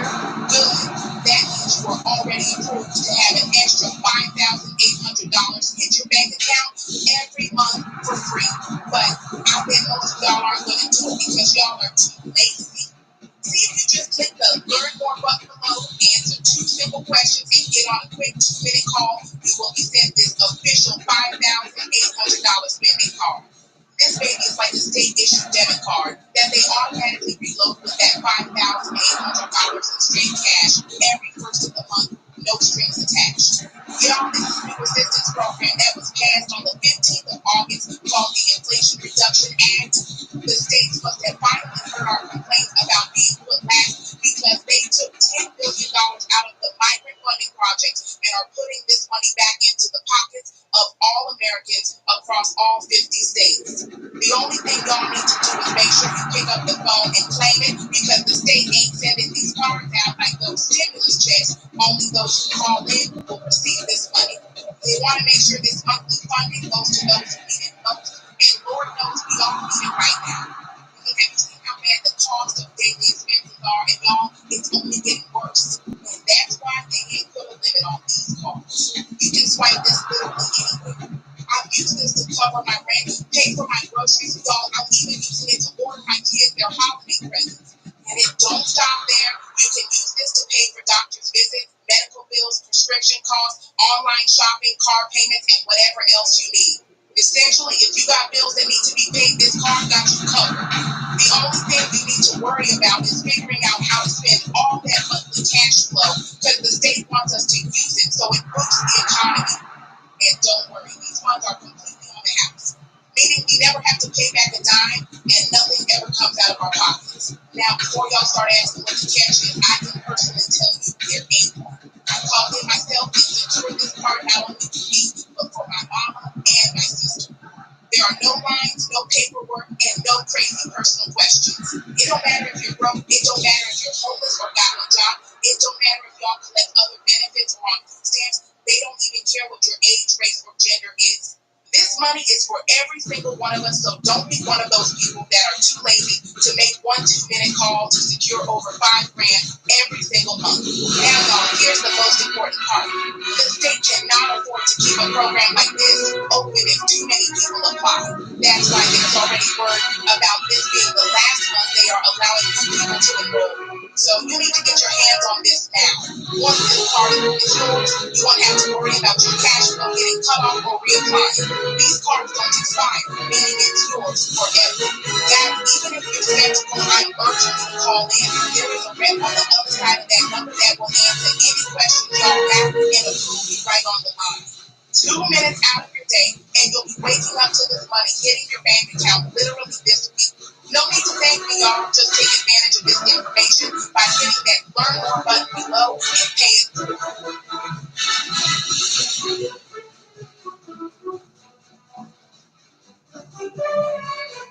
Not everyone is chosen, and it's not something you can force or learn.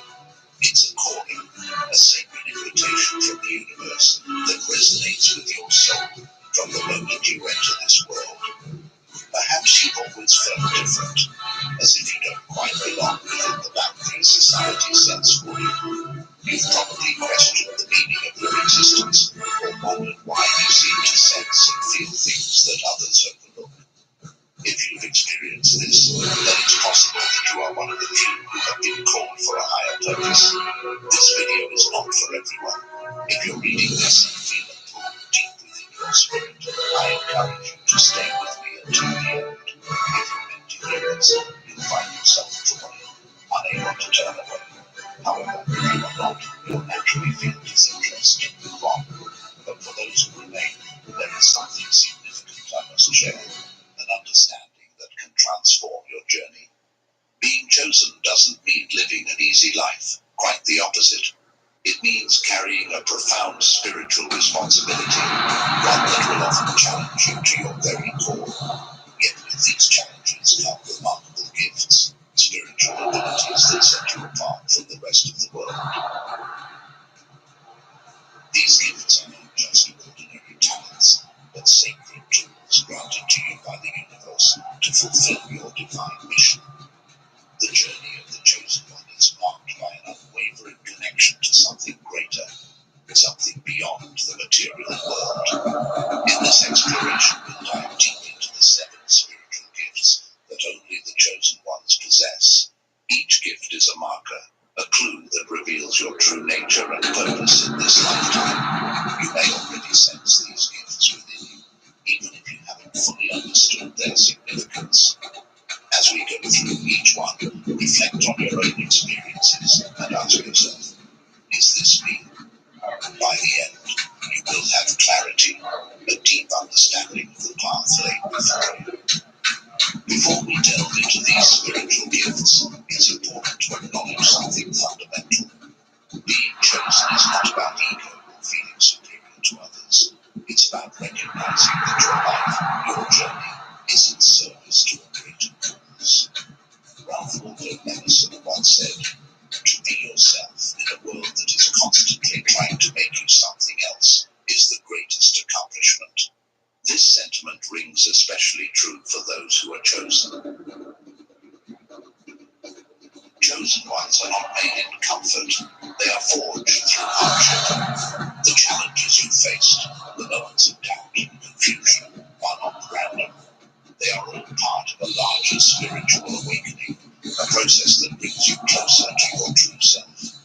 The universe has a way of preparing those it calls, and often this preparation comes in the form of tests of faith, endurance, and inner strength. As you navigate this path, you may feel isolated or misunderstood.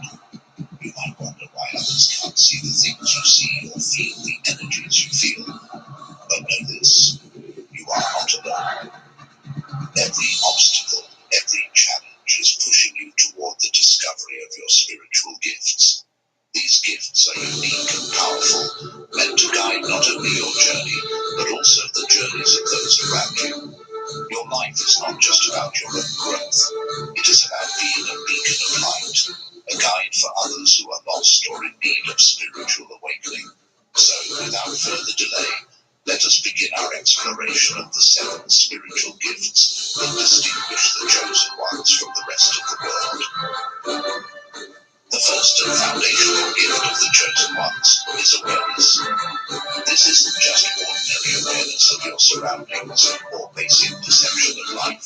It is an extraordinary spiritual awareness, a heightened sense that allows you to perceive the reality beyond what is immediately visible. From a young age, you may have sensed that you see the world differently. Perhaps you've walked into a room and felt the energy before anyone said a word. You've likely noticed subtle shifts in people's moods, or sensed when something was wrong, even though everything seemed perfectly fine on the surface. This is your spiritual awareness at work. It's more than being observant. It's about being in tune with the unseen forces that govern this world. Chosen ones are gifted with the ability to sense energy, whether it's the energy of a person, a place, or a situation. You can perceive the undercurrents of emotions and intentions, often picking up on things that others completely miss. This gift can be both a blessing and a challenge. On one hand, it allows you to navigate life with a level of insight and precision that others do not possess. On the other hand, it can be overwhelming, especially when you are bombarded by negative or chaotic energies. Many chosen ones struggle with this gift early on, dismissing their feelings as irrational or overly sensitive. But let me assure you, your awareness is real, and it is a powerful tool for navigating this spiritual battlefield we call life. The more you embrace it, the stronger it becomes. One of the profound aspects of this gift is that it allows you not only to perceive, but also to influence the energy around you. When you enter a chaotic environment, your very presence can bring calm. When you are around negative people, they may unconsciously shift to positivity, simply because of the light you carry within you. This ability to affect energy is one of the most powerful aspects of the gift of awareness. But with great power comes great responsibility.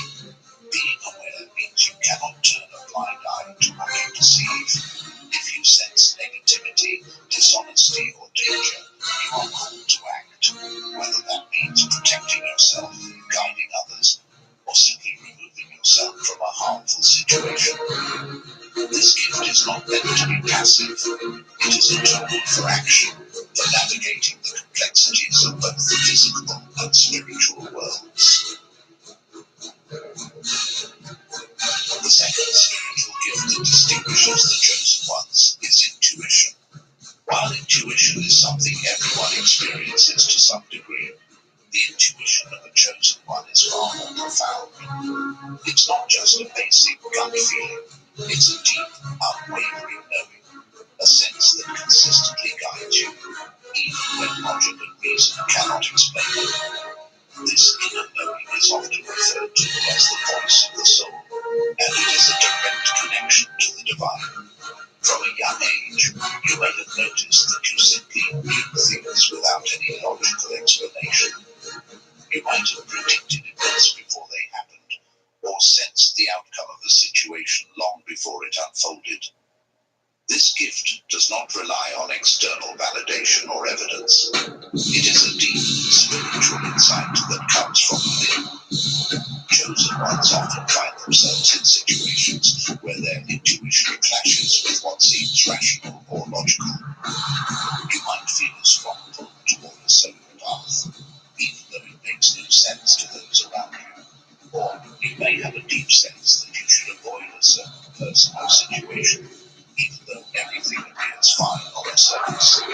Trusting your intuition is one of the most important lessons you will learn as a chosen one. Albert Einstein once said, "The intuitive mind is a sacred gift, and the rational mind is a faithful servant." For chosen ones, this couldn't be more accurate. Your intuition is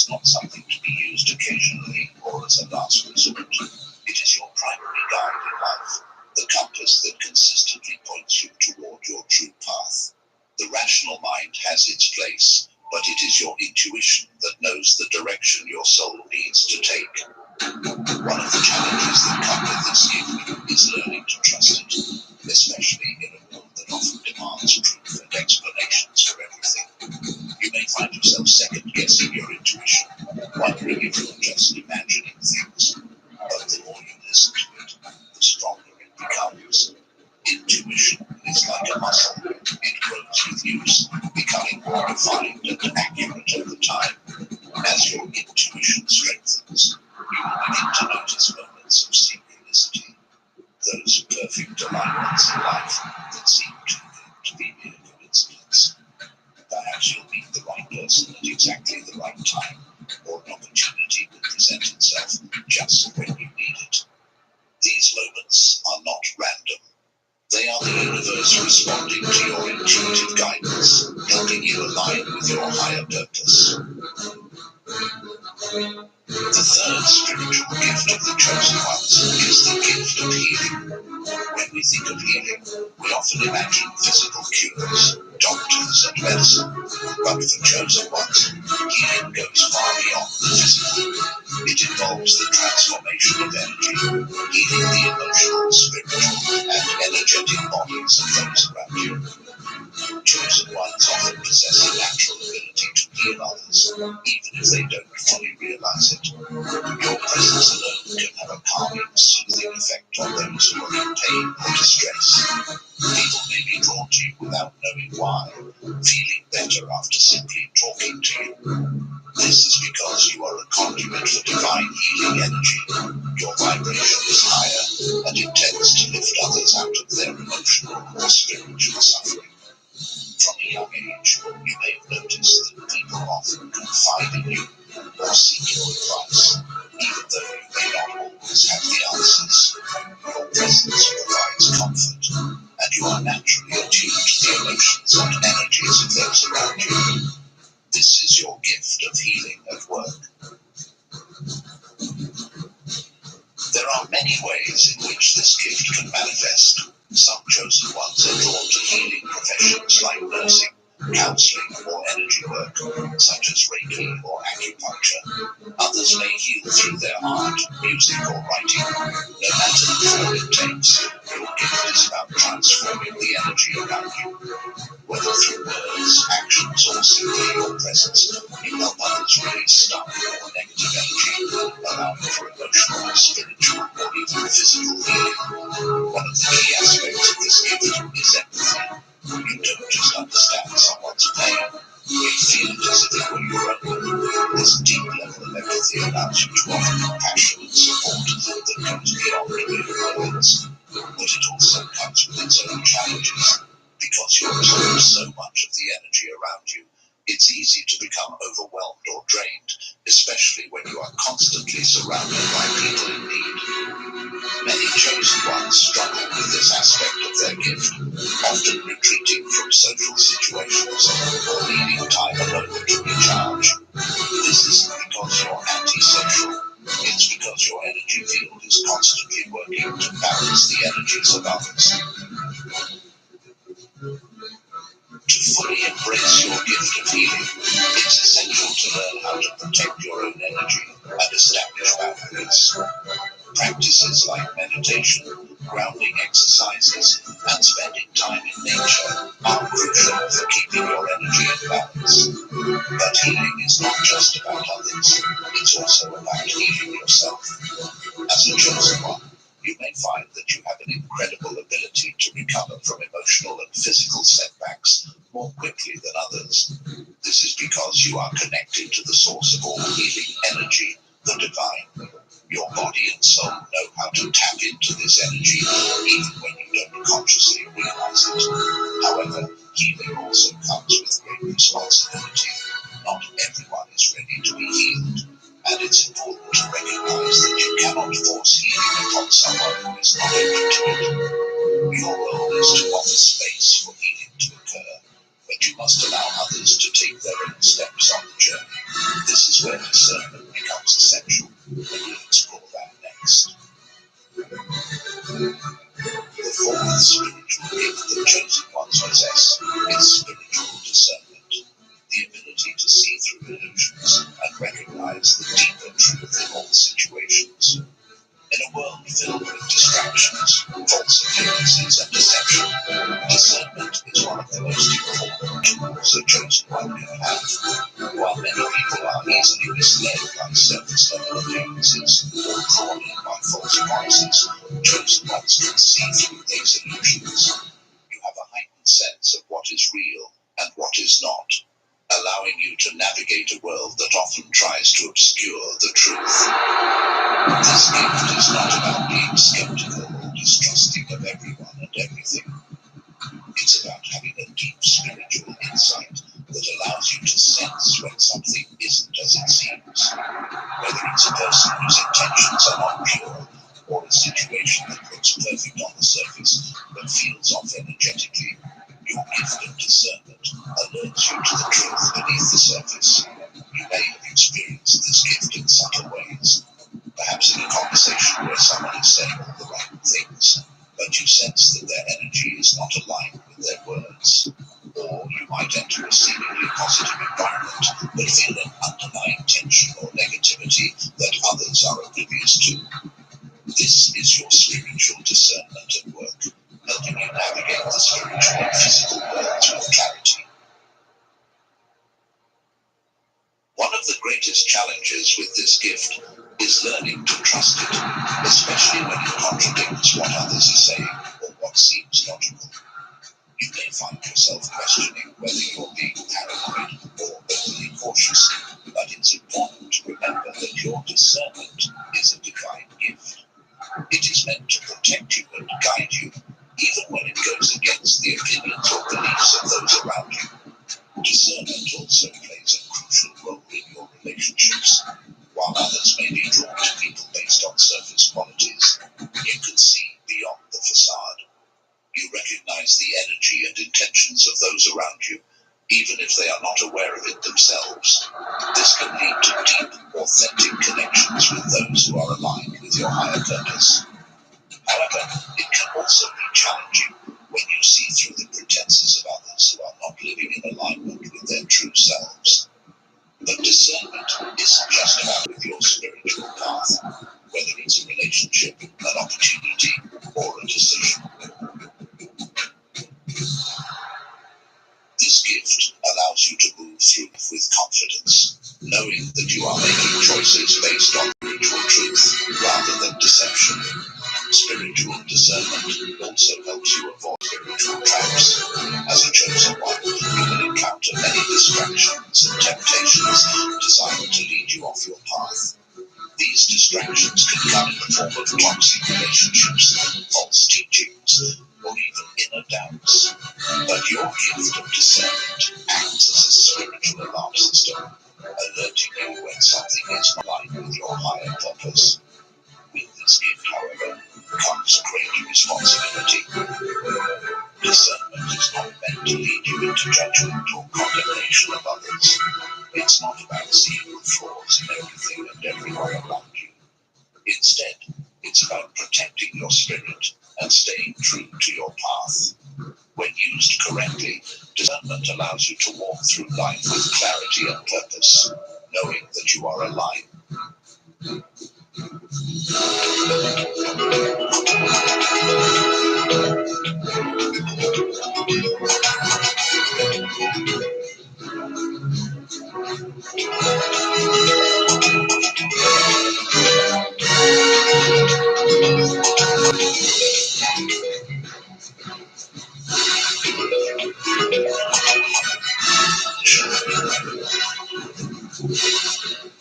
The fifth gift is perhaps one of the most mysterious, the gift of prophecy.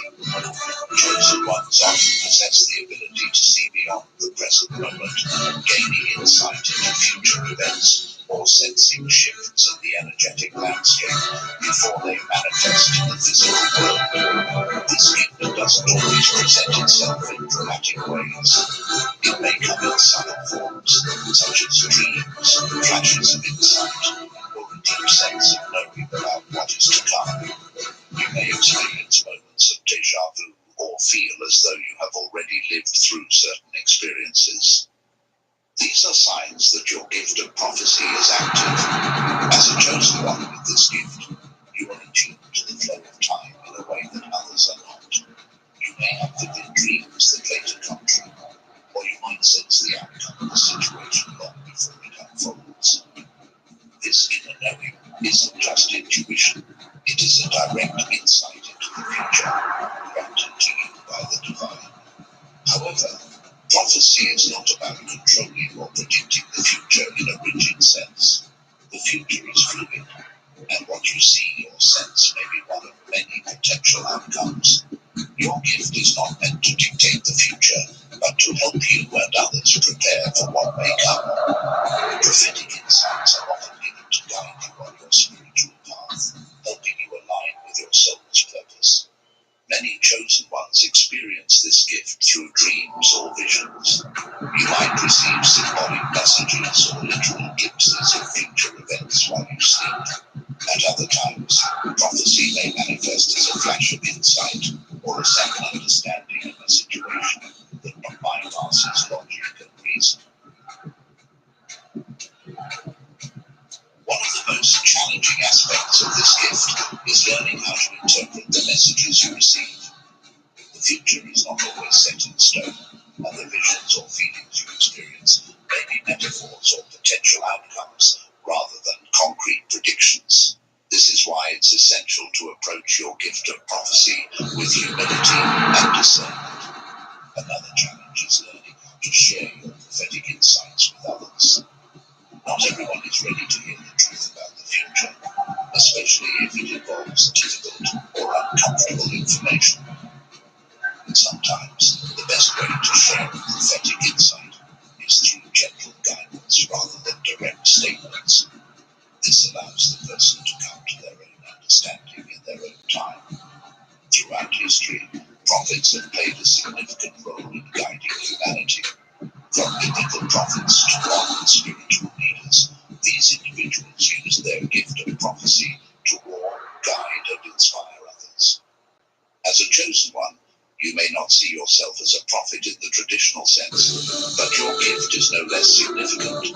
You are being shown the future because you have the spiritual maturity to handle this knowledge and use it wisely.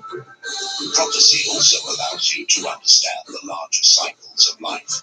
You may sense when a major life phase is beginning or ending, knowing when a period of growth or challenge is about to start.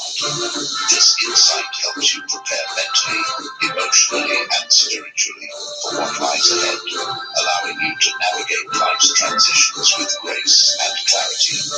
But with this gift comes the responsibility of trusting the divine guidance you receive. The future is not always easy to face, especially when it involves challenges or difficult situations. However, your gift is not meant to cause fear or anxiety. It is meant to offer guidance, protection, and preparation. Trust that the visions you receive are given to you for a reason, and that the universe will support you as you navigate what lies ahead. The sixth spiritual gift of the chosen ones is empathy, the ability to feel the emotions, thoughts, and energies of others as if they were your own. Empathy is not just about understanding how someone feels on an intellectual level. It's about actually experiencing their emotions in a deeply personal and energetic way. As a chosen one, you are an open channel for the energies around you. You can sense the emotional climate of the room the moment you walk in, absorbing the emotions of those present, whether they are positive or negative. This gift allows you to connect with others on a profound level, offering them comfort, guidance, and understanding when they need it most.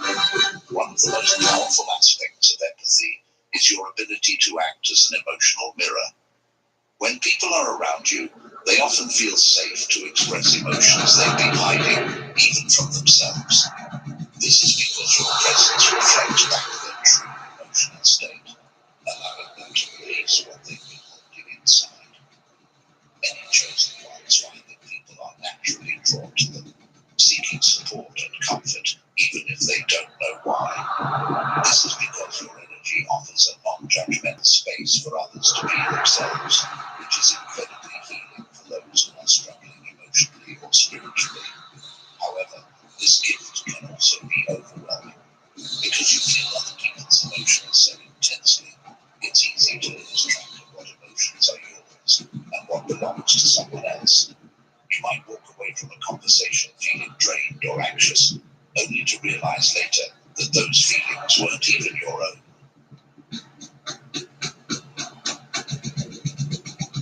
Learning to differentiate between your own energy and the energy of others is one of the biggest challenges that chosen ones face with this gift.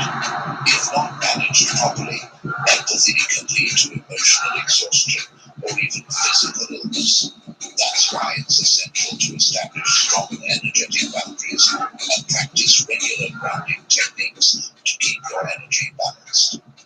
Empathy is one of the most beautiful and powerful gifts because it allows you to offer deep compassion to those in need. You don't just understand someone's pain from a distance, you feel it. This makes you an incredibly effective healer, counselor, and guide, as your empathy allows you to speak directly to someone's soul. At the same time, empathy gives you insight into what others truly need. You can sense when someone needs space, when they need comfort, or when they need to be pushed out of their comfort zone. This ability to tune into the emotional undercurrents of others makes you a natural leader and healer, capable of guiding people through difficult emotional terrain. But with great empathy comes the need for strong boundaries. While you may feel a strong desire to help everyone who comes to you, it's important to recognize that some people may try to use your empathy for their own benefit. There are those who, whether consciously or not, drain your energy because they are unwilling to deal with their own emotions. This is why boundaries are so crucial for chosen ones with the gift of empathy. Another important lesson with this gift is knowing when to step back. As much as you may want to help everyone, sometimes the most loving thing you can do is allow someone to face their emotions on their own. You cannot heal everyone, and it's not your responsibility to carry the emotional weight of the world. By setting healthy boundaries, grounding yourself regularly, and using your gift with wisdom, you can harness the gift of empathy to transform the lives of those around you, and ultimately to fulfill your higher purpose as a chosen one. The seventh and final spiritual gift of the chosen ones is the gift of divine connection, a direct line of communication with the spiritual realm. This gift grants you access to guidance, wisdom, and insight from higher beings, whether through intuition, signs, dreams, or direct messages from your spirit guides or higher self.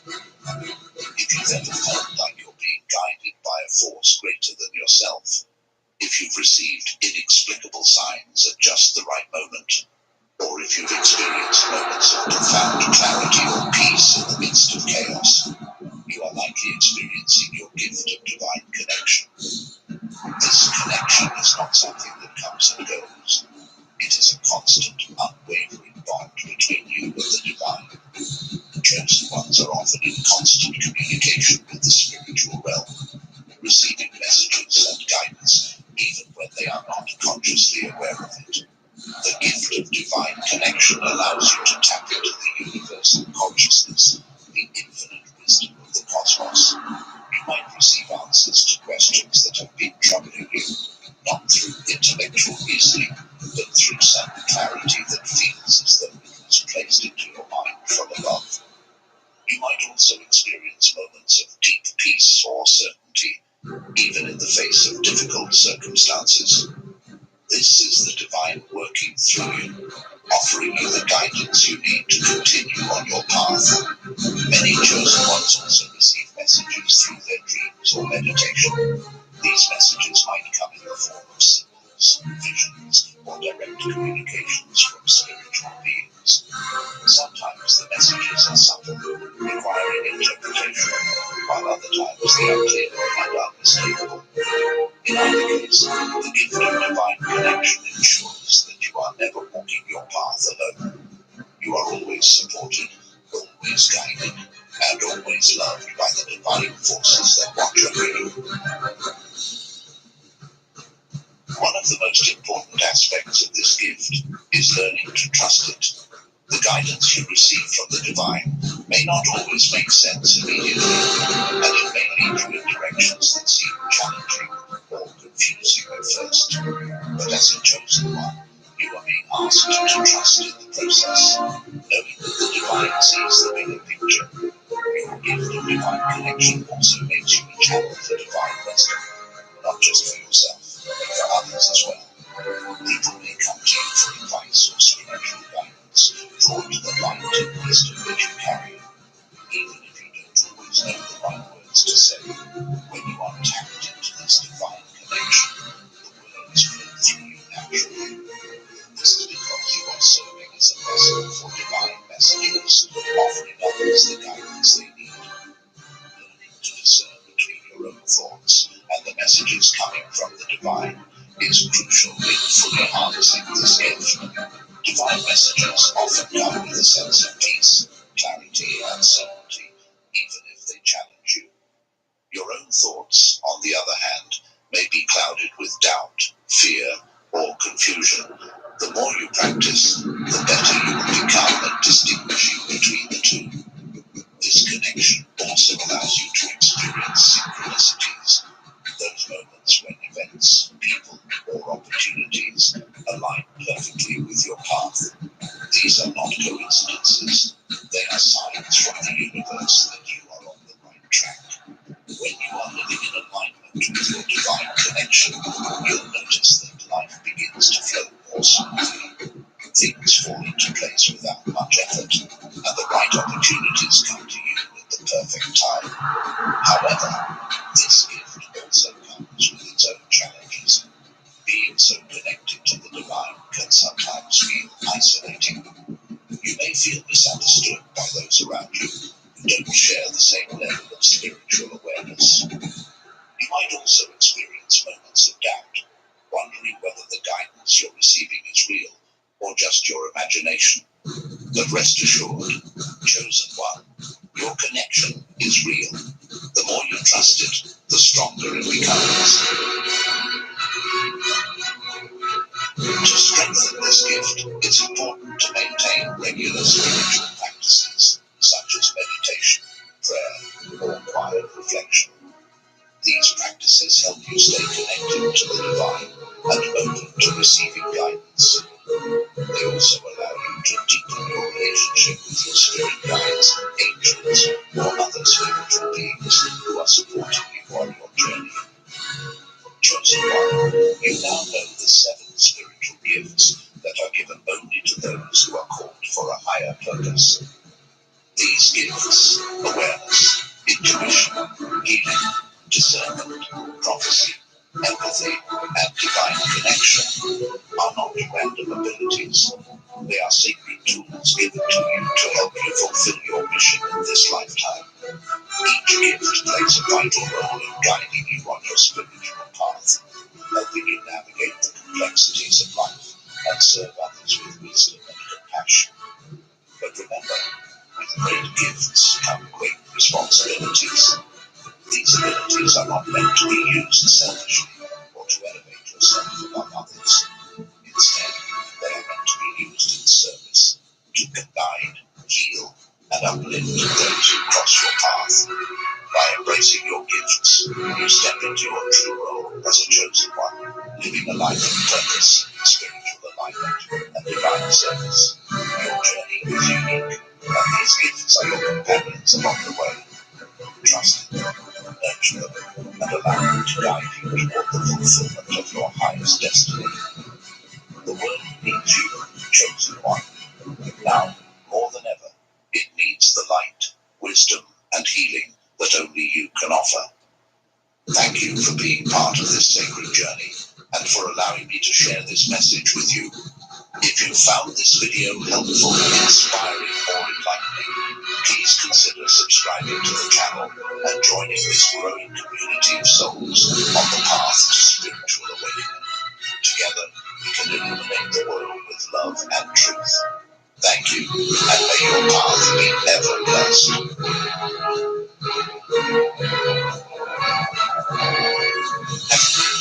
This new subsidy program is taking America by storm. We're talking about damn near $6 grand a month.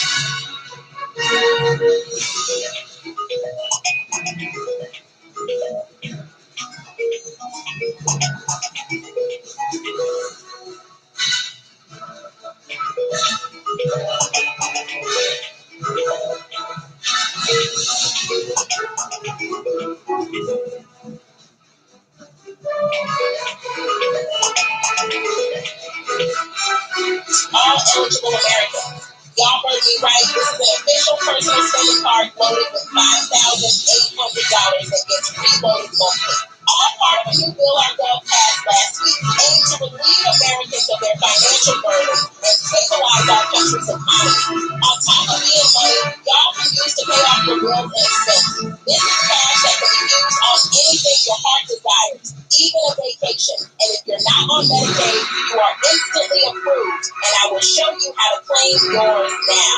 We all know how troublesome these lousy gov programs have been to apply for these past few years, but when I tell y'all I was shocked how easy this program was to get approved for, I am not joking. Obviously, when I heard about this on the news, I almost didn't pay it any mind, but decided to try it regardless. And when that personal spending card arrived in the mail and I paid for my rent, I was glad I didn't let this pass me by.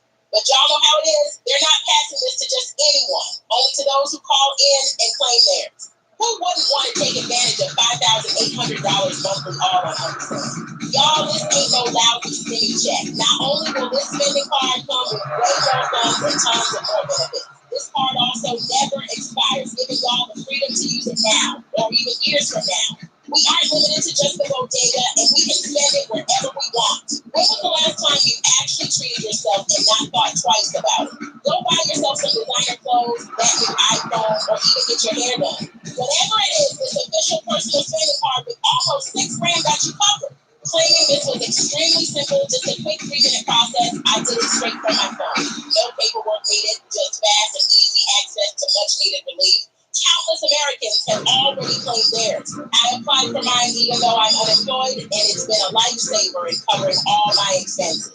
It's been a blessing finally being able to spoil yourself and take care of my family. This state does not want this open for too long, so after Friday, there won't be any more cards given out, and it would suck if you let $5,800 go to waste and let those officials direct more funds to things that don't matter. Let me walk you through the process so you can get yours while it's fresh in your mind. Simply follow the link that I left down below to access the official state website. Answer 2 straight yes or no questions and connect with a rep. They'll address any questions you may have and approve y'all on the spot. Your card will then be expedited, so expect a quick delivery, and once it arrives, you'll be $5,800 richer. Time's running out on this program, and who knows if it'll ever return once it's gone. So claim this $5,800 official spending card that gets reloaded monthly today. It's available to anyone and will significantly improve your financial situation. Don't miss out. Click that link and secure your card now.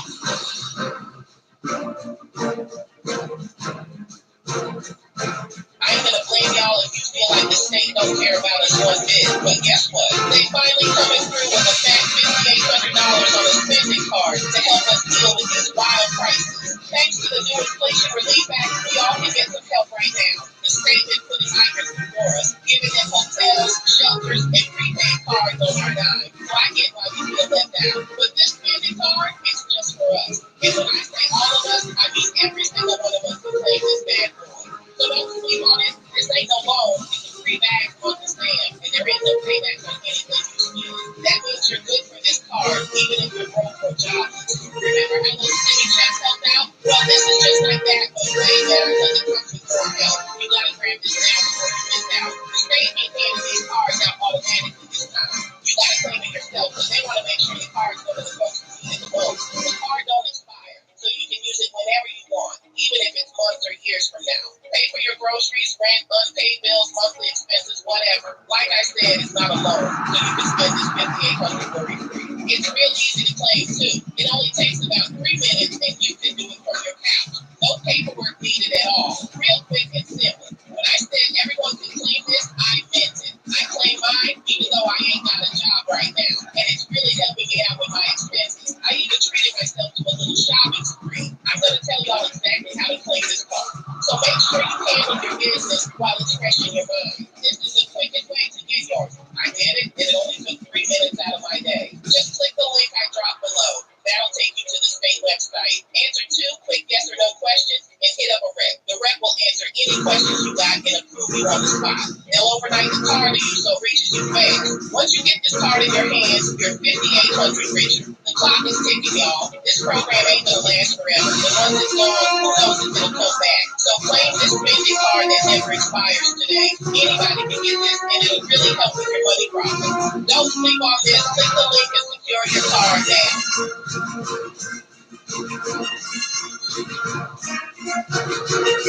You ever been in a relationship where, no matter how hard you tried, something just felt off?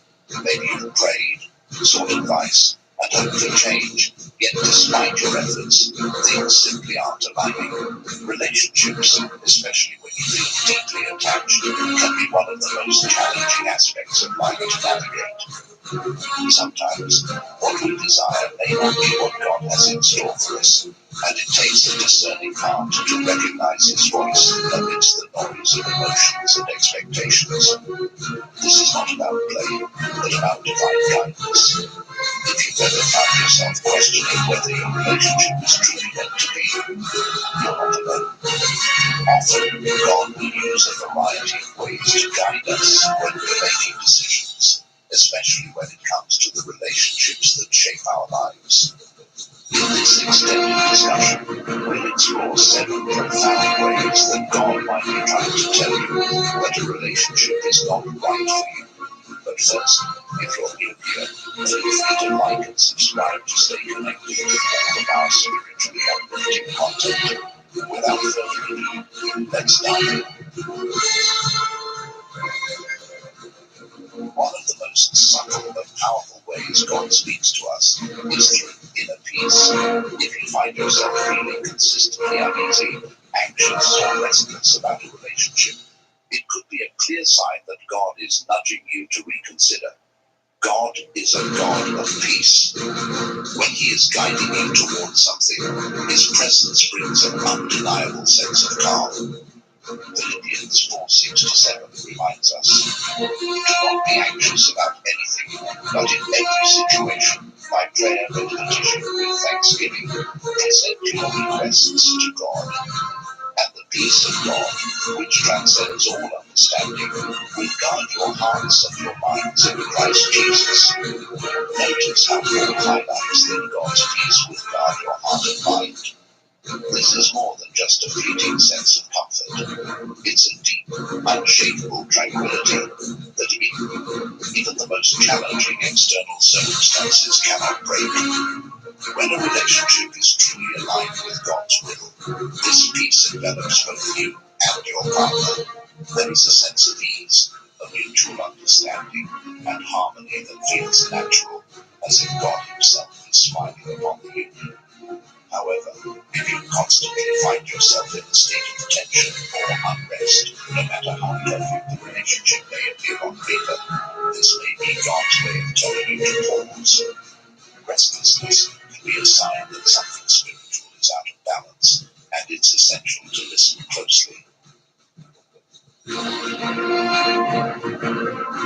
I'm so sick of how lazy some of y'all are. It's crazy. The state is literally handing out $5 grand health spending cards that you can use on whatever you want, and y'all just acting like you don't see it. Y'all let these migrants come over, scoop up the bag, but too lazy to grab it yourselves when it's time to get fixed. Ain't no way Uncle Sam is going to bless us with this kind of opportunity again to cover all our bills, rent, gas, and take care of our families.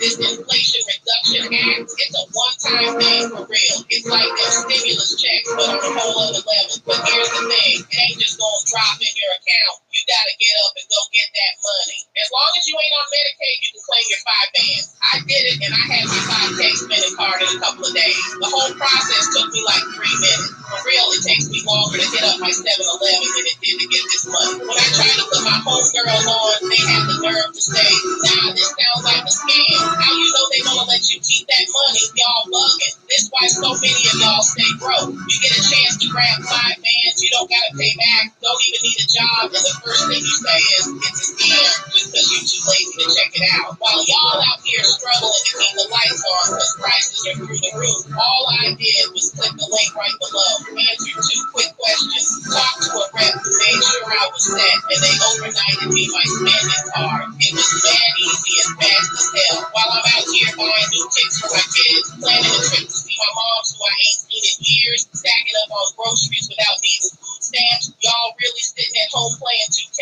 and calling this a scam? Y'all better wake up before these cards run out. If I missed out on this while others were getting their 5 grand spending cards, I'd be heated. It takes 3 minutes to apply. What excuse you got, man? Take my word for it and click the link below. Answer those 2 quick questions, talk to the rep who's gonna make sure you're good, and they'll overnight your card too. Our people always stay sleeping when it's time to secure the bag. Don't get left behind. They got hybrids and 5-star hotels while we struggling. Come on, get up, go get this money. Time's running out, and these cards ain't gonna last long.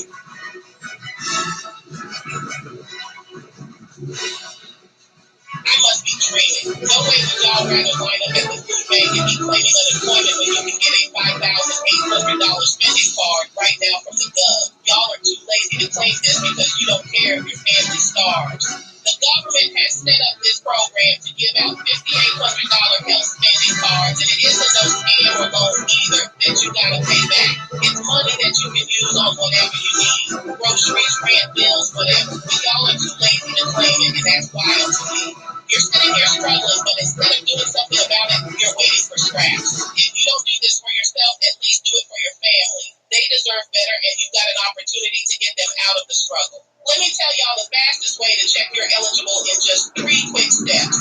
First, you gotta click the link below to check if you're eligible on the official site. Then answer 2 simple yes or no questions. This will take you less than 2 minutes. Then you gotta talk to a rep who will get your application approved, and your $5,800 card will be shipped out to you overnight. You ain't gotta jump through no hoops or answer no crazy personal questions either. If you're wondering why Uncle Sam is suddenly doing this for us, it's because the government needs you to spend this money. Things are bad right now. Prices are up and people are struggling. If we don't start spending again, the economy's going to get even worse. The government knows this, and that's why they're offering these allowance cards to keep things moving. This is one of those rare times where we both benefit. Unless you'd rather see your family struggle and take 2 minutes to claim money that's already been set aside for you, then y'all better hurry up and tap the link below now. Especially when this program won't be around forever. The government only has so much money set aside, and it's first come, first served. That means if you wait too long, you're going to miss out, and everyone around you will be getting ahead while you're still struggling to make ends meet. Don't be that one loser. Click the link, apply, and get your $5,800 before the program closes. Do it now, right now, before it's too late.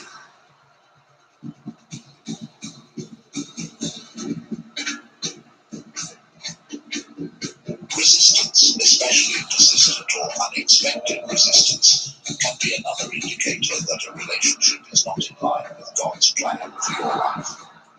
At first glance, this might seem like normal relationship hurdles, but pay attention to the nature and consistency of these barriers.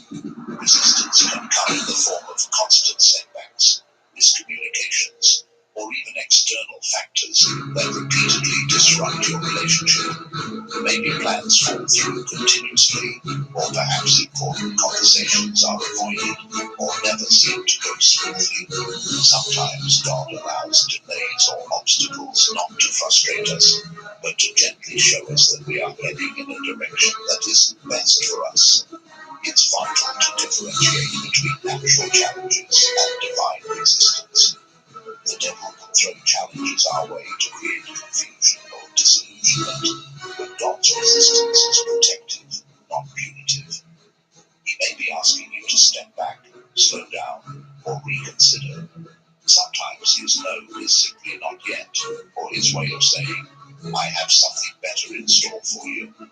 rather than pushing through and trying to make things happen on your terms, it's better to seek spiritual counsel, reflect in prayer, and ask God to reveal what He truly desires for you. His guidance is never meant to restrict, but to direct you toward the path of fullness and joy.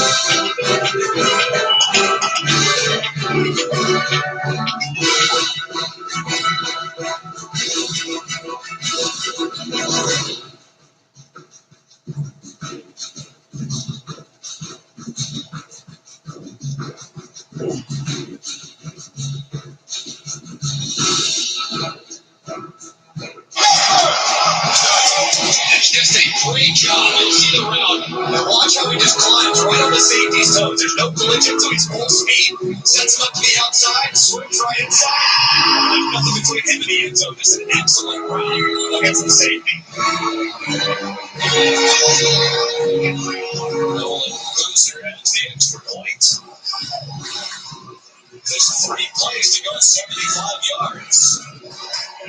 Following the advice of the national championship winning quarterback, Mr. McElroy, deep balls down the middle, and the second touchdown completion on Williams. And just a thing of beauty in that play against Pat Narduzzi, they're so consumed by trying to stop the run. Those safeties get so involved looking in the backfield, play action with closer to the top. It's a route that you can hit over and over and over. And now you got to get a good release. You got to be able to get on top of the great receiver because the corners are excellent. But when you do, they are there. So that's a play that I would imagine Kate Pumpkin and Garrett Riley will absolutely get back to, because much like the match that they have with Williams. Robert Gunn will kick off. Kenny Johnson and Derek Davis back.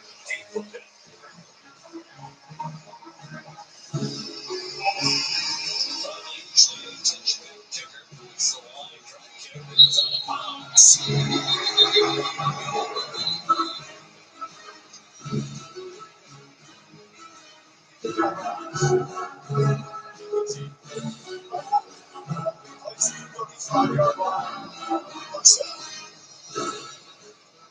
someone who ever gets one out of the mouth, it's Matt Berry. That's why we got it fairways and greens. It's Hater Fairfield veterinarian studio update developing situation of Wrigley Field in Ohio State, Northwestern Jack Mouse puts Northwestern on top early 7-0. Ohio State comes back with Sean Junkins 1-yard run. Weird time at 17. Thank you. That's been Reed taken down by Khalil Barnes, the safety for a loss of 4. We talked about the issues on the offensive line for Clemson, and Pittsburgh's had them as well. Certainly a big reason why they've struggled on offense the last couple of weeks. They lost Branson Taylor in the 6th game of the year against Cal. Their outstanding left tackle. Their line has been in flux ever since. Right tackle Ryan Bear from the 70 to left tackle today. Jackson Brown, number 77, making his first career start this pandemic. There's a line. A 31-yard gain.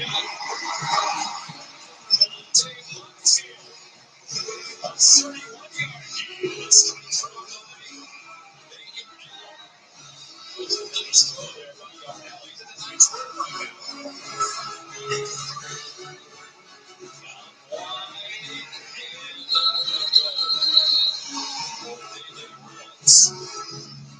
Jody's going to play today. Dislocated his shoulder last week. That Narduzzi said, I am playing in this game. Of course, Clemson being kind of the alpha dog program in the ACC for the better part of the last decade. It's just one that everybody has circled in the ACC. So, Matt Narduzzi, the players understanding the opportunity at hand. They haven't played a lot, but they've had some memorable games. The 6th meeting all time. 6 and 7 members of the ACC. Now, taking it off from behind.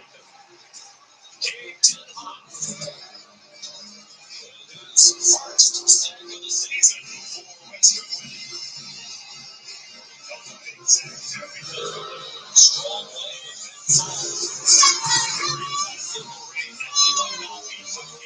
Probably thinking at this point, how do I make this feel more manageable? You can hand it on. You absolutely cannot take a second. These have been the 2 biggest sack teams in the country since 2019. That was more than any other program at that time in Clemson, number 2 nationally. Yardell's pass batted down, even a good receiver. Running across the middle, but Barry Carter knocked it out of the air. They're trying to get it to C.J. Lee. And a good job by Barry Carter. There's a drop out underneath it. They know they're only going to rush 3, so Carter's eyes are on Yardell the whole way. He falls right out underneath it, puts the right hand up, gets the tip, and it forces the punt. It's almost said many times, Barry Carter, one of the very best players he's coached in Clemson. They've had a lot of great ones. They're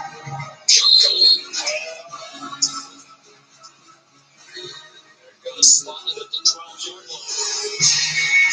32-yard plays.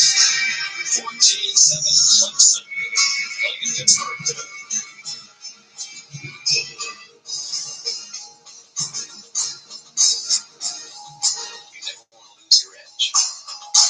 And the Lexus RX completely understands that.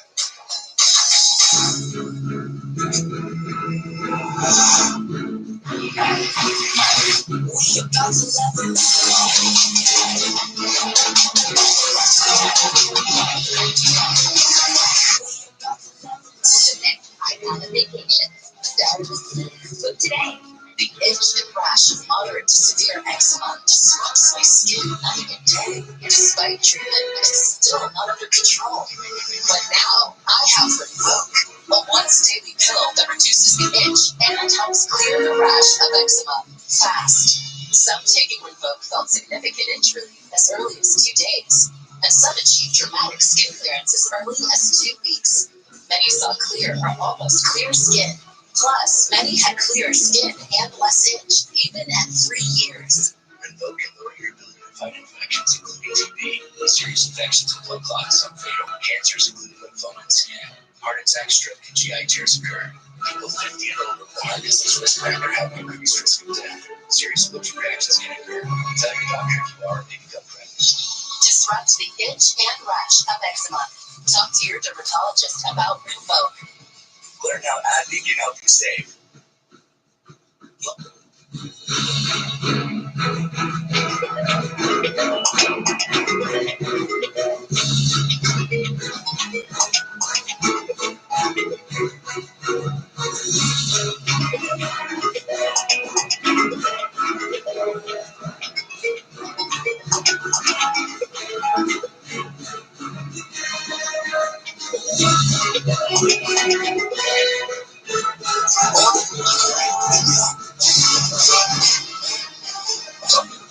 Save $100 by checking Allstate first.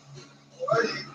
Who's ready for my famous jar duck? What good? Check the mascot first before bringing the food to a tailgate. Talk to me.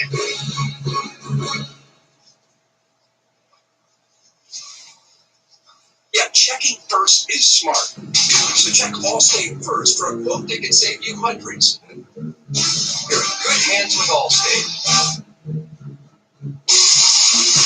ESPN College Football, presented by Tyson Brand, is brought to you by Royal Caribbean, Come See, and McDonald's.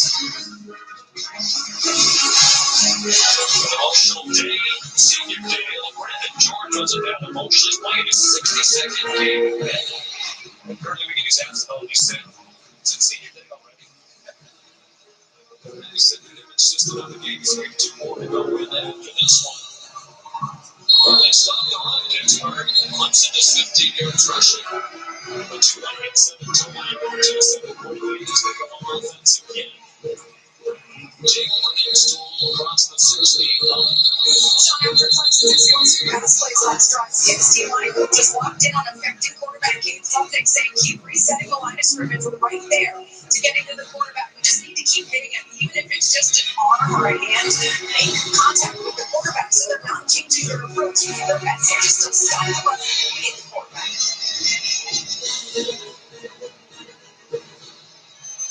That message is never going to change. As long as Patrick Ducey's the coach, they go deep again. Williams was breaking free. And the ball was just a bit too long for him. Just barely missed it. About Kate Plumlee got to it a little bit late. It's a big word in the near minute. On the field, they're able to clean up. Defense to make a play. You know, to get you a ball back around midfield to a big play here. And see if they bring pressure on the play coverage here. And just kind of read Kate Plumlee's eyes. That's a 3 out of 5 on 3rd down. We're down in first grade.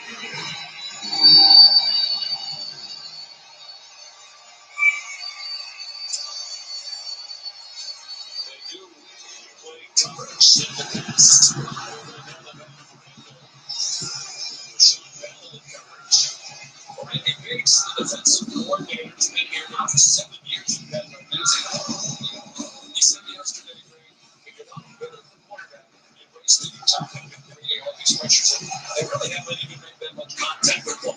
No, they haven't. And they had a really nice rush early towards the sack fumble. Other than that, really haven't gotten home. So they're going to have to ramp things up by bringing those linebackers. If right now the pass rush isn't winning against the Dolphins, but they kind of remade with a couple injuries. This offensive line in flux down there. That's John from Clemson. He is responsible for it. I'm short. And Reed catches it out of bounds. And a fair catch signal played on onside. And the officials conferring. And now there is a flag on the field. Definitely waved. Took off with it.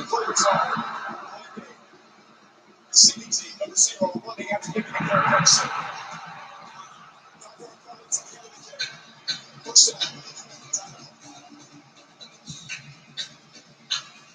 Midway through the second quarter, this ACC game, Clemson leading Pitt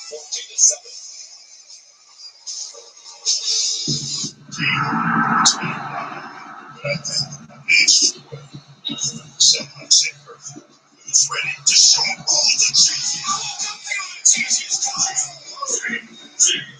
Official sponsor of the college football playoff. $7 Lux Ratings box is the Tortilla Supreme. What is this thing?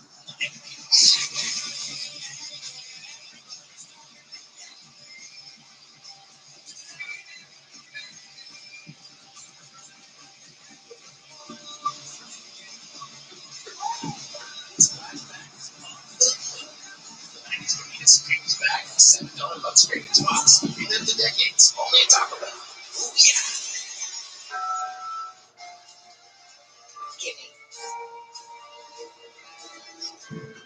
Giving that's possible through the power of LA Intel. So those who receive can find the joy of giving back. You've been accused of plagiarizing your master's thesis. Tell the truth, you can have this popular arguments. I'll go first. Well, first one, I've been taking karate class ever since that saxophone. I gotta let's focus, please.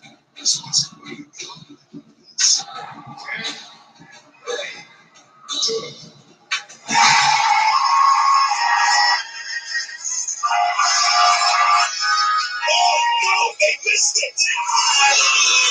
There's a flag on the play!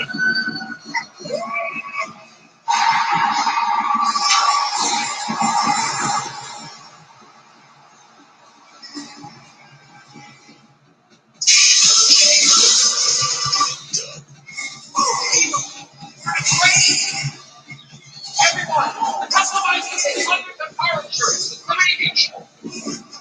Customize it.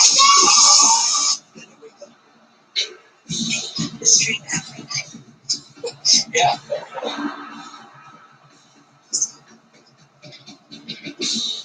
Only pay for what you need. Liberty.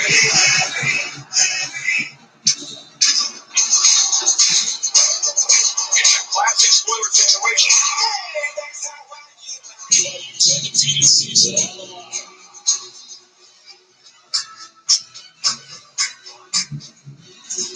The difference in the intro. Find it on ESPN.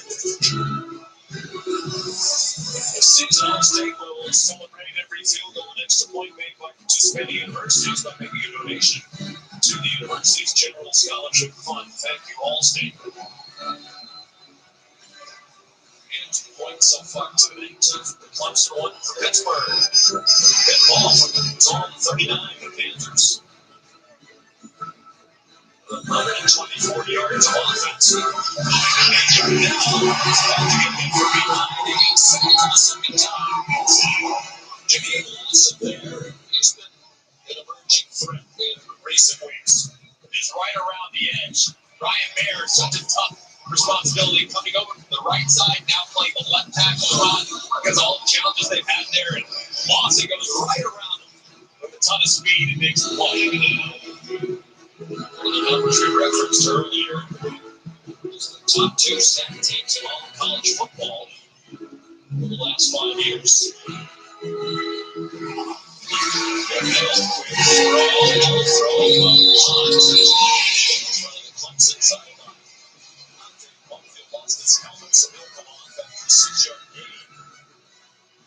On the third down and long, 3rd and 8 for the Panthers. So far, that pass rush started to heat up just a little bit. Campbell's going to have to get the ball out of this quarterback's hands quickly. They had some success earlier in the game, moving the pocket, rolling Yardell out to the right-hand side on the left hash. You can do that, but you're in that formation. I wouldn't anticipate it. 0 for 4 on 3rd down. The Panthers, their offense has struggled in recent weeks. Back-to-back losses. Down throws.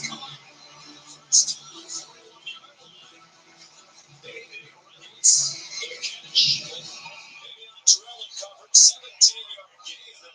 Narduzzi trying to give him a pat on the back for the catch. And a really well-thrown ball as well. Just a back shoulder is allowed to hold Reynolds up. And he separates at the very end to make that play. Terrific conversion and throw.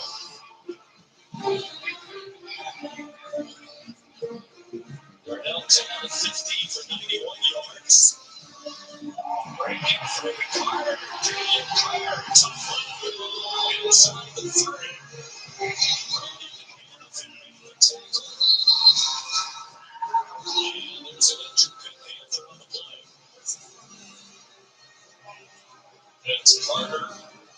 his leg. Early off on his arm day.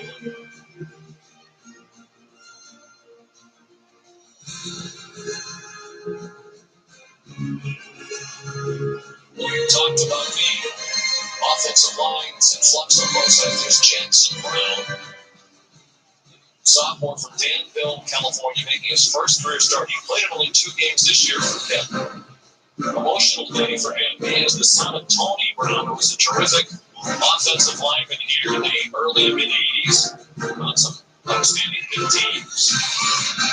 And Jackson lost his dad in 2010 to cancer at the age of 45. He was just 6 years old. His dad has always been his inspiration. Tony Brown was a very well-liked man. Wally Smith's great article that was written back in 2010 when he passed away. The family moved to Scottsdale along with many friends. Tony Brown's friends, Charles Barkley, who I corresponded with last night, said his dad was just a great guy and a great friend. It's a really special day for Jackson today, who actually started in Cal. He started his career in Cal, but he won the state. Coach Hall didn't play much there in Jackson. That was his dad's small money. Young Jackson honors his father Tony by wearing his number 77 and grew up watching old tapes of his dad's games. And said every snap of football, I'm playing for him. He is always thinking of his father, and this is very special, making his first career start for his father. Emotional day. His dad, he played. His dad's line coach was the legendary Joe Moore, for whom the Joe Moore Awards named, obviously, is the best offensive line in the country.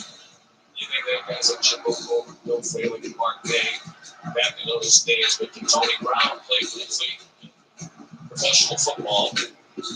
Signed his letter of intent in Jackson 40 years to the day after his dad did, of course, was to go play Cal. We're talking about great offensive. We had some great players here.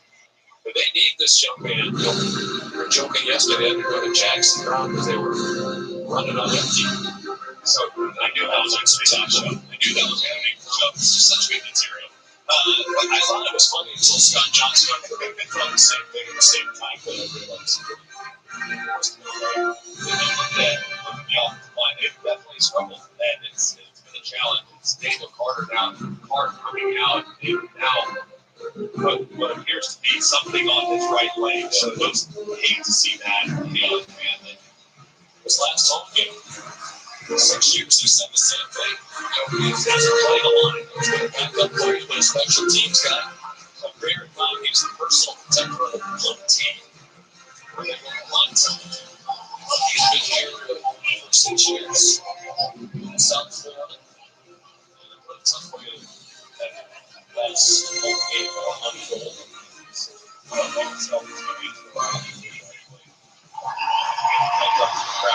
It's so disappointing. Any player and one goes down through final home game. It's just so disappointing. So hopefully that family will speed and recovery and get back to full strength at some point very soon. As you see, he's an important player. Carry the ball well. That's the read so far. Passing once to the sideline, shooting the best. Just one game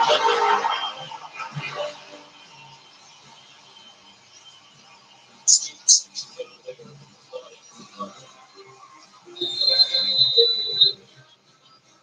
So they're on the move. Clock running down under 6 minutes to go in the half. 14-7 Clemson. Good play of the drive from him. That's pretty bad. And running back. And looking at your chest, Jimmy Johnson, one of the fastest players.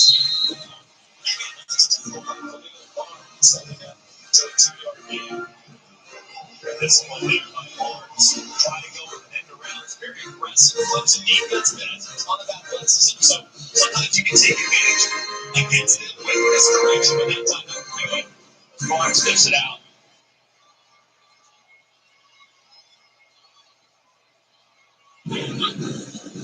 There's a Clemson once. Yarnell on the call. Down. There's a flag that makes it right away. It's a Sammy Brown who couldn't hold on. They had Yarnell around the ankles. They still managed to get it off. The freshman Brown couldn't hang on to what would have been an interception. 77. 10-yard penalty. Second down. Jackson Brown on the right side, working against the pass rush upfield. Looks like Hoffler beats it around, and then as he's trying to curve inside, looks like he gets a hand and pull of jersey, and Brown eagerly had the interception with plenty of space out front that he secured it.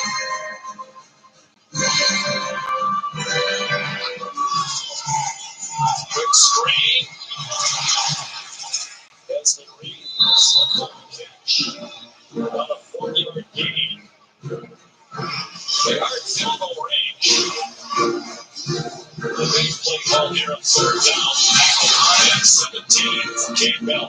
Just 31 years old. They're and sacked 3 times too, so he needs to get the ball out. Because take a sack here, you run the risk of being in the field goal range.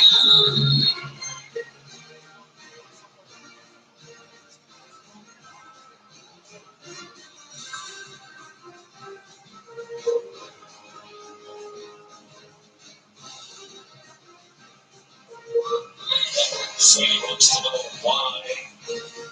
His knee was down. Stop him. Not sure if he'll the ball very far. He found that number 41.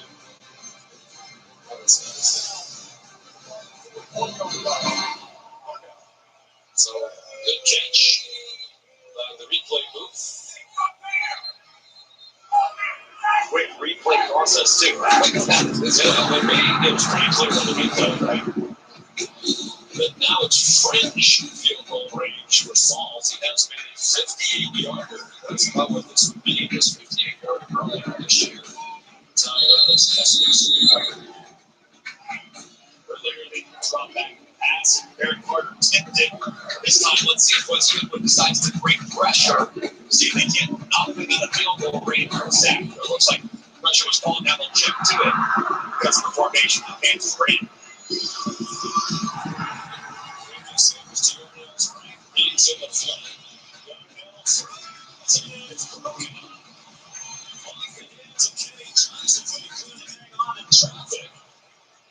Good throw by Yarnell. There were 2 Pittsburgh receivers very close together. That was a great throw by Yarnell. It's going to be a bang play. You know you're going to get hit hard, and Johnson just dropped it. It would have been a tough catch. He knows he's going to get hit. The drops really hurt this team last week, and there, the drop leads to the field goal. Even more drops and more offensive penalties in previous 2 games of 18. Here's Ben Sauls. They went from 57 and 58 each year. This is 59 to bring it to the school record.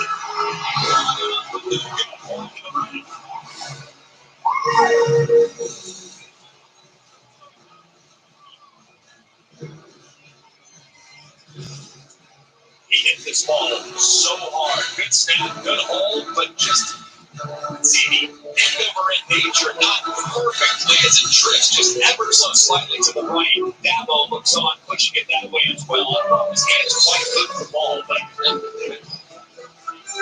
how about yesterday? We talked to Rattler Macy about seniors, any stories that you particularly emotional on senior day. And the first guy mentioned was Ben Sauls, the kicker. So when he got here, he was a scholarship kicker out of high school in Ohio. He struggled, and they had a walk-on set, so won the job. Goes Clubman, couldn't get the 31-yard line. Sincere Edwards, ready to sack from Pittsburgh. Just a great rush along the right-hand side of Walker Parks. In the slide out for right guard to right tackle, so playing out of position. Gets up the pressure, Edwards around the edge, and the pressure drops Clubman. Behind the stakes. Panthers with their first sack of the day. 31st of the year. They came in 5th in the nation in sacks this year.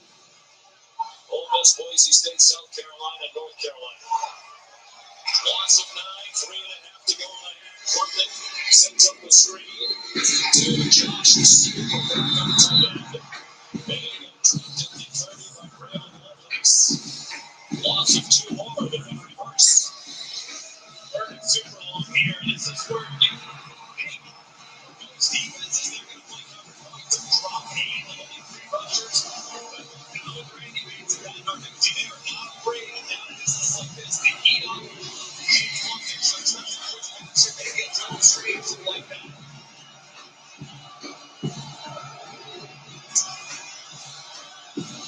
Flying down, there was a little bit along the line of stretch attacks and a drop into the hands of Donovan McMillan that came out as he hit the ground. The Russ movement at the line of scrimmage. Offside. Defense.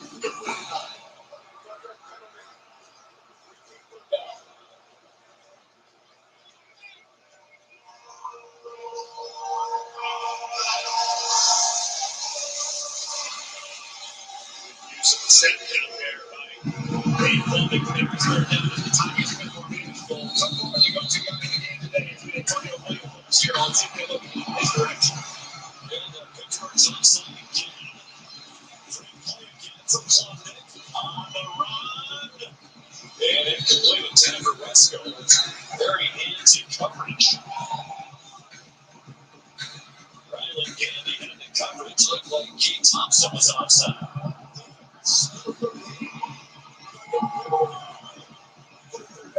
Killing themselves with penalties and reach their way most of them on the offense.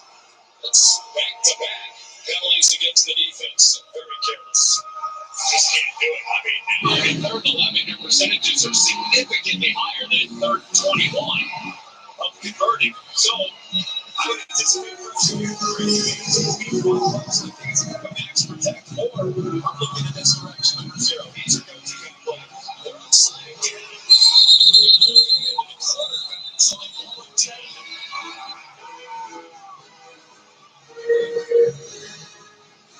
Inside is gesturing, and this time they were drawn.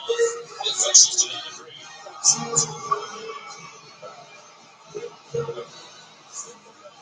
It's 3-21, 3 straight penalties for being onside.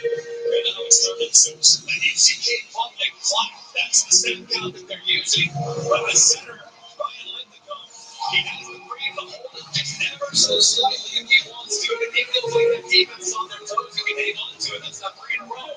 Or if they caught Pittsburgh in the neutral zone. Surely they won't jump again, right? Surely they can't be serious. And Johnny. Here comes pressure. And Klubnik's pass. And incomplete. The throw by Randy Bates. And it's high. And minus. It's on the 2 again. Klubnik. What an interesting sequence there of 4 plays. 3 offsides and then an errant throw by Klubnik. Really one of the first misses of the day. And that throw got a little bit better. You might have had a chance to hit Wesco on the move, but for both throw and the incompletion leads to the punt. Fourth punt for Ian Swanson.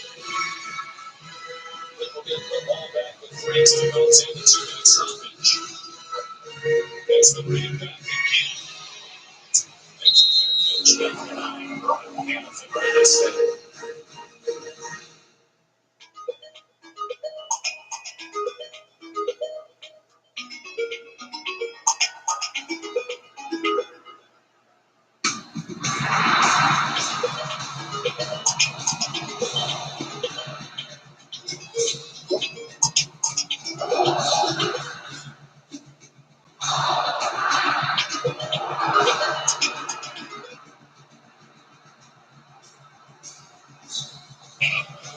Wild. Where we're at on football, but Grayson James, Bill O'Brien, I trust him when it comes to evaluating quarterbacks. The delay just Reed. A hard time on Woods, who's returned this week. He did not play last week at Virginia Tech. They played very well without him against the Hokies. Gave up just 1 touchdown on defense at Virginia Tech. That didn't come to the final 2 minutes of the game. Another touchdown for the Hokies is on blocked field goal return. Virginia Tech with 40 yards rushing. They're averaging 1 and 2 over the game. 2-minute timeout, a 7-point lead for Clemson. Soccer's final important game on April 16th. We'd like to show off the crowds. Technology that's ready to remain. Lexus NX.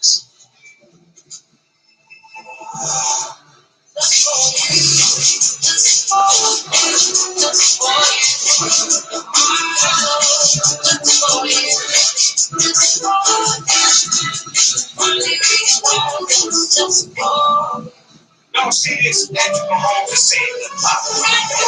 That's a people's trip. Where are you going? He was asked to save the lives of his own phone. Also, it's pretty amazing. The iPhone 16 can take over. It's the first iPhone with Apple Intelligence. That's like getting a letter on Jimmy. Oh, no. Get 4 iPhone 16s on us. Plus, 4 lines for $25. Same for everyone first and other thing out. But indeed, that's a lot. You actually don't give it great fast. If you have advanced prostate cancer, you know all about perseverance. You believed in your team, even when it hurt. You led the challenge case by case. You didn't quit them. Don't stop them now.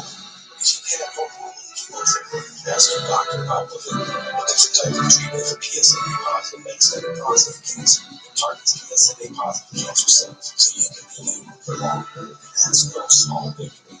It involves contact radioactivity, which may increase the risk of cancer and cause fatal harm. Drink plenty of fluids, urinate often, use contraception. Talk to your doctor about ways to reduce the risk of exposing others to radiation during and after treatment. Victim cause low levels of blood cell counts, kidney problems, and infertility. Tell your doctor if you have weakness, pale skin, shortness of breath, bleeding, bruising more easily, an infection, or changes in urination, side effects include tiredness, dry mouth, nausea, appetite loss, and constipation. Here's to never giving up. Ask your doctor about Palento for everyday victims. Let's go to our next segment, Bear's Calls, inspired by Geico's fair and fast 24/7 claim service. Good stuff all Yep, we do. Let's play the play. Holding, number 53, 10-yard penalty. This literally happens every game. You stick to the ad. Oh, fair fast claims, just like Geico. Nicely, but I don't want to play the play. Pass interference, number 34. Wow, doesn't get any fairer than this, boys. For savings and service, get more than Geico. Look at us, all stressed before we even get dressed. Let's take a little time off to go off on brunch. Wait, let's roll with sausage, with crying, peaches, vacations, all kinds of great. Yeah. Let's trigger line dances, not each other. We just gotta keep the buddies married, the Johnsonville money, and keep it juicy. I'm at Mary coming up the avocados from Mexico. We have California. You're getting early on in Texas. They're raising sharp as no result. But the fun is a little bit of a cat fight on the road. You know, wake up call for Colorado. Everyone loves the 10 a.m. kick. And we'll just all right, Matt, thank you. Get on offense. They are now on target. But I'll take Lightfield. Cross the 20.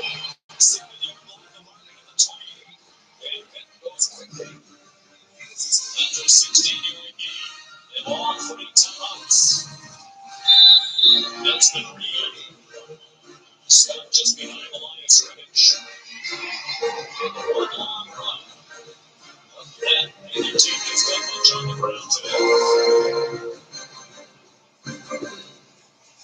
They're now hit immediately. And sacked.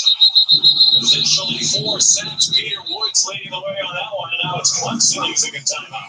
And just right here, so difficult on the left guard and the center. As big old Peter Woods at 315 pounds goes inside and just smashes the center, number 56, Lincoln Cooper. There's nothing that you can do about a man moving that fast when you're 315 pounds. And you can see the difference in the offensive line. Since Ramsey Taylor went out, their terrific left tackle, they think they're an NFL player. He's not an eligibility here. Ryan Jacoby, left guard, family of ankle injury that was treated by all last week. They brought him back this week. But there's no doubt that the They bring Hawaii, Greg. They can score like 25 points. A lot of that was a garbage time. Hold on to this, and you can score only 19 last week against UVA. Is the downgrade along the offensive line. Yeah, it's been a significant problem. And with a group along the defensive line like Clemson has, there's just not that much you can do. It can be on the inside and the outside. But it's trying to find answers. I mean, they're moving guys in that lineup. They're moving right tackle to left. Starting a new right tackle. So they're trying everything. But it's a tough task to block these Clemson Tigers. So far, they've had some struggles. 5 carries, 43 for Desmond Reed, but he had 43 on one carry. The other 4 done for a total of 0. Flyers down behind the play. They rush the pass. Another drop by ordinarily very good. And receiver had more drops the last 2 weeks than they had in the first 7 games combined.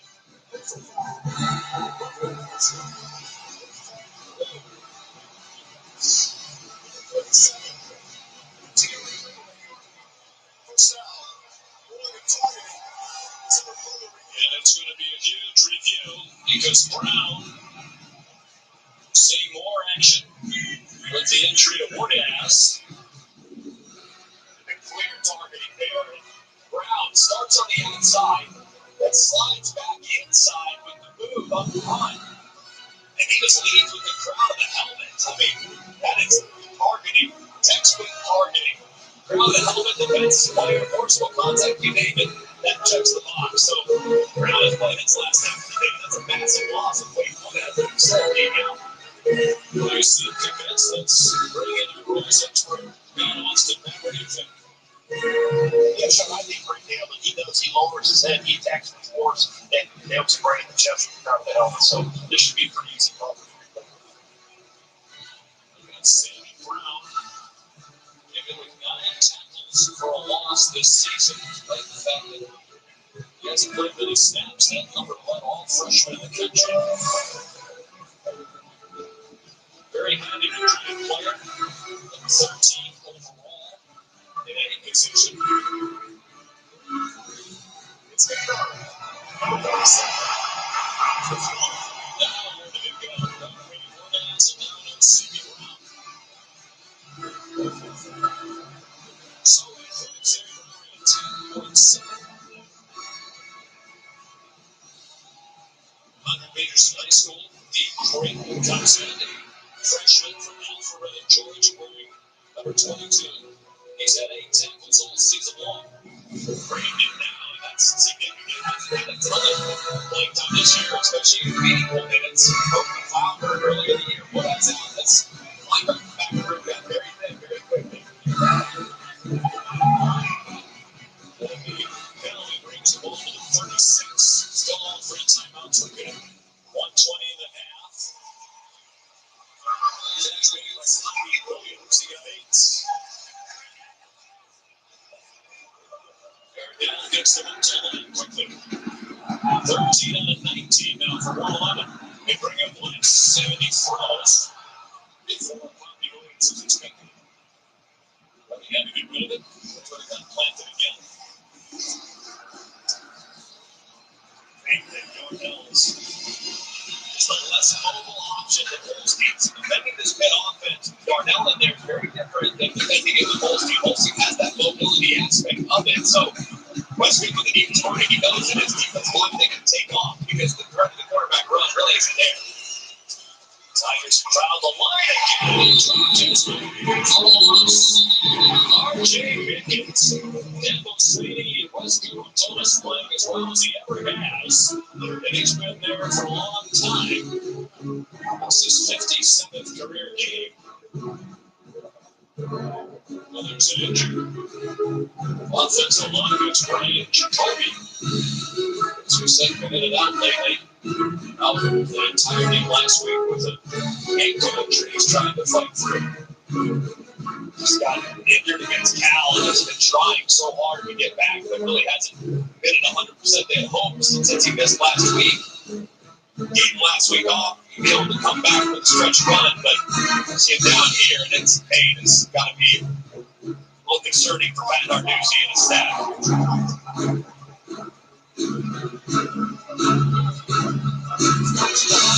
To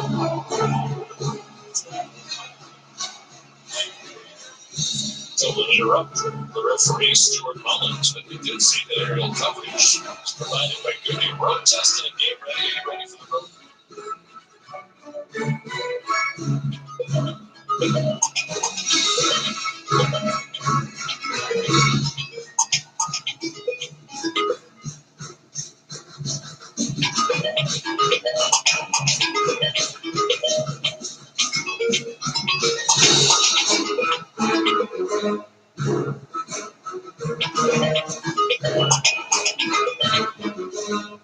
Big weekend here as well. The Steelers are host a big home game here tomorrow night against the Baltimore Ravens.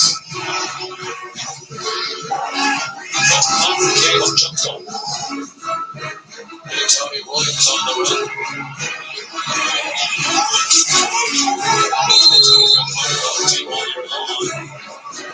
That one to 8 yards. So, it says we want to stop the run. They have. And but they're trailing. But it looks like they're settling a little bit now for hits and backs. Yeah, they are. And really, this game, I think in the second half, we're going to see this Clemson offense be a little more aggressive on some downfield throws because of the commitment that we've seen from Pitt to stopping the run and being aggressive and trying to pursue game hunting. There are some opportunities behind the defense, behind the safety, so I anticipate them trying to hit those spots in the second half.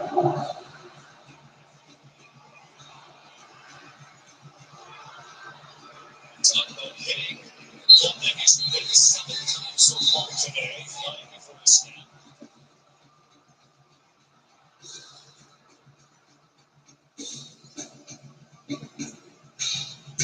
Well, sorry.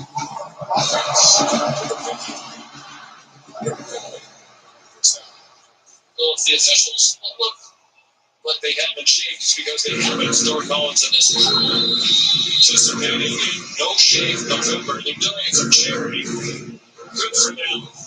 These officials have remembered this trip donating portions of their pay for every game in November to pancreatic cancer research.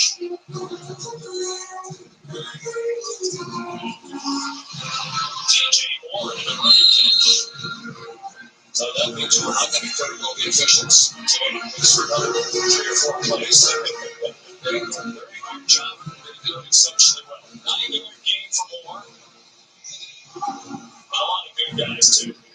I had a chance to talk to officials. Matt Austin explained it, of course. And they're generally a good bunch of guys. They run hard and really care about the game and feel like they're back in the game when they're out there on the field. You always appreciate the competition. And of course, this race is going to be fun. That goes to Don Orlo's there giving 4-6 now for him.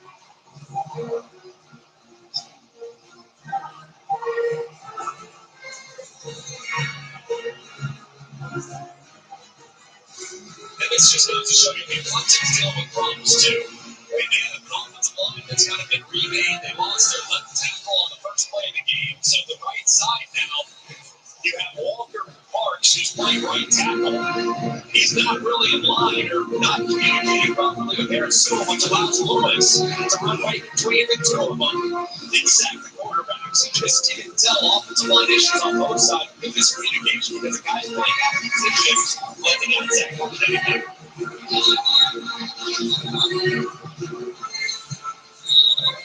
I know. Clemson, stop the run. That's always the first priority.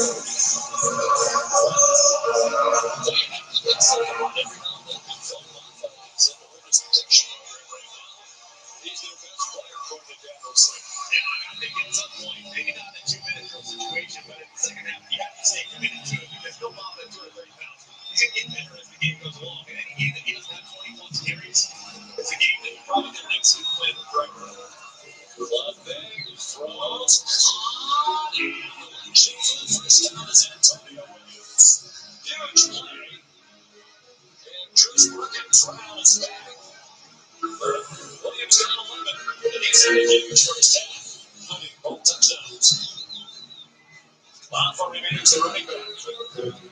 They throw it to him by the sideline. He scampers out of bounds. At 42.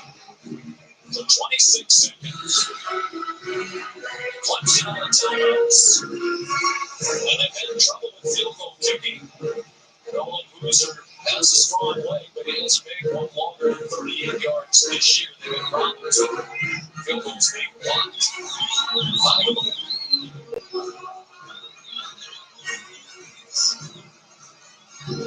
Pittsburgh. Going again. Rushing 5. Williams. Lunges. First down. We'll start the clock for a moment. On a clock and now it's team out of bounds. He didn't clock it. Wasted down. Not the time. 15 seconds in the half. That was Sweeney's team at the 50-yard line. Be real mindful of how you execute your obviously game club coach stack. Kills the drive, and he tackle short of the 6. Kills the drive with no timeouts. You have to work the sideline. Brandon, you work in the middle of the field has to be beyond 10 yards. Because the first down obviously will stop when they're ready. The clock will start ready to play when we stop initially at the first down.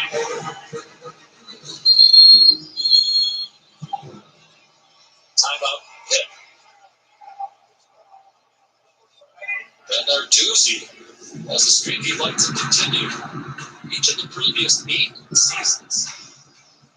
The Pitt Panthers under Narduzzi have defeated at least one team ranked in the top 25. They haven't done that yet this year. They have a shot today against 20th ranked Clemson. We talked about how important this is for Clemson and the ACC. They have to have it. In all likelihood. But it's also that they can finish as a 2-loss team, finish 10-2 overall. That would require wins against Pitt, a team that was ranked in the top 20 last week. South Carolina, a team that's in the top 25 right now. That would be a 10-2 team that would certainly be considered for the 12-team play. I think they would need some style points. I think they would need to look really, really good because right now they got a lot of ground to make up. They need a little bit of chaos. They need some help. But I don't think the playoff chances are completely eliminated for Clemson in the event which they finish on a really high note. Rafa doesn't carry the ball since 12-20 minutes. Let's go game action there. Field reach now. Williams down at the 32. He wants them to clock it. And they will.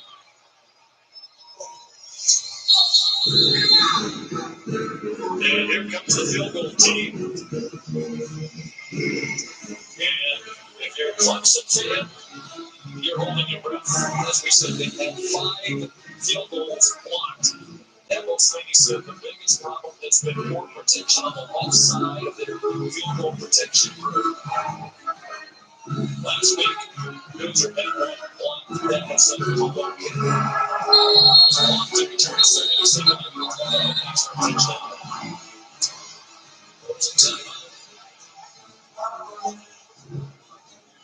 First, likes to win. It's been a nightmare. Let's look at the left side. I mean, don't ever want to point fingers, but let's look where the guys are coming from. The left side has really struggled the last few weeks. And that was so frustrating. A touchdown last week on the return, but they are cautiously optimistic that some of those woes are in the rearview mirror because of the return of Peter Woods, who now is going to be playing a long time in spots to the left side.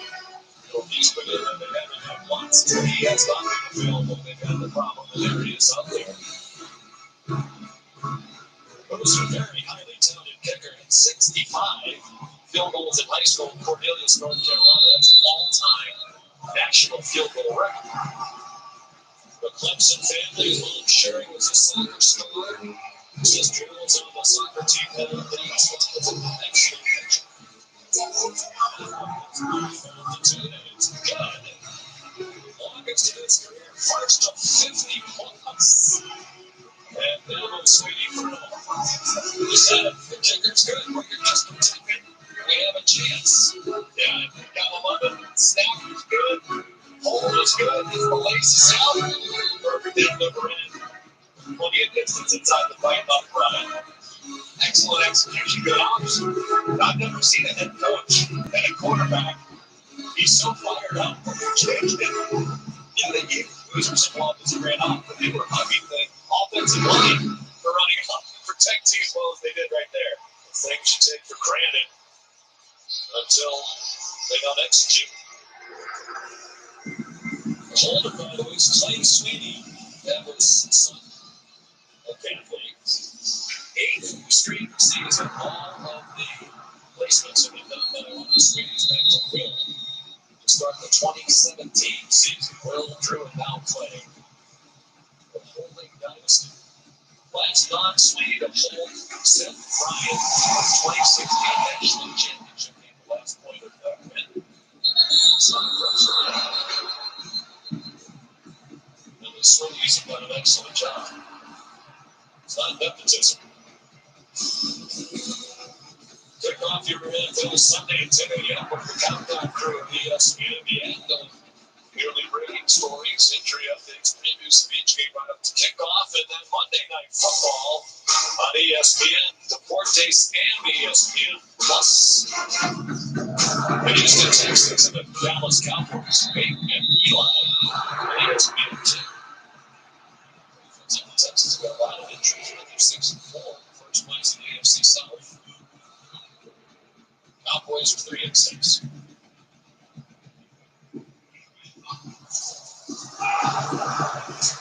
Likely the last play of the half. Yesterday was out of bounds. It's 3-yard gain. They will get the second half kickoff. Clemson had 244 total yards against Pat Narduzzi's defense. His defense held the Tigers to 2 rushing yards, but they had 242 for the years. Molly? Coach, how did your offensive line hold up without left tackle Elijah Thurman? Not as good as we could hope for. I mean, I think we got beat one time around the edge, but pretty good. They bring a ton of pressure. We're getting what we got. We just got to get what we got, and that's the main thing. So, I got a 10-point lead. Honestly, we missed a couple of big plays. Shaw with Greedy, and then we missed Antonio one time. But hey, great drive right there. Not on a field goal team coming through, getting some points right there. Defense had the one big drive. They got to do something to hold the streets on. It's a small way to go, but have fun of it at this point. Really quickly, Barney returning the game. Return in his name. No, he's out. Unfortunately, he's probably going to be done for the year. Unbelievable first play. But hey, we all got challenges, and we got to accept the challenge. I'm proud of what those guys did. I'm going in there, Trey going in there. Walker bumping out a tackle and played there since he was a freshman. Early sophomore, so long way to go, but I'm proud of him. I'm going to get Sammy Brennan. That's a tough call. It's a tough call right there. So we're going to decrease it.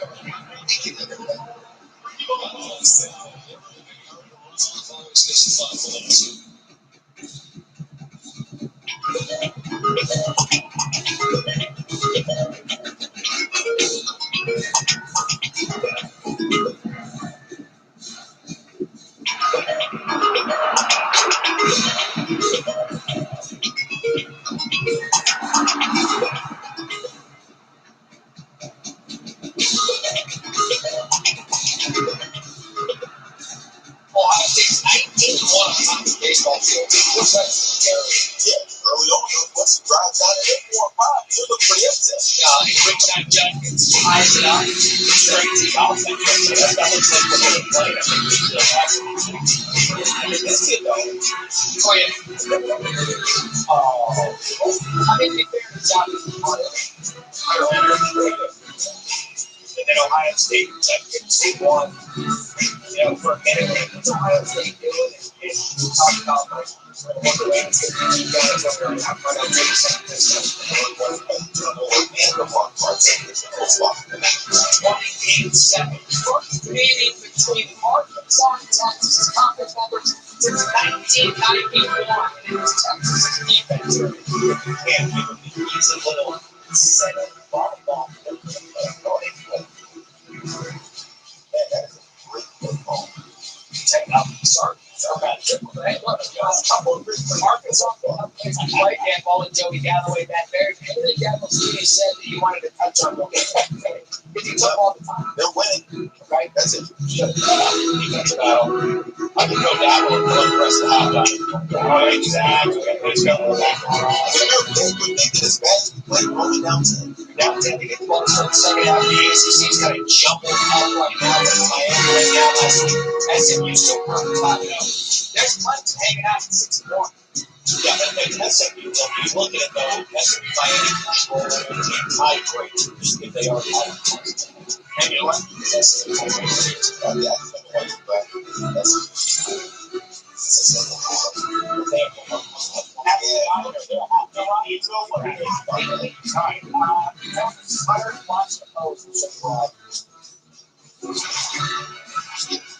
This halftime report is presented by Avocados from Mexico. Always good.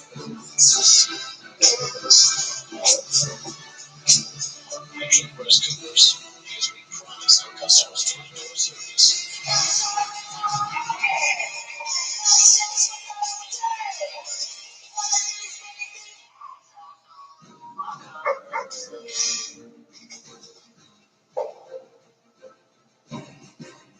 Wow. AJ is watching the Shushing Alabama. Warning. There's a big thoughts, special colors. Warning.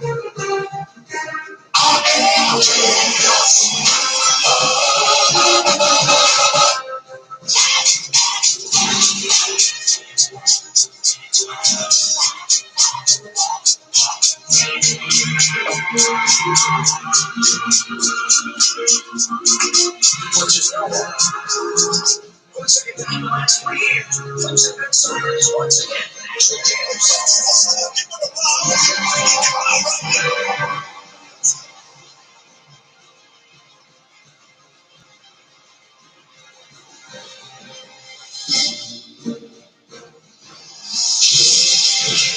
World leads you to tackle the challenges that we're facing. I believe that's an impact and Clemson and across the world will be significant in your lifetime.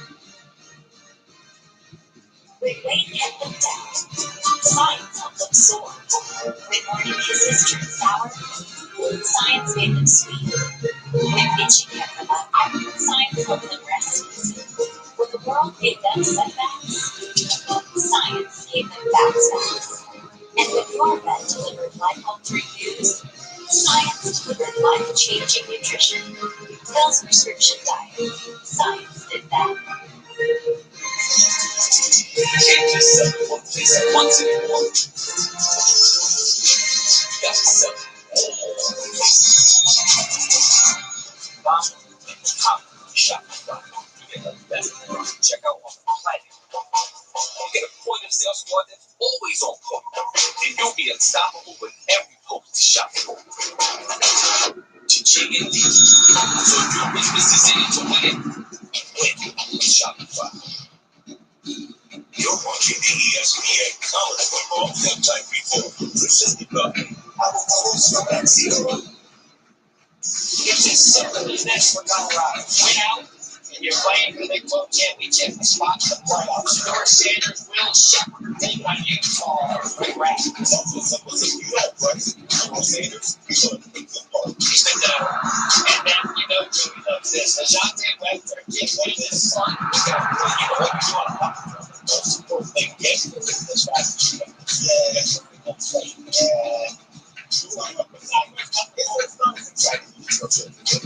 You know what's exciting? This guy like Travis Hunter. Rocky's in and then Rocky again. It's all one thing for the game, though. Those Heisman stats, I'm going to catch you from the yards. Had those Heisman stats, and then here to Shepard again, 21-9 loss. Great job, Shepard. Colorado's rolling, so is Tulane. They won 7 in a row, getting Navy Blacks. What's his back? They're sent by Sam Howard. Injury, they play one after the game, and they just struggle. A win in Tulane flips the spot in the American Championship. They've never been 7 times. Not just Tulane, Harvey also clinches that spot. So championship game will be set. And now you start talking about the playoff thing, but I Lakers won't run short. Just once. I didn't have that. Early window thing goes hard. Although I don't know that I had a big hard. We will discuss the baby tonight. Tennessee between the edges and the boys. Don't stop, rock like TNT. Don't stop, rock to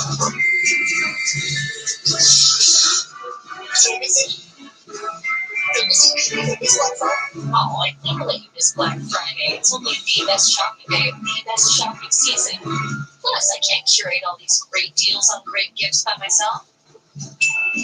Well, I hope you got some sleep too. Oh, the good guy never sleeps. Really? I'm actually very tired. This holiday season, let Macy's be your guide to gifting.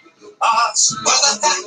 Classic first timers. They don't know that nearly half of all these cars have been in an accident. But Carfax shows how accidents impact price, so they don't have to overpay. Unpause. Shop yall at Carfax.com.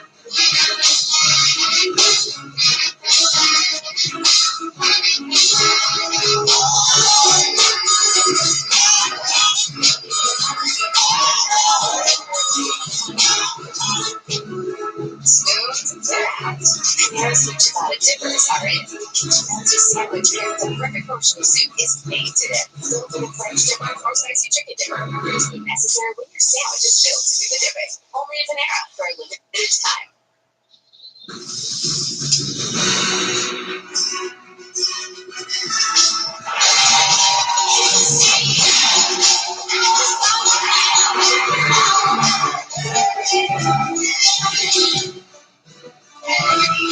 It's the most wonderful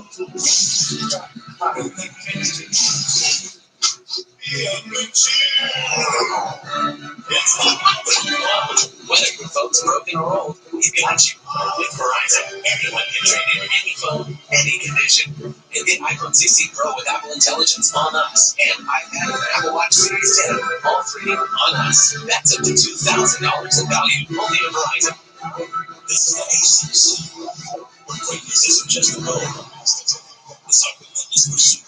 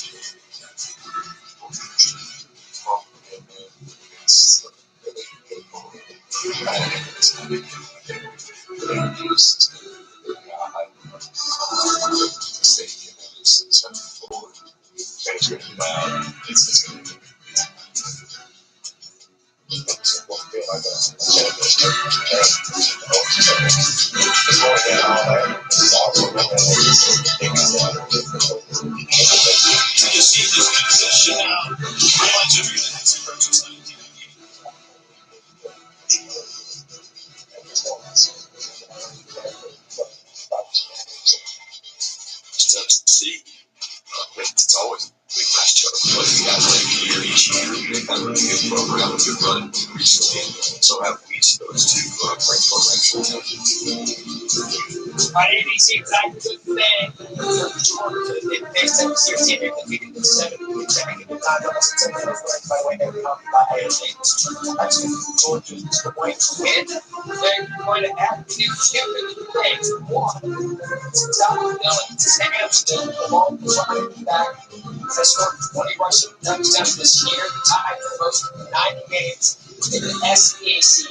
Secondly, the Stars have been playing the state free QB. They've got 12 interceptions in his last 6 games, including 1 turnovers in 5 of those 6 games. One less team to one to take the third ball, but they're going to take the pressure off. This program has been built on defense and running the football early this season. They were running the ball late, which means that he's able to find his weapons down with the field.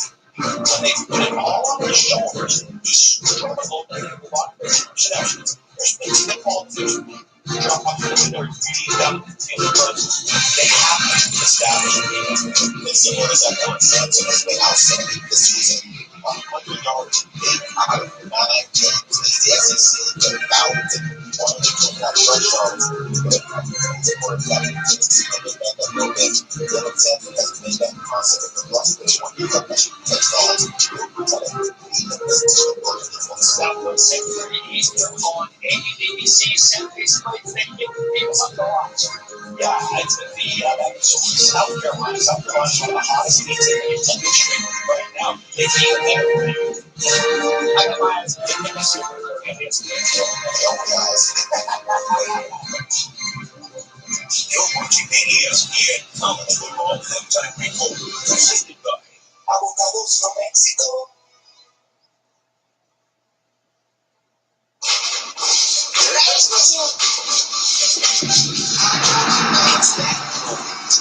It's a gift. It don't stop it. And a wish becomes true. A person. Yes, I just thought it was big. They had us to that right. Like they had good color. Yes,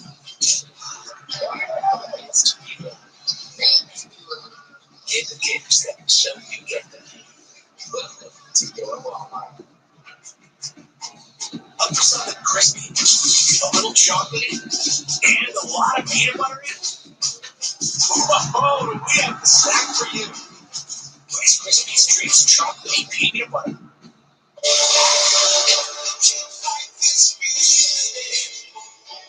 Whenever heartburn strikes, get fast relief with Tums. It's time to love food back. Also try new Tums Gummy Bites.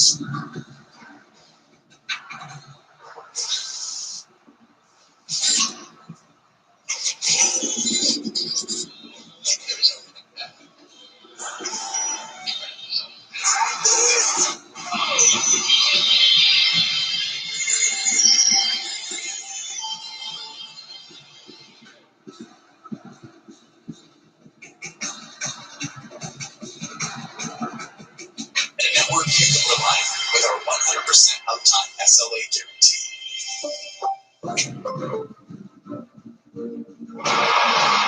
There's TNA. Then there's heavy-duty TNA. HTNA. It's engineered into every aspect of the GMC Sierra HT. With the pulling power to prove it, 2 inches of the world prepared for glory. Get 5 more than APR for 84 months of Sierra heavy-duty GLA models. That's over $5,300 minus savings.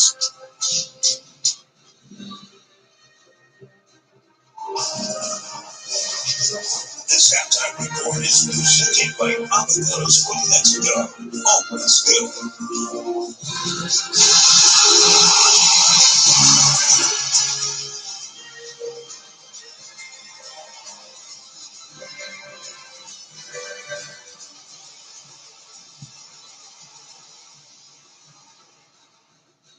That's key for Hale again to get back in this one. Well, starting by protecting the quarterback and picking up 4 sacks in the first half. They stay aggressive defensively on that run. Back to down. They are from Mexico.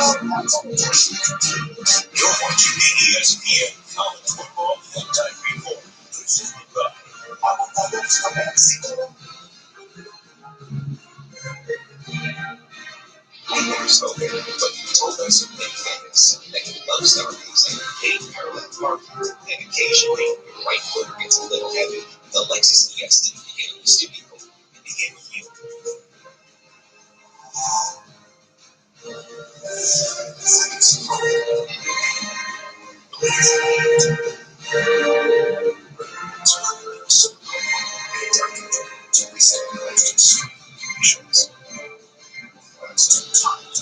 traditional wipers. If Rainix premium silicone wipers survive these conditions, clearly they'll last in yours. Rainix, outsmart the elements. Find Rainix silicone wipers at these retailers. up, Coach? Yeah, sure. We're not going to start this game. No. Did you just say that you're going to bench me with the avocados from Mexico, Joe? Well, they make everything better. Tastes good. Good for you. No, fucking hold it. This one's all. Now I'm better than I thought. Get another trip. Avocados from Mexico. Infinite cubes to characterize international species. Tell the truth, they have a spot in the bloodlines. I'll go first. No, that's what has been taking karate class ever since that saxophone girl put him in a headlock. That was a secret. That was me. Everybody, let's focus, please. You know, Coach Ron, it's nice to finally have some free time. Didn't get a chance to reflect on the important things.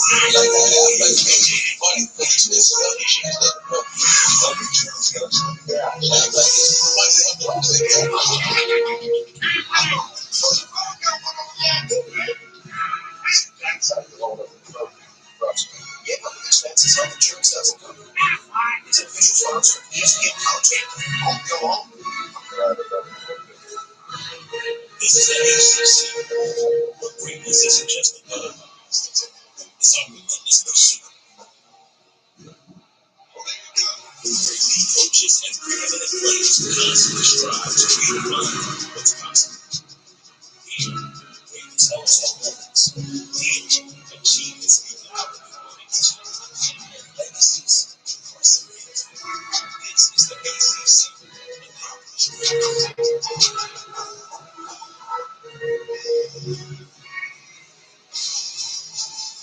This is the ACC on ESPN.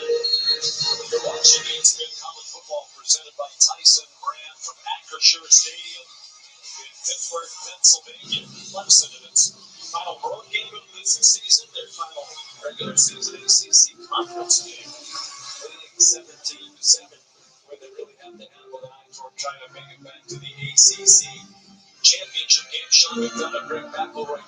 Reagan Fields trailing Pittsburgh's in trouble here. Just 7 points. Rebate offensive line that's really struggling again today. New quarterback, more of the same in terms of drop balls. It's hard to imagine how they're going to find some offense, but they have to. And I think right now, Clemson is just harassing this offensive line. I mean, they are bringing pressure on the edges. They're bringing it up the middle. And they really didn't allow a whole lot of space for Desmond Reed, their best offensive weapon. So they got to find some creative ways to get Desmond Reed the ball they're running back. And then they got to get the ball out of the 8-yard out hands a little bit faster in the passing game. Then we'll get the ball first. Robert Dillon kicks off. Kenny Johnson, no chance for return. Here's ball and grab. Okay, and Coach Pat Marcuzzi confirmed that left guard Brian Jacoby is out for the rest of the game. Running back Daniel Harder will also not return with injury. Marcuzzi was really frustrated with their offensive line and their protection in the first half, saying they need to protect better, but also Nate Yarnell needs to trust his receivers a little bit better and make some big plays in the passing game. Marcuzzi addressed those receivers' drop balls in the first half, challenged their skill players. Big time players make big time plays. Now is the time to do that, guys. Yarnell was 13 for 20 in the first half. They give it an easy throw, screen, trying to get Reed and ball. Here he comes down the sideline. And out here midfield. They're going to spot him at the 47-yard line again at 22. I love the play call. Okay, now first play in the second half. How do you slow down this pass rush? Screens and draws. They start with the screen. It's a nice play to start the second half. Jason Collier Jr., 6th-year senior, has replaced Jacoby at left guard. Number 50, there's Reed again. That's their chance to answer the question we addressed on camera a moment ago, right? Desmond Reed. And now he's slowing it up. Lose left knee after the 10-yard game. Burn lost his backup, Daniel Carter, who was carted off the field in the first half. It's potentially significant, too. I mean, Reed is at all limited. That really hampers what this offense can become. He's so dynamic, not just as a running back, but as a pass catcher out in the backfield and in the return game. So, definitely a big sigh of relief on the pit sideline, seeing him walk off under his own power.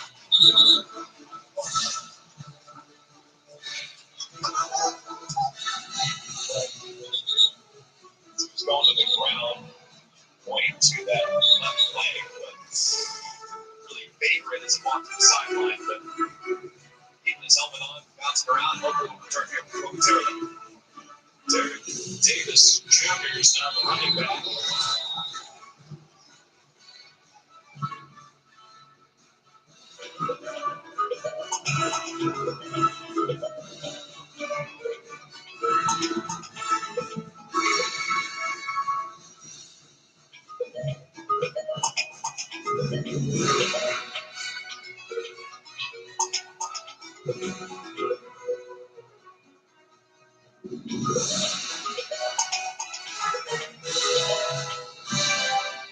See, trying to get the ball out quicker as Sammy Brown. I checked it earlier, targeting and waiting. One was out. A contusion. Now sacked again by T.J. Parker. 5 sacks for the Clemson defense. And just right around the right-hand side. You think the tight end, Bartholomew, might be able to talk him out of it, take away a little space, but he releases out into the route. And right tackle Jackson Brown just can't tame T.J. Parker. They got to have to help these tackles with tight ends and running backs. You got to chip at the line of scrimmage because 3 rushes on the field, they just can't win that battle. 4 sacks in the first half for Clemson. They're most in the first half since November of 2021. It's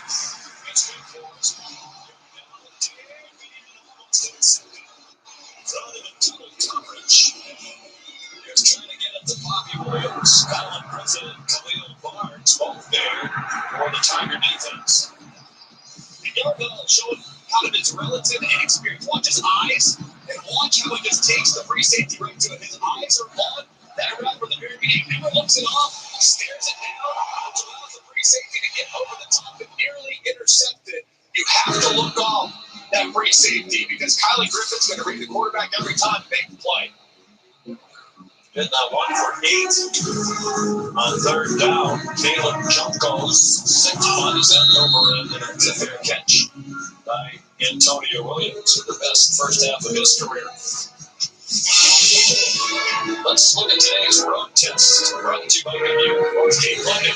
Some of the intermediate downfield passing game does a great job. Negotiating the zone dropper up and over the top. On a nice gain a little bit later. He got pressure over hands. He slides away. And throws a perfect strike into a tight window for a touchdown. Then a little late. He sees his best wide receiver on a safety 1-on-1. Goes and Williams going to set him up with a perfect anticipated throw. But there's nobody home. Nate Klubnik really had a nice first half. 20 of 26, 242, and a couple touchdowns. And just eliminating the sacks. He really become against. Sacked 4 times. On 5. Carries. First half of 7 of the the final 12 minutes plus off the first half. And they get stacked up by Rasheed Miles. A 1-yard gain. Thought it would be the layup for him to get the 19-yard team meeting today. I think that's 2,000 for the game. And 6. Hasn't really had any space whatsoever. A long run of 6 yards, too. So he's got 1 run that went for 6. The rest were met at or behind the line of scrimmage. That's why you were never going to catch it by TJ Moore. Rasheed Miles going in. Very active linebacker. Introducing Randy Bates. Top 2 miles knows he can't get home, so he can stay. He's up and tips the pass and sets up for the third man. They really didn't bring a whole lot of pressure on 3rd and long in the first half. Mostly short pressure and drop down. Now let's see in the second half if they adjust and start to ramp up the aggressiveness. Clemson 4 out of 8 today on 3rd down. Quick throw out wide and nowhere near the first down. They're trying to charge the play down. But there's a flag down.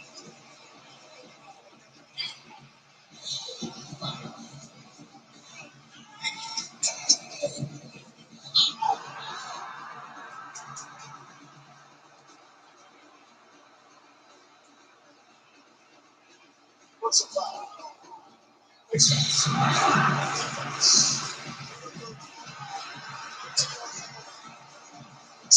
Agonizing for George Butler Newsom. Man, so frustrating as George is going by and left-handed It's up.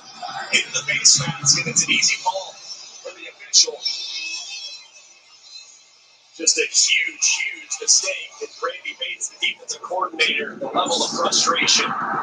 Giving a preview away, let's have a ground field. It's got to just kill you. The offense struggling, and a quick 3-and-out field position. Continue momentum, clock into a crowd. The ball's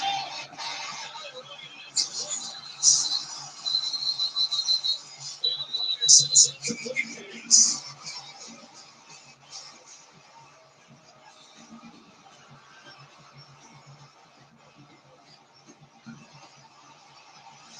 Now it's close. They're trying to hit the break, still right there. It looks like he never really secures it.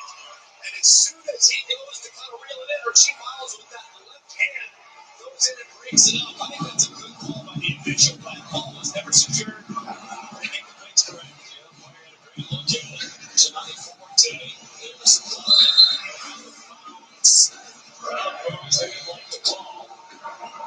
They were upset with the officiating the loss last week to Virginia. A couple of things, including Virginia got a do-over on a fourth down play. And they stopped at 4th and 1 because the officials weren't in position. Virginia did it over again, picked up a huge first down with about 6 minutes to go. There was also holding penalty with they had a 2-point conversion to tie it at 21. They wound up not getting it on the subsequent play. 3rd down and about 2. Long short 3, and they get it off of the ball carrier, and the crowd still moves. 10 catches today for the Antonio Wings. The 10 was on that face mask play, and that is a career high for him. And he was already over 100 yards in the first half. His first 100-yard receiving game. In his 29th career game. 13 receiving yards today. 15 now. It's a ball for long. Florida Gibbons. He throws. And he is broken up. Twice the ball of the target.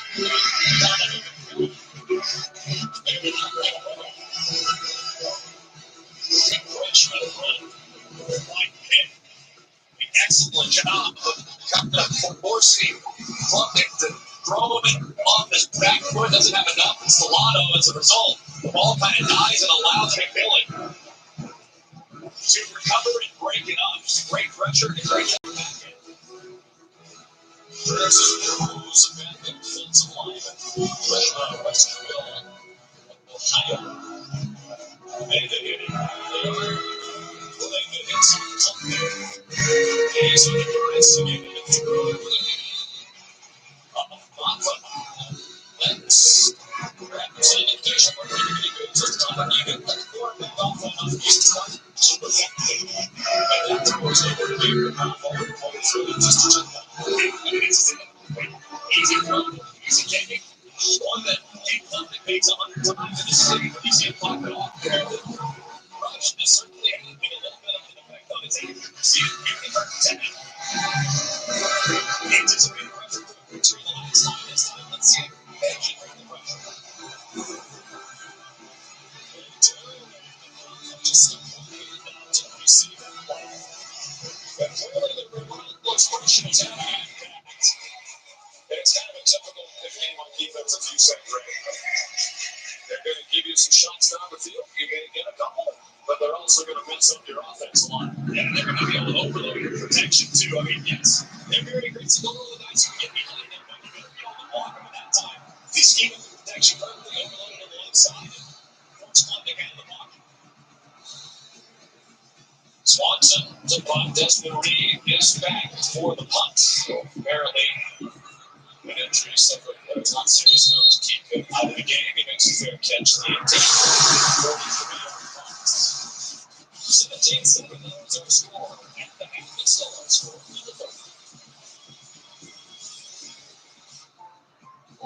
I've always been an active person. Biking, running, but yoga is really special to me. It's definitely a big part of who I am, and I love the way it makes me feel. But there was a time not long ago when I felt I had to accept the idea of hanging up this old yoga mat. You see, I have symptomatic obstructive HCM, which left me so short of breath, I just couldn't get out here, making me feel like a bystander in my own life. So I talked to my cardiologist, and he told me about Camzyos. He said Camzyos works by targeting what's causing my obstructive HCM. So he prescribed it, and I'm so thankful he did. Camzyos is used to treat adults with symptomatic obstructive HCM. Camzyos may improve your symptoms and your ability to be active. Camzyos may cause serious side effects, including heart failure that can lead to death. A risk that's increased if you develop a serious infection or irregular heartbeat or need to take certain other medicines. So do not stop, start, or change medicines or the dose without telling your healthcare provider. You must have echocardiograms before and during treatment. Seek help if you experience new or worsening symptoms of heart failure. Because of this risk, Camzyos is only available through a restricted program. Before taking Camzyos, tell your doctor about all of your medical conditions, including heart or pregnancy.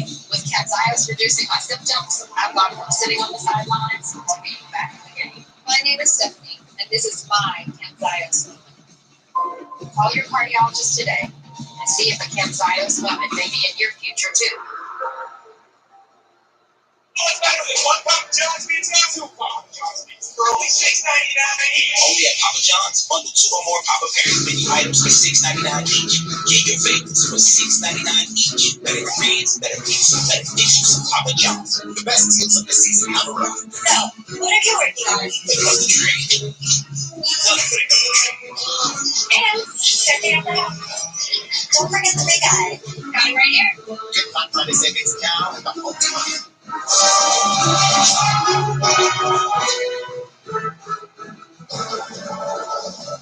Feel your faith.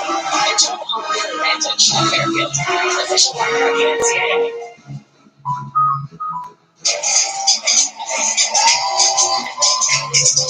It's back, and it's only $6. Get the big box y'all love today. And this holiday season, you can order a Cajun-style turkey at your local Popeyes. This they all celebrate. It's going to be bigger, it's going to be better. College football playoff begins in 4 first-round games, December 20th and 21st. For much of the year in the ACC, Florida State, the preseason favorite. Yeah, it's been that kind of year for Mike Norvell. 1-9 overall. Scapegoated some assistant coaches. SMU leading the pack, and they are legit. Haven't seen the Mustangs play. Consider Miami got 1 loss teams. First year in the ACC for SMU, just the 1 loss overall. Undefeated BYU team. And Darnell, he got hit as he froze in. It's incomplete. 10 for Reed. And then there's one on the flag. Coverage. Reed. Left leg bounce a little bit. Just took a big hit. Darnell is. Peter Woods, number 11, applied the pressure, and the ball just a little bit too far. For Reed had a favorable matchup, but can't reel it in. Darnell, the backup.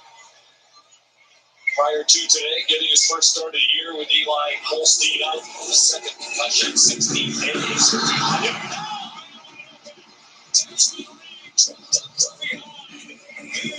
Save the touchdown. 35-yard gain to Clemson 48. That's a matchup I have told you about. Really favorable matchup. You got a great pass catching running back for me. It's line up from the line of scrimmage. He breaks inside for the seam of the big play. And the plan should pass. By TJ Parker. Thompson now. Jaheim Lawson recovering the football.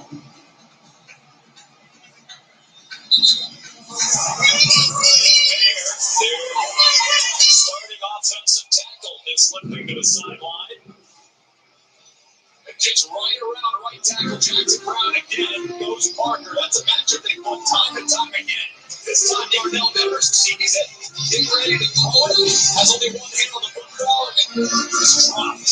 Where it's quickly remembered by Clemson. He has to help the tackle. They're waiting him on the islands 1-1 all game long. They can't win that battle. They have to help him because Darnell's taking a beating and shouldn't be.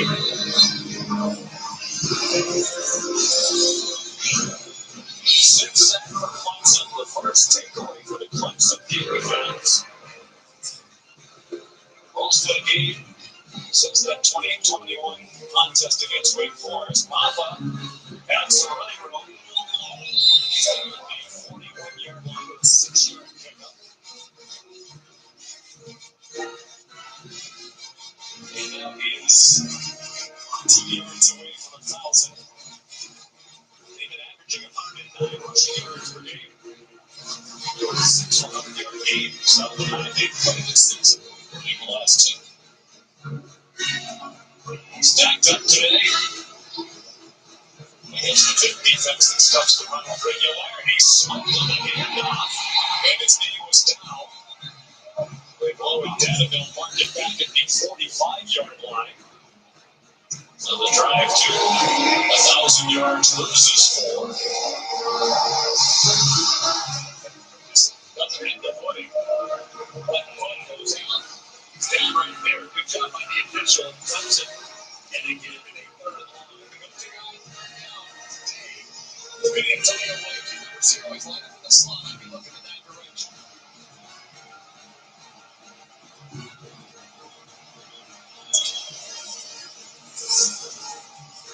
Looking. Running out of time. And a huge loss. Brandon George took it down. Right there at the 40-yard line. And Clemens' eyes are this direction, but they really should be working in the other direction. Watch this receiver right here. Right there. Wide open. That's a 1st and 10. Instead, Clemens on the wrong side. And it results in a big sack. Just poor decision by Clemens to work the left when he should have been on the right. Loss of 13. We're midway through the 3rd quarter. Clemson still leading by 10. Swanson just getting lost a muff punt. And back up by Reed. But nowhere to go. And Pittsburgh penalty started at the 8-yard line after 50-yard punt. Anxious moment on the return.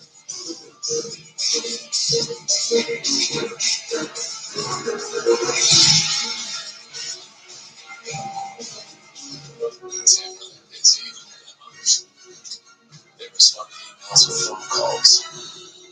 They don't circle back. They're already there. Business leaders add their keyboards with something that makes their clickety clackier. But no one loves logistics as much as they do. You need Tamra as the NMA. They need a retirement plan.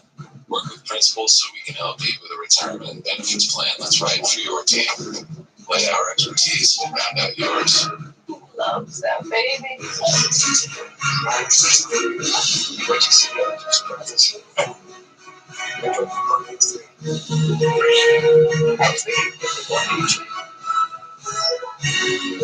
I got AT&T's bundle of 3 iPhone 16 Pro with Apple Intelligence for me, iPad and Apple Watch for you. Get iPhone 16 Pro plus iPad and Apple Watch for $99 per month. Just save me $700.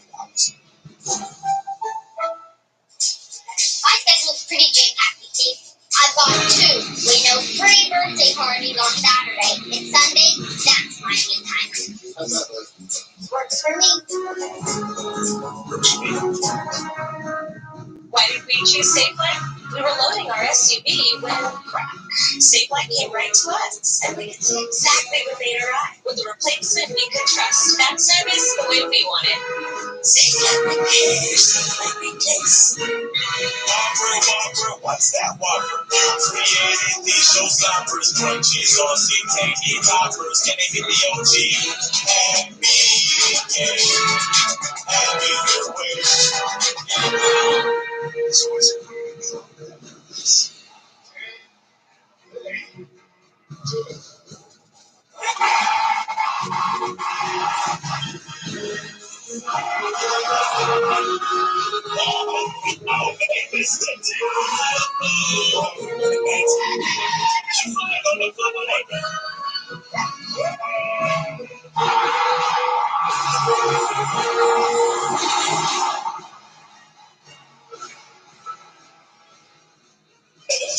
it's not just Black Friday. It's the actually there's no way my husband's store is going to keep me awake now. Black Friday event. But don't wait, because it's also the actually you can get 0% interest for 72 months. Black Friday event. football presented by Tyson Brand. Brought to you by Burger King. Here, great, delicious waffle sandwiches made by fans in BKL. Very coverage provided by the Guardians, celebrating the challenge road games everywhere. Be ready for the road Guardian for driven. Last road game of the season for Clemson. Finish with non-conference home games against the Citadel. The rivalry game with South Carolina. Worst starting field position of the day for Pitt. From its own 8, Darren Davis. Nice first down run. He got 6. They punted him 11 times, sacked 5 times. He's thrown for 244, but only 2 of those yards here in the third quarter. Nathan Yarnell also taking a beating from the defense and from his receivers. 3 drops now by these receivers, picking up right where they left off last week, where Narduzzi said they dropped 9 passes. So, county security coverage, when you have an opportunity to make a play in the passing game, you got to reel it in. And here on the third down passing situation, they've left these tackles on islands all game long. Will they finally help these tackles against this Clemson pass rush? Mark Solomon back to the middle line to himself. This receiver flutter ball is incomplete. Intended for Poppy Williams. Ashton Hampton, emerging star, freshman corner in coverage. That drop on second down was huge. Now, this ball would have been a tough catch.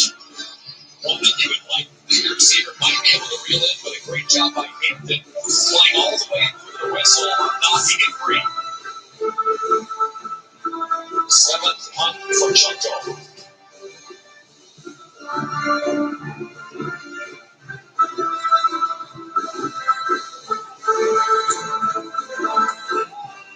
He might be tired.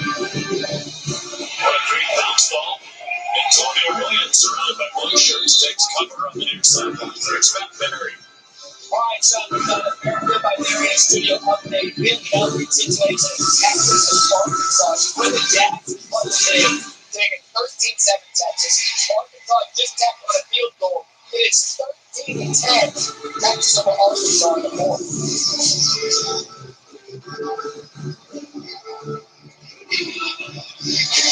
Right back there, 17-7.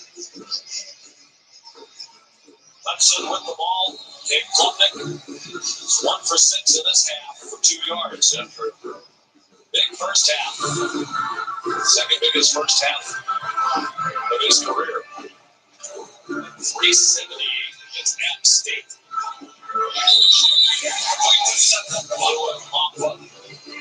Lost one with that catch. Clemson offense, they really, outside of the one drive, they went 75 yards in 3 plays.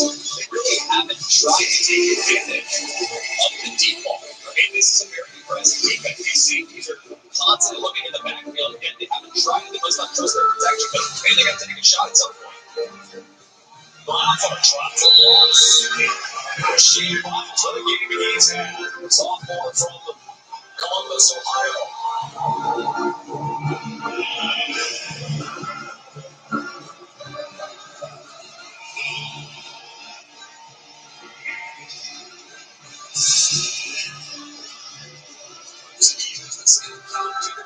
Earlier in an obvious pass situation. Let's see if Clemson has a little hesitation. He was able to see the control and offside to get it.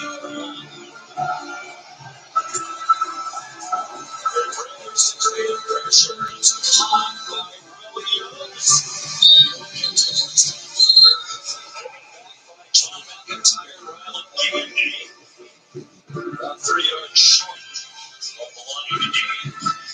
Would be a situation sometimes where you might look at the analytics and think about the possibility of going, but with how Clemson's defense has been playing, I feel great analytics.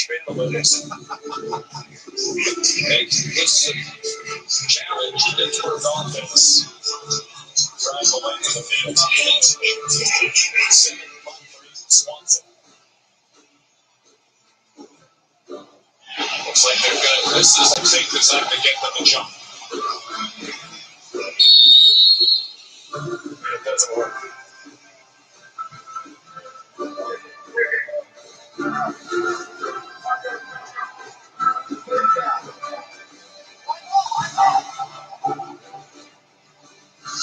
And they had it too. I mean, it looked like for a moment one of the good players actually jumped in. Watch right here, right there. I mean, he's over right there. And you can't snap it because your guys are still moving to it and we'll go all at once. But man, for a second there, it looked like he wasn't going to get back on side. It might be the worst first down. More because he's upset because they all moved too quickly and felt like they were kind of drawing them off sides. But maybe half bounce right there on the short.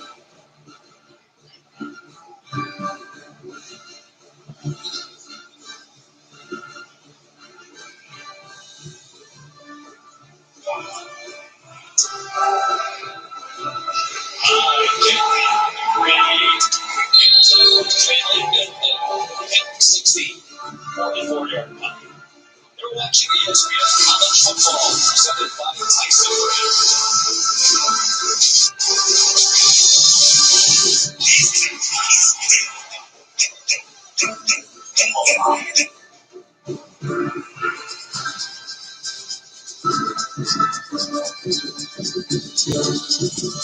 Well, I feel just like a child. Well, I feel just like a child. Well, I feel just like a child. From my womb to my tomb, I guess I'll always be a child.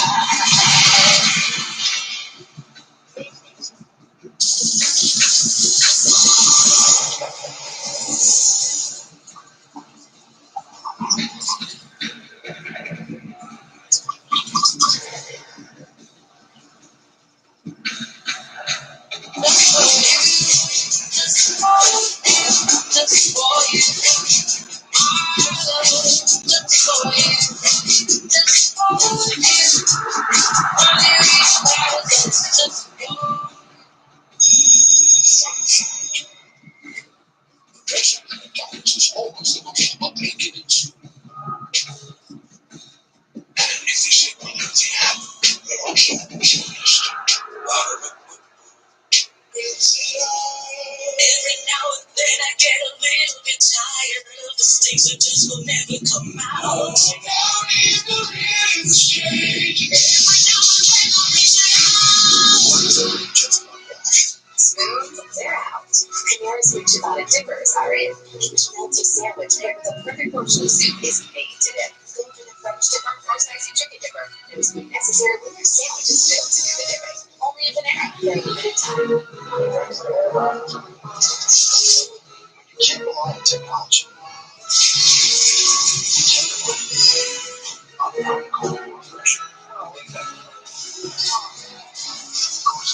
Choose to.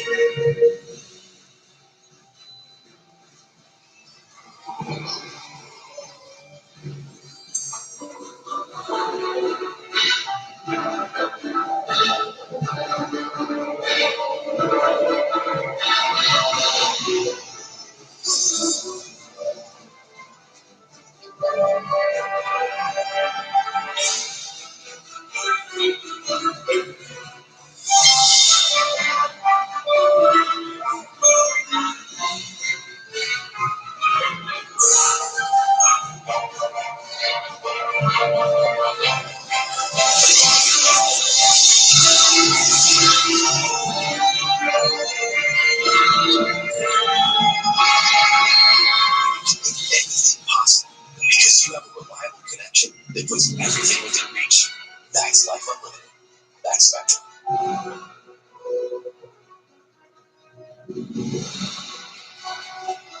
24 says Athlon Trivia Questions. Clemson is on 7 of the last 9 ACC championships. Which team won the other 2? Think about this one. That one is I feel like they're extremely difficult. Desmond Reed, the running back. Short completion of home field. Nothing doing there. Oh, they're tired. The Panthers in 2021, they beat Funds on the way to the championship game that year. They beat Wake Forest and title game, and of course, Florida State. Last year, let's get into our athletic trivia question. Not only does Kevin G goes out for a 1-year loss, never seen a program go Wake Forest State as the stats ever.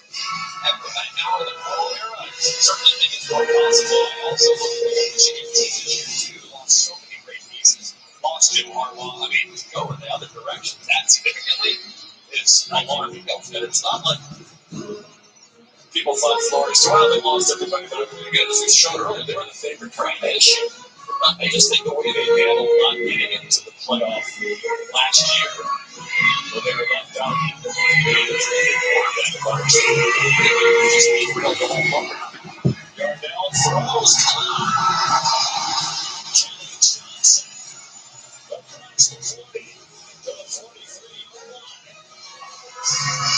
27 yards over to Johnson. There's really anything nobody looking to line to. He gave them plenty of time. That route took a long time to develop.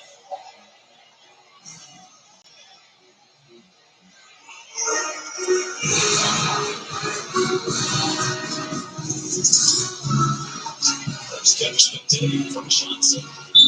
Short completion there to home field from Khalil Park. 3 minutes to go in the third quarter.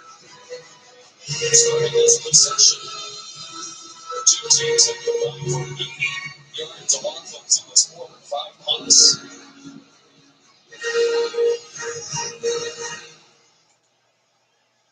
33 yards on this drive for him.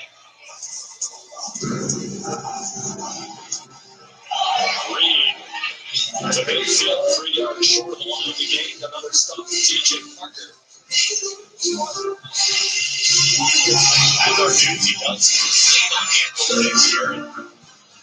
Being a 2-score game and with possessions maybe being at a premium down the stretch, might have 2 counts to get it here. So if they run it inside, that kind of tells you that they're probably already thinking about that 4th down call.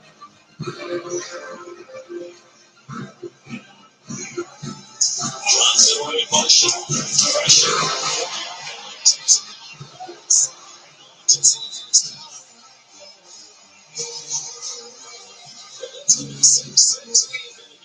He's closer to 6'7". Not the smoothest looking runner that we saw last week against UVA as well. He can take off if he needs to. He got 6 there in the first down.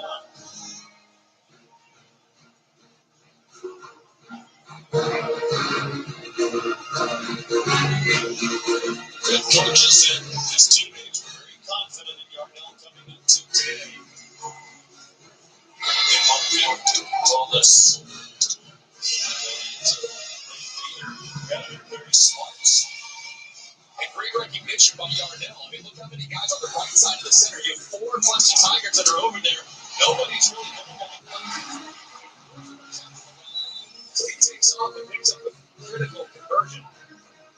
Eli Holstein was their starting quarterback until this week. He's had a couple of concussions in the last 3 games.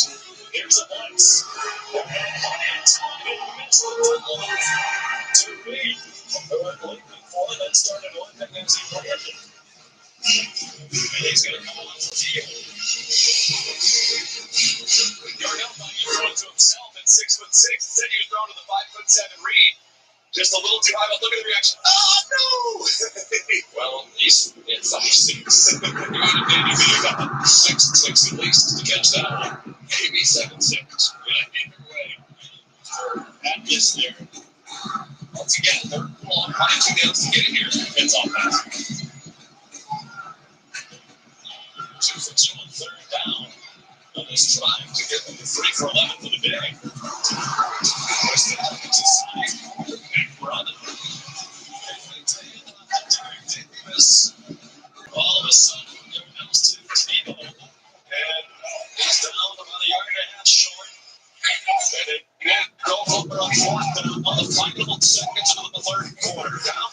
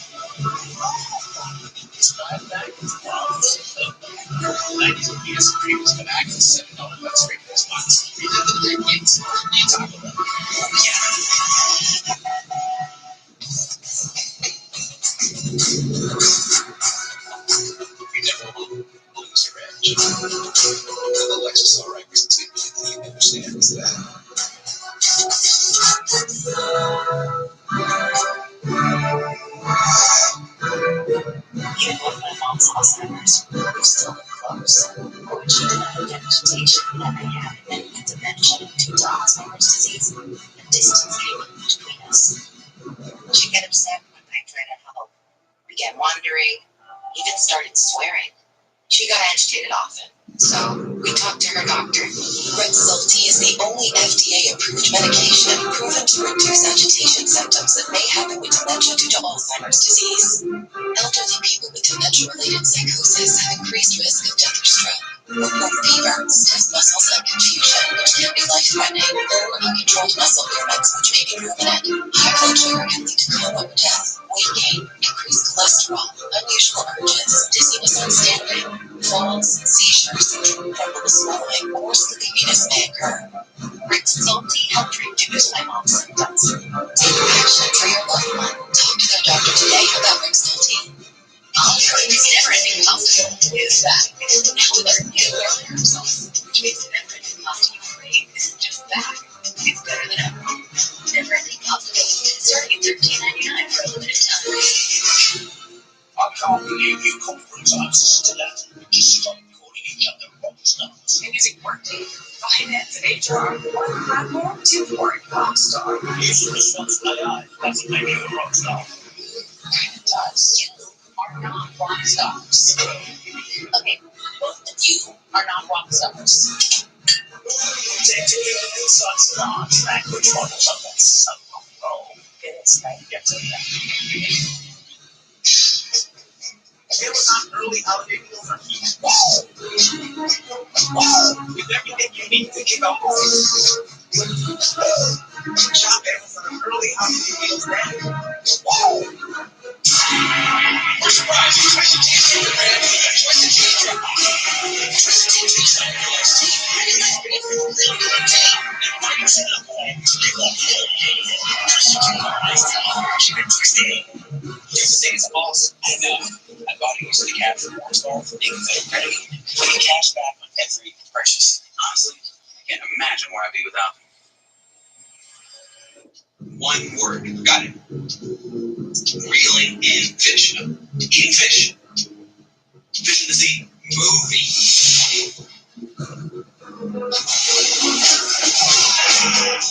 Make federal credit. Our members are the mission. Why not ESPN+.com?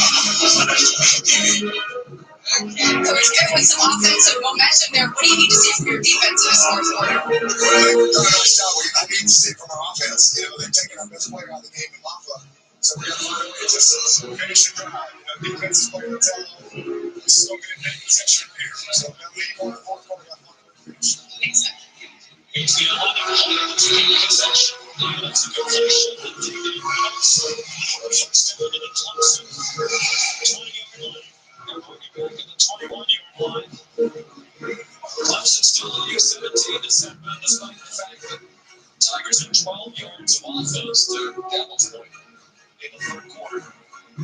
Score hasn't changed.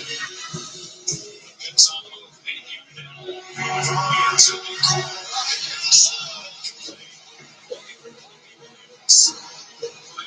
Safety running in coverage and his back turned for a lot of it. Close to Poppy. It looked like it would be a match. It looked like it went right through Poppy. Look at his hands. And Darnell threw a really nice ball into the circumstance. I mean, he took a big shot on the left-hand side by Carter. Or face. Face playing courageously and taking a beating. David Lynch is the backup quarterback today. He's on number 16. He's a walk-on. Second and 10.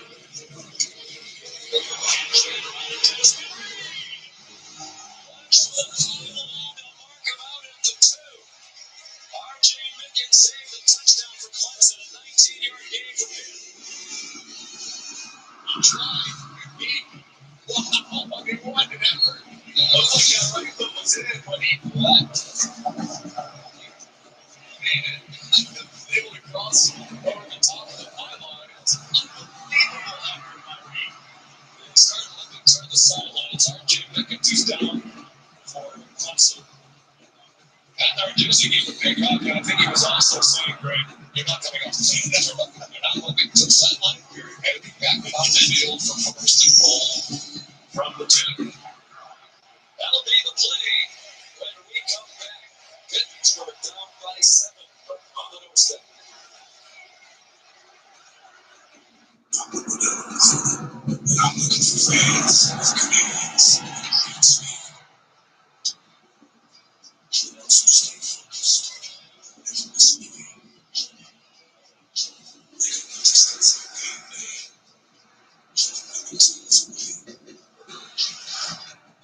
Always watching, always looking at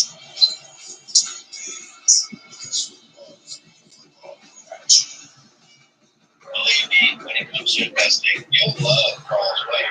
Take a left here, please. But there's Carl's Way is the best way. Is it? At Schwab, how I choose to invest is up to me. Exactly. I can invest and trade on my own. Yes, and I let them manage the investments for me too. Well, let's move on, shall we? No, can do. Look it up there. Where are you going? Schwab. Schwab, a modern approach to wealth management. It's the most wonderful time. Be a good cheer. It's the most one. Whether your phone's broken or old, we've got you. With Verizon, anyone can trade in any phone, any condition. And get iPhone 16 Pro with Apple Intelligence on us for everyone in the family.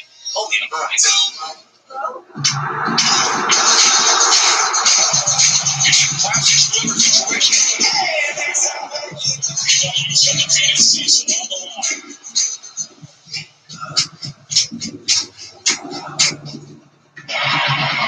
There's DNA. Then there's heavy-duty DNA. HDNA.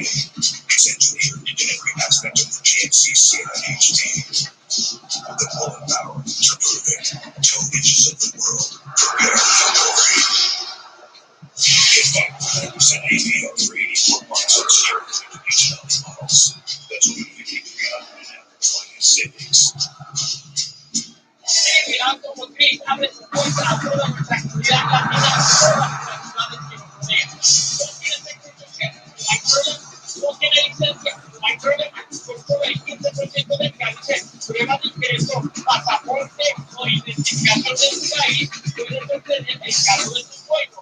No tienes prueba de ingreso, no hay problema. Por solo el 20% de ingreso, no tienes que comprobar tu ingreso. De 4 es más Well, this athletic play like this, but look at how close he gets to getting this ball over the pylon for a touchdown. Looked at several angles, not conclusive enough to turn it into a touchdown. What a spectacular effort, Archie. They get down the game, first and goal, Kent. Derek Davis calling the line of scrimmage. D3 made the tackle on the first visit for Sammy Merlot. He's looking up over the entrance of Cleveland is. In order to find us a Daniel Carter now at the goal line on offense for Pitt. He left injured in the first half. And here, low red zone. I want to look in the direction of my tight ends. I mean, a big-time tight end again in Bartholomew, 6'5", 250 pounds. I want to look in his direction. I had this part of the field so tough because they get a lot of time here. And no more than using time up. This situation, play clock at 2, 1.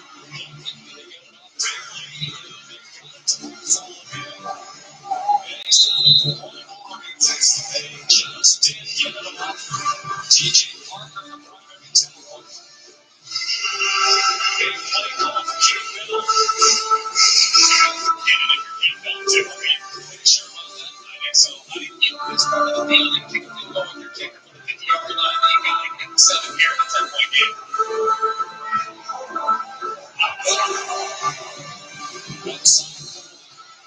Derek Davis, the running back. It's punched. But it's not illegal. Jake Cole returning to the penalty. A timeout call by Pitt. This is a disaster for the Pitt Panthers at the goal line. Wow. I mean, what a game. I cannot believe that Yarnell is beside himself. Understandably, I cannot believe they did not call Jacob for a false start there. I mean, he moved with sudden. I mean, as soon as he goes by, watch number 87 right here. I mean, look at that movement. I mean, that's brilliant. And an awesome match. The penalty. Yeah, that's absolutely a false start. He was in late and snappy. This is back out. Kept towards five to quick seven. That should have been a foul. And you got third ball for the Six. I mean, Madison's right there.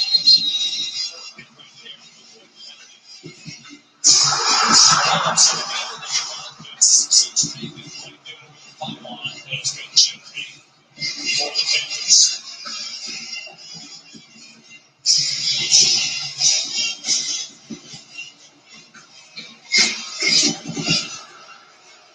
Longest drive of the game by far for the previous longest 7 plays. Up to his middle quarterback to throw it down here. That's awesome. Here's Davis into the pile. There's a falling foul. It's Davidson because Carter is not available to Pat Narduzzi. Peter White's the tackle without TJ Parker. Well, here, Dabo, would you take this? We're making 4th down. Well, I don't know for the 2. I would take it. I mean, I can't believe that they come out of a timeout and they still don't have formation lined up properly.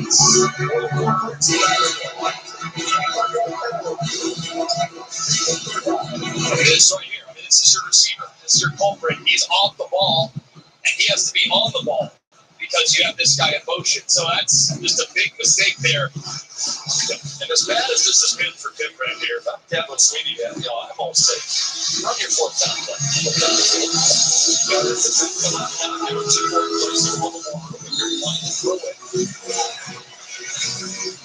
I don't think it's an easy decision. I don't know. Maybe they don't have their short yardage back. It's been a disaster at this point. They can play 4th down. I get it. Here on a 3rd ball, Brady says it's worth it. Our ball needs are back. They play it 1. They don't get it.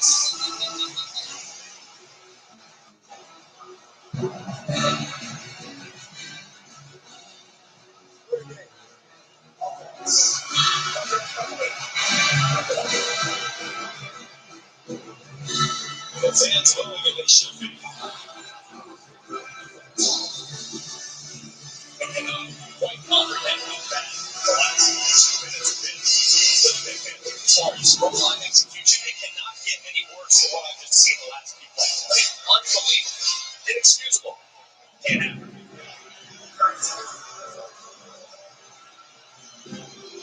See now the lineup, everybody's making sure. Okay, let's make sure the right people know the busters and flips and maybe comes along.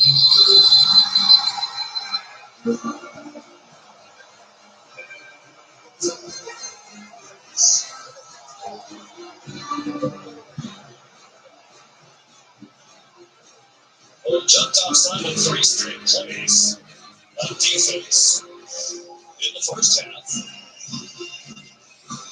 Right guard, BJ Williams was a little flinch right there. 5 more yards. Fortunately, they didn't have a kicker with a strong leg because they're backing up. They were to the 2-yard line. 10 penalties against Britain. From the 16-yard line, 11 minutes to go. Yall, corner in the end zone.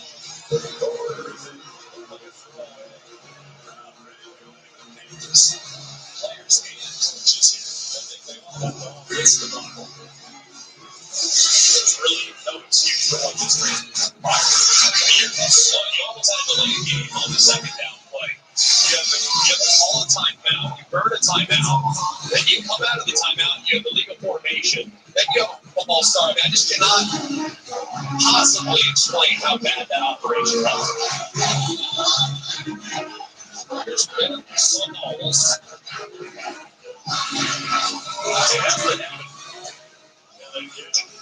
That's not going to really start the year. Record. 75 yarders. 10:55 to go. Despite all that, it's hard to believe it's a one-score game. Being the best takes hard work. That's why Old Dominion Freight Line, the #1 national LTL carrier for quality, works hard to be the best in the game and is proud to support those striving to be the best in theirs. On your way, there were some developments. Lots of developments.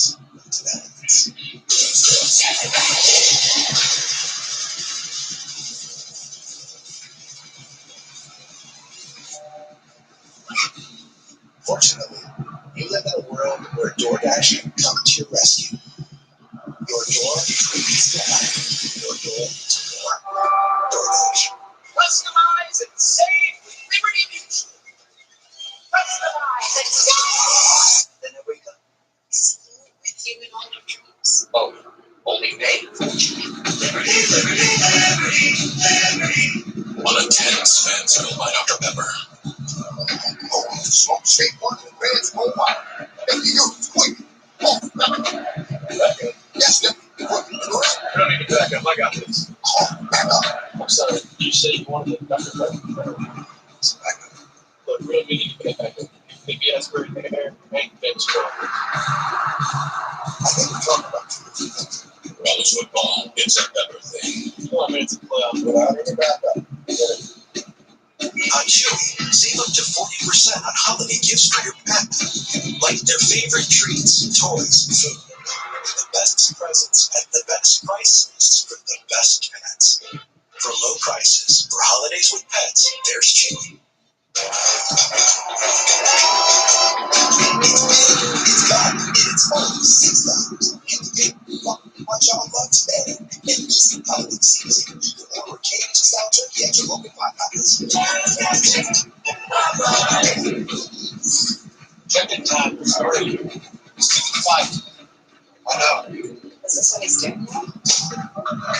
As your host, I have some rule. First, no showers longer than 5 minutes. This isn't a spa. No game. No fun.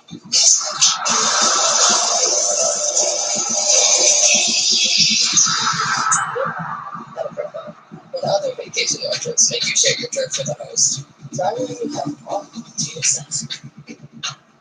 ESPN College Football is presented by Tyson Brand. Always been Tyson.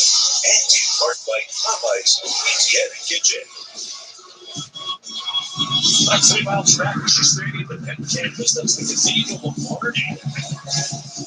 Landmark, second tallest educational building in the world. That's an athletic question. back in 1921, I did a basketball game there with Bill Rapp. We can't go to streets ago. We got a shot at the people. Yeah, it was going from the top down. And for a minute, I thought it was. God, love that kid.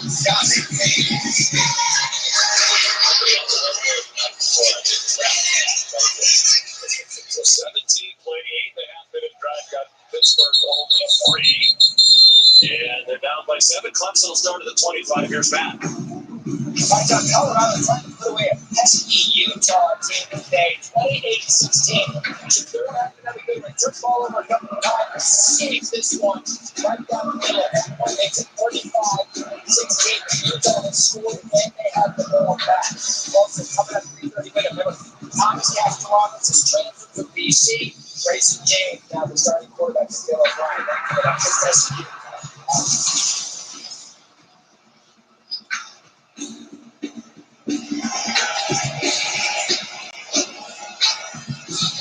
Clemson could nothing on offense here in the second half. Club and high throw. And incomplete. Trying to get it to Williams. Looked like a couple of the defenders might have had a chance for an interception. If Brandon George gave Klubnik his latest read. And Bill Moffitt is completely blue to protection. I mean, he goes across and never sees George Woodsy right up the middle. Fortunate that time that Klubnik didn't get rid of the ball. That was almost a massive collision. Tale of two halves. And nothing from the run game. They have 3 yards rushing as a team. It stays that way. They win the lowest total in a win in FBS football this season. Antonio Williams can't hang on. He has 11 catches with 9 of those were in the first half. As has been the case often throughout the years of the Pat Narduzzi era in the defense. Leading away from him. 3rd and 10 here. They drop down on 3rd and 10 pretty much all game long. They show pressure and they drop down. Let's see if this is the one time that Randy Bates, the coordinator, decides to heat up Klubnik and bring some extra pressure. Looks like they're going to. Klubnik forced back. Throws up for grabs. On the sideline. Out of bounds. T.J. Moore with a shot battle there. A Clemson 3 and out. Just a great job there. By Rashad Battle, knowing where he's at, limiting space, understanding he just puts right out of bounds at the pace, encouraging him to do so from the corner. He's one of our favorite coaches to talk to. Randy Bates, a 64-year-old defensive coordinator in his 7th year.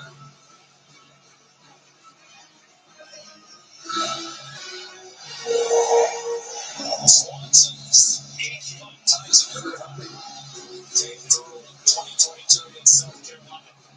It's a short punt.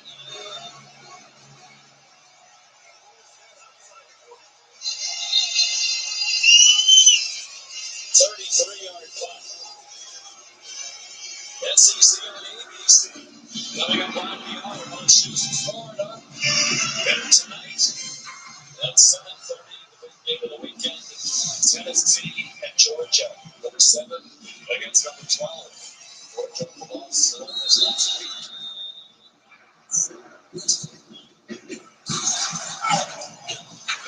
Yardell didn't get regularity. Drop balls, not very good protection in front of them. Good boys to go down the field in time. Dangerous throw, first down. And Dave Abrams is dropped for a loss, led by Avion Terrell. A loss of 3. So far, I mean, this Clemson defense has been relentless with their pressure, and they haven't really been able to get home because now Pitt has made an adjustment, and they're keeping tight ends and running backs to help out with their tackle. But Wes Goodwin's going to continue to lean on those edge rushers who have really dictated their turn for this game.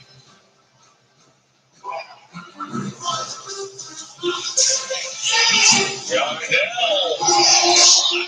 Ball wildly get to David. Ashton Hampton was there. the son of Alonzo Hampton. And head coach Alonzo Hampton. Third down, 6, 9.5 to go.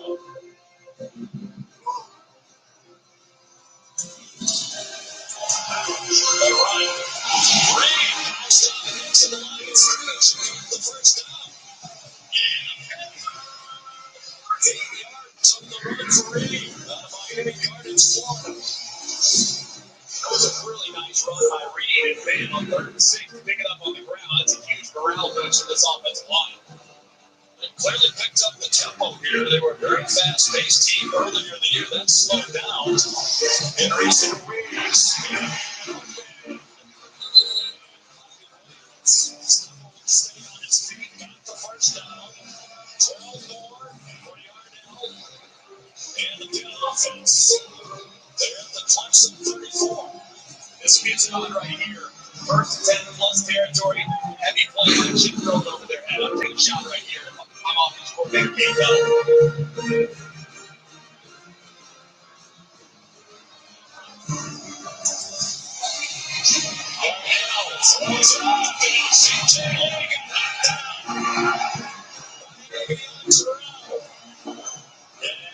Ladies face down on the field. And they're just sprinting out there. The check on its wide receiver. Sincere Lee. They call him CJ.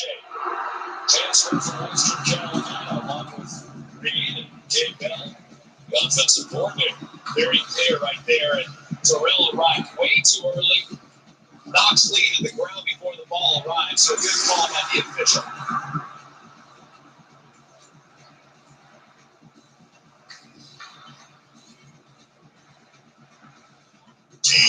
It's been a while, but I think I've aged too well. Some might say perfect. Who's ready to show them all the She's an official sponsor of the college football wheel.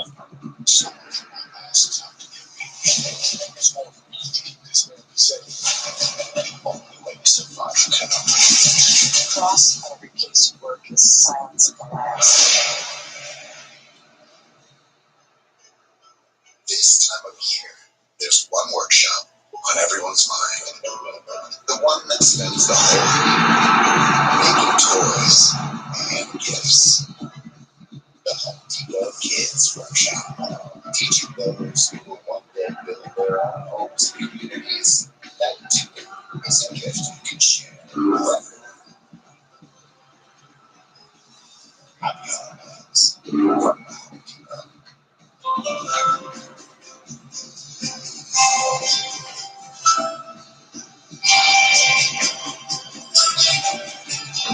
Start your day with nature and try zero sugar gummies.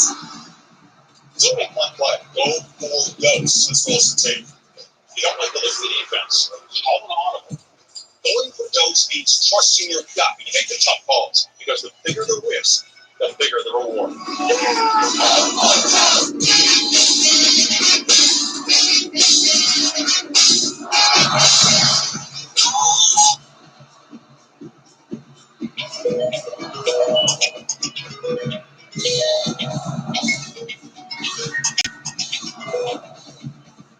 You notice there's this.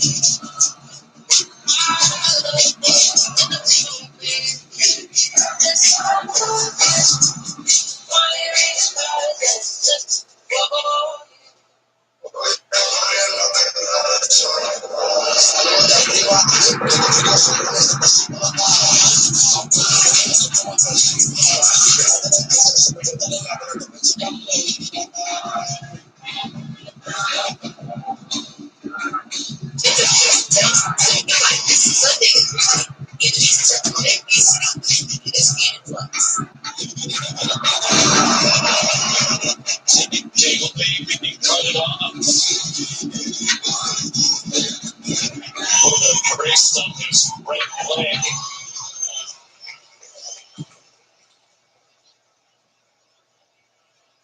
Collision. Terrell, as he was trying to make the play, got the pass interference, but unfortunate injury. The right leg lead.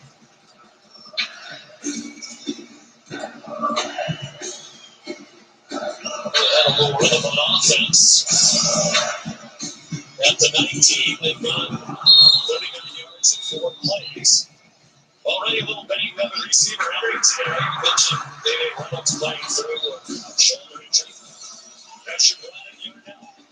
Out wide for Poppy Williams. And he could not make catch to Hampton with the open field. Okay.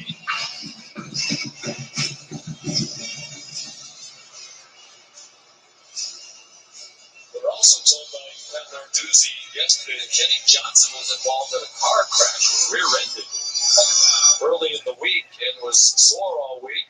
Missed some practice time. He's been out there trying to play through it today, the leading receiver. That's just one catch today. On the field right now.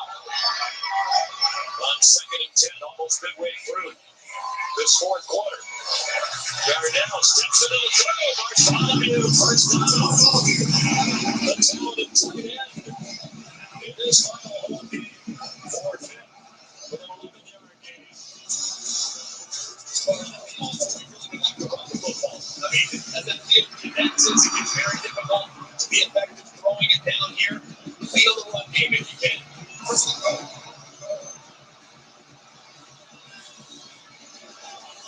That's a big, impressive drives. They say,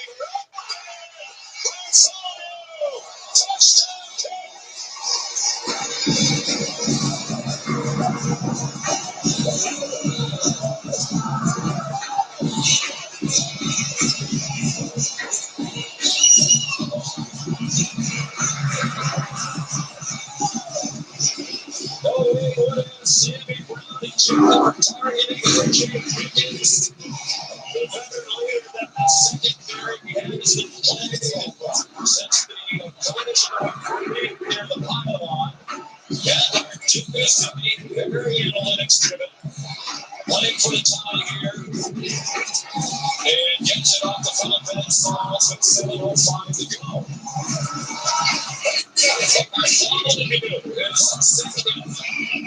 Touchdown catch of his senior season. This is Escalante. Craig is in after Sammy Brown was ejected earlier. He's one-on-one coverage against the outstanding Bartholomew. He gets behind it and is perfectly lobbed it over the top by Yarnell, and the tight end Fitzgerald for the 2nd touchdown of the year. Just a terrific design taking advantage of a guy that really wasn't going to be out there if not for the targeting foul earlier.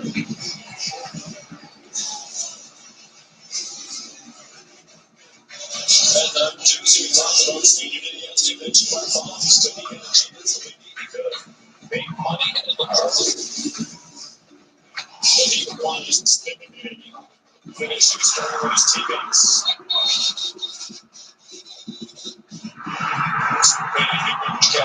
Now Brunson has made that help. Yeah.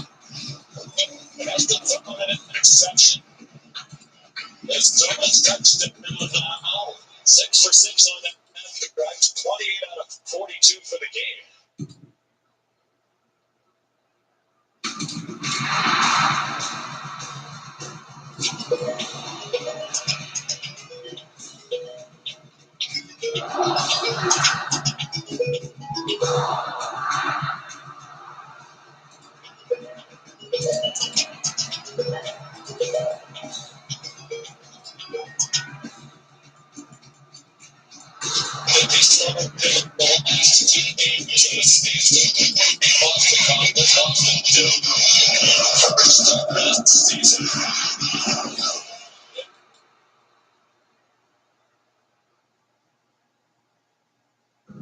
Mike Tyson landed more punches last last night that Evan Sweeney's offense has here in the second half. Getting tried to get it here and there around the offensive court. They have no rhythm whatsoever. They're one-dimensional. They had a tough time protecting as well. Clubbing hit as he throws. Ready still to catch. Flying down. They're going to call roughing the passer.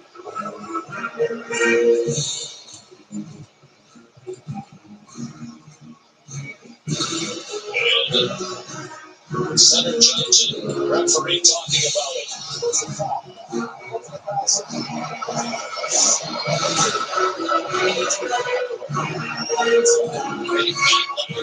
And I'm using one and on into the restore. Mullins is not going to get it. And he's just right around the outside. There's nobody that blocks a pumping note immediately. And it didn't look like Matlock did anything that was totally out of character, trying to knock it down, but tackles all the way through. And man, that's one I can understand our Gibson's frustration. Yes, I don't see it. As a quarterback, they got to pick those guys in my goodness, man. That's football. And if that's the rule, change the rule back. Yeah.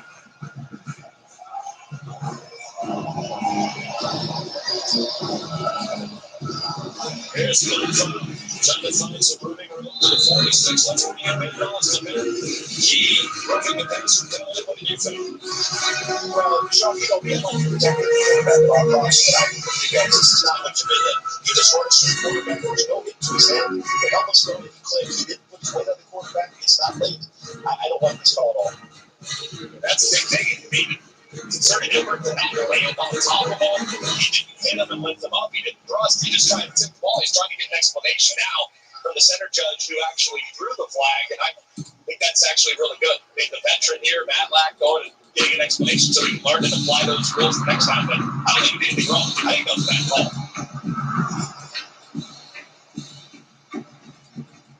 Shot battle walking off.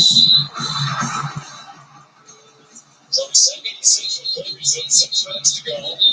Now a tie game. Clemson led 17-7 at the half.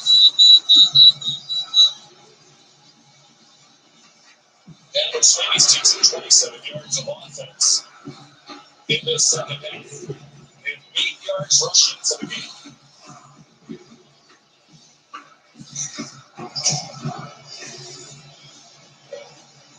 Not yet at field goal range, and they're behind the field goal kicking. It's going to be finished. Out of the pistol, didn't see much of it today. Papa. A yard short of the first down. And that does get him finally over 1,000 yards for the season. With 21 today on 15 carries, he's up to 1,002. Congratulations to Papa. A goal he set for himself. 24th 1,000-yard rushing season in Clemson history. He's the 18th different player. It's made by that goal here on third and short. See, that's the thing.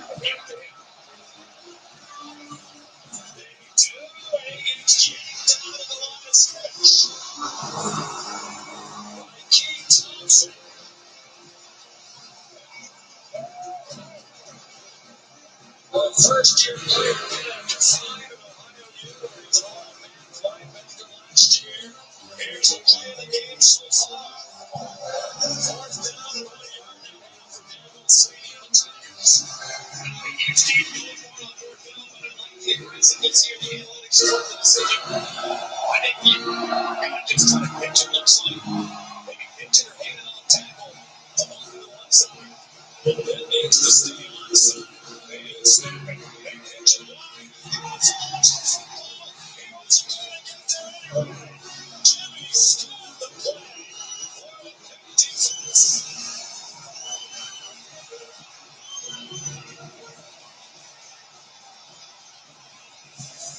And you would think that this motion would influence the better for look, there's too many Pitt Panthers on the right side of the formation. They're never able to capture any type of leverage whatsoever. Mamba never really has any chance, and it's a really good job by the Pitt defense staying at home, being disciplined, and dropping the ball carriers, and even the coordinator Randy Van celebrating the same. They're going to stop the run. Above all else, they have today 10 yards rushing for Clemson. Gave up a couple of deep balls in the first half, and that Parents defense is settled in, thanks in large part to the relentless pressure on Cade Klubnik. And all of a sudden, the Pitt offense has come to life. 8-yard now. Flips it out, running for Reed. Runs away from Woods. Now, bear in mind that Pitt is a terrific field goal kicker with a very long leg. It Ben Sauls. He's made a 57-yarder and a 58-yarder. They just missed a 59-yarder today. Those other two were earlier in the season. Yarnell got hit in the head. Goes forward. Crowd and sideline wants a flag, and there is not one on the field. Deep right in and around number 2 as he's out there in numbers. They're telling him to get back. Wow. I mean, that is a massive hit right to the head on the quarterback that looks like he's in a defensive position. I'm surprised they're not taking a look at this.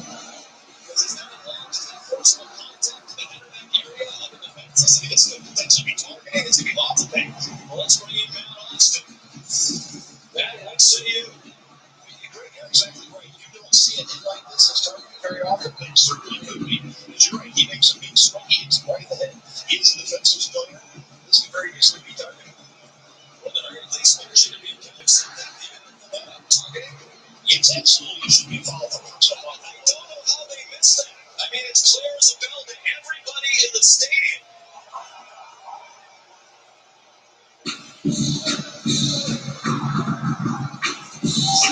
Well, he was living with the officiating last week. He talked to that their news even conference office to Steve Shaw, the national coordinator of officials. And it's just outrageous that there's no flag on that play.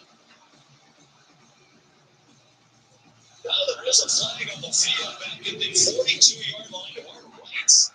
The back judge has a flag down. I have no idea what that's about. Chris LaSala speaking to the side judge. Now what's that flag about? Lyndon Cooper, the center's coming off. They continue to fall on both offensive lines. They started every game in center this year.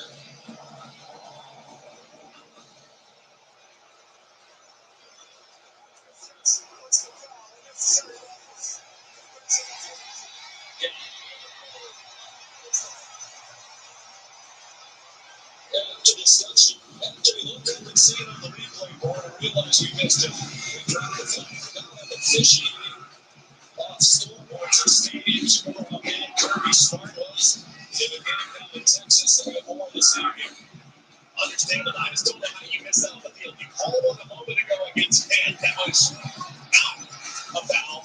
And then this time you had a forceful contact. They're lucky because they already lost. One of their linebackers seemed to be ground target. They're lucky that deep green wasn't a different targeting there. Because you can make a case that was forceful contact. The head of that area, that was let me ask Matt this question. Man, couldn't the replay booth have helped the officials on the field by saying, we are initiating a review for targeting? Well, they certainly could have, but they can't throw a flag from the booth for just a personal foul. But then maybe they stop it for targeting. Yes, they can. Okay. But they didn't even do it for targeting. No, they did not. But let me just say, as far as in the jumbotron, somebody may have peeked out, but also there's 8 officials on the field, and somebody who's a long ways away may have seen the action. It's hard to throw a flag from the field judge position on a rough in the hands. 5 minutes later, man, I have with all due respect. That flag appeared. You gotta explain it. I agree, but stranger things have happened on a football field. Okay. Terrence Moore is in it. Either way, they got it right. So at least it's football folks who make the rules, but they're gonna start talking about stuff like this. Just that the way they got to this call needs to be explained. Now, to me, Greg, run time. Take as much time off this clock as you can. Absolutely. And whatever you do, cannot take This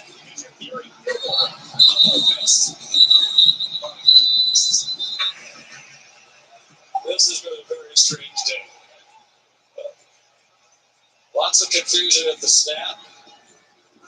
Reminiscent of the goal line offense from earlier this quarter. And in fairness to Ben Narduzzi's offensive line, we're struggling to keep track of who's in. Now that Cooper's out, number 50, Jason Collier, is in.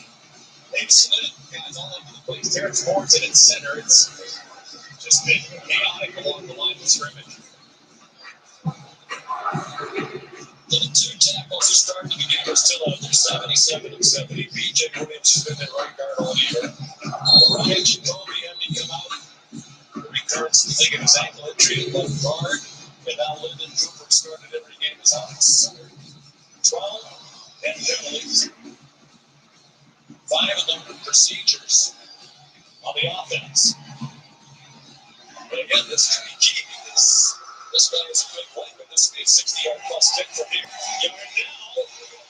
The whistle yet. He thought it was a forward pass. Now the line judge is calling it incomplete. DJ Parker. What the impressive player he is, a sophomore defensive end from Phoenix City, Alabama. That game clearly looking forward. There good incompletion, but I don't know if I like to call it out or run it. Maybe make clips and burn a timeout. I mean, at this point, now things could touch it. I think they can make it based on what we saw from the earlier. Not enough play from 59, just wide. Here's Reed. Looking for a drive. CJ Stabby does not get the first down. And Narduzzi has a huge decision to make. And the third down, he doesn't have to make it yet. And the penalty earlier in this series. 3rd down and 2.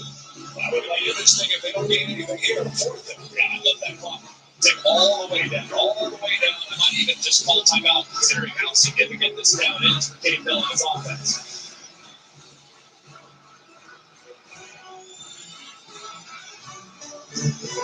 Wide open receiver to the Reed. First down.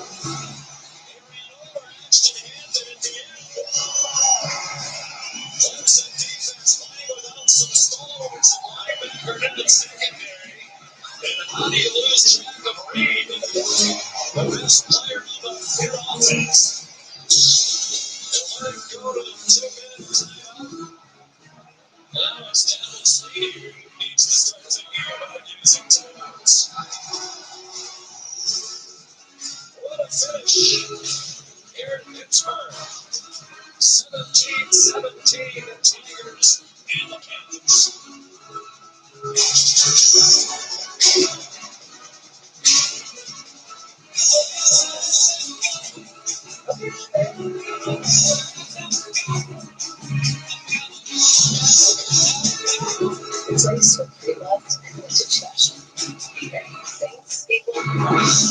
Questions? How did you become Capital One Bank guy? What?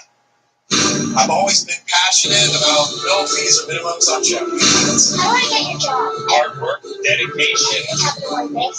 It's like Mr. Jeter said, hard work and dedication. What's been the highlight of your career? That happened for the big guy. Helping people keep more money in their wallet with no overdraft. Hall of Fame. You just need a space. What's in your wallet? When migraine strikes, do you question the true dose of treating? With Ubrelvy, there's another option. Ubrelvy works fast. Most have migraine pain relief within 2 hours. You can treat it anytime, anywhere, without worrying where you are or if it's too late. Don't take the strong 6-3-8-4 inhibitors. Allergic reactions to Ubrelvy can happen. Most common side effects were nausea and sleepiness. Migraine pain relief starts with you. Ask about Ubrelvy. Learn how AbbVie can help you save.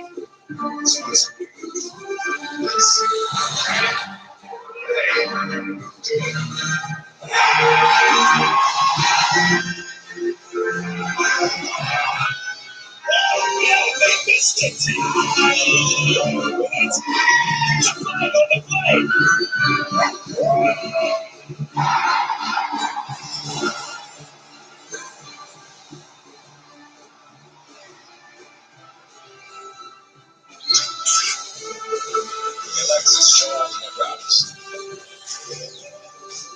Technology that's real.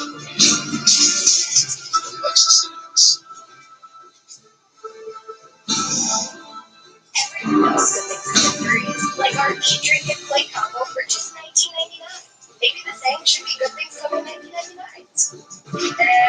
Maybe not. The David Buster's Eat, Drink, and Play combo for just $19.99. Walmart Black Friday in July. It's time to shop. VH Hisense TV for $138. Expect your price talking toy for just $5. And so many more. Can't you decide? Shop Walmart Black Friday deals now through the 17th. I'm the team mascot. Boy, am I running late. But I got lip in my foot and spirit in my fingers.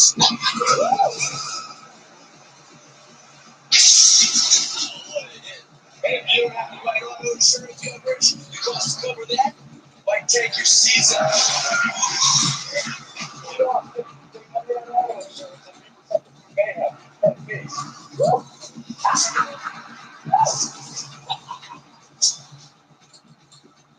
Time now for the final 2 minutes, presented by Allstate. Final 2 minutes brought to you by Allstate. Clemson and a 17-7 lead at the half. It is tied. They're first and 10 with 2 minutes to go. Desmond Reed. That hit for a yard and a half, and took the time out to call his fouling. Double Sneed, double Sneed, the tackle. Backup was in there. Ruxman, the season already. Wild comebacks for Kemp on their way to 7-0. Against Cincinnati, they trailed 27-6 in the third quarter. And they wound up winning 28-27 on a Ben Saul's field with 17 seconds to go. Eli Holstein for 3 touchdown pass on 3-speed drive. Following in the backyard ball, West Virginia, they're down 10 in the fourth quarter. Rally to win. Derek Davis with your touchdown run, 32 seconds to go after that touchdown grab we saw from Day-Day Reynolds. Trying with a third double-digit comeback in the fourth quarter this season.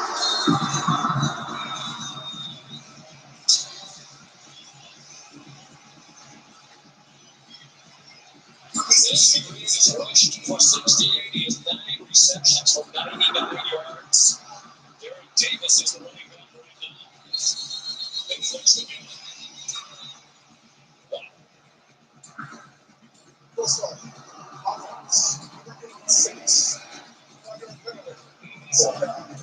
That is at least the third time, maybe fourth, that coming out of a timeout, they have some type of procedural issue. This time it's on Bartholomew taking turn. I mean, leaning forward just a little bit. Yeah, it takes 13 penalties for even 100 yards. Mention the most penalized team on offense overall. 2 weeks in college football. Today. Can they win despite all the self-inflicted wounds? Davis is leading the way for the Clemson defense.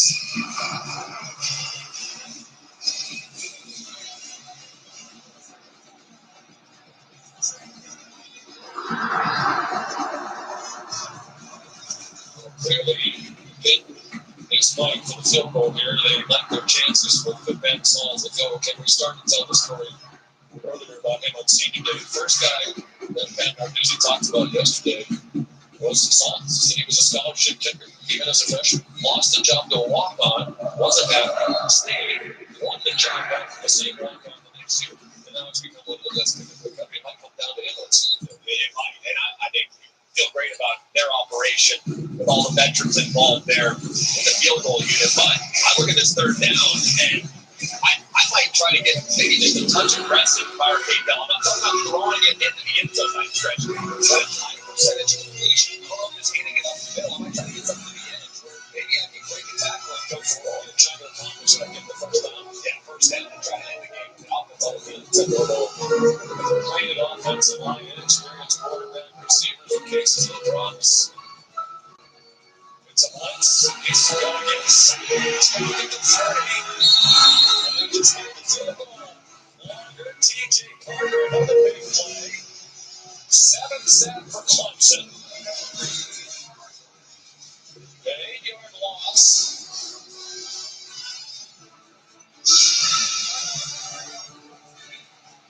Then I don't like it. Maybe it's a low percentage. 3rd down and 14.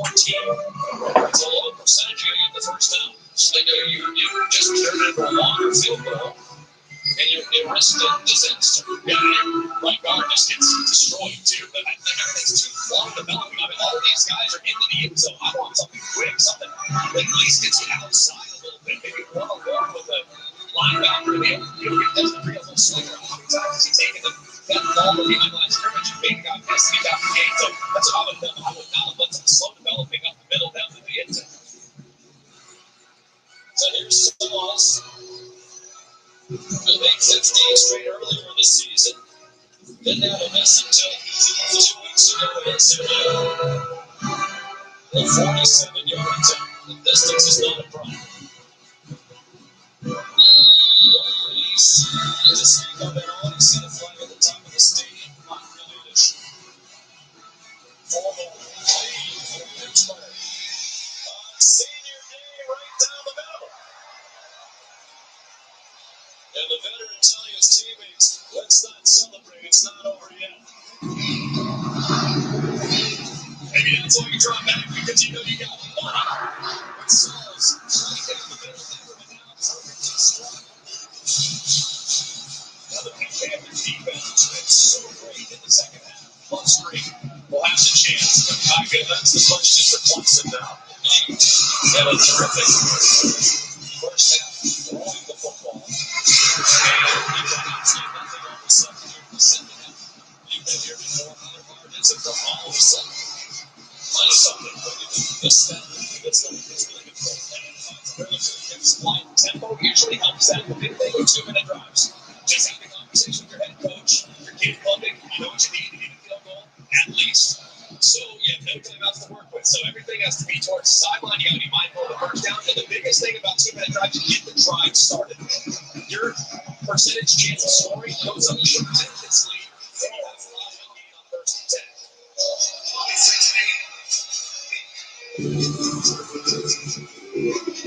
Then Sauls to kick off.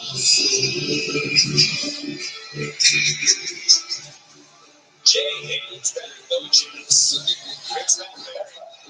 Five something while this game is going incredibly long. We get SMU Boston College off on ESPN2. You see SMU undefeated in ACC tournament after the end zone incomplete.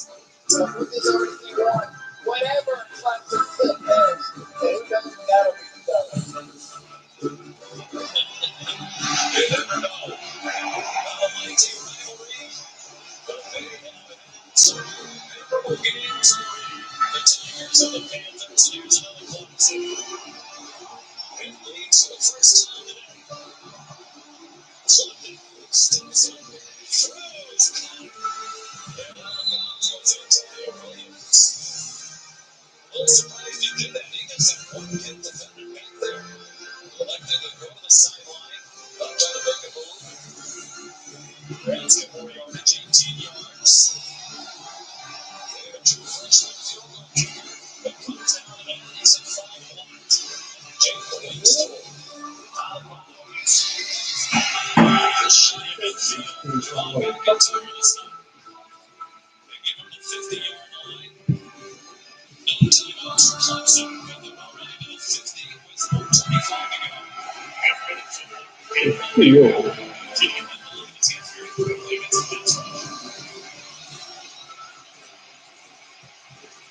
takes it right coming up first down. Inside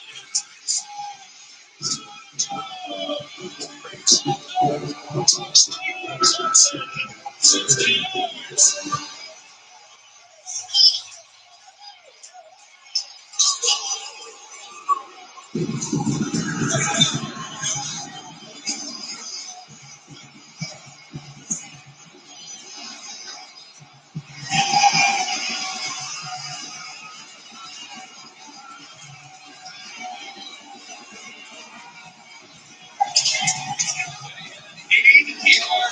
rushing for the game before he went 50.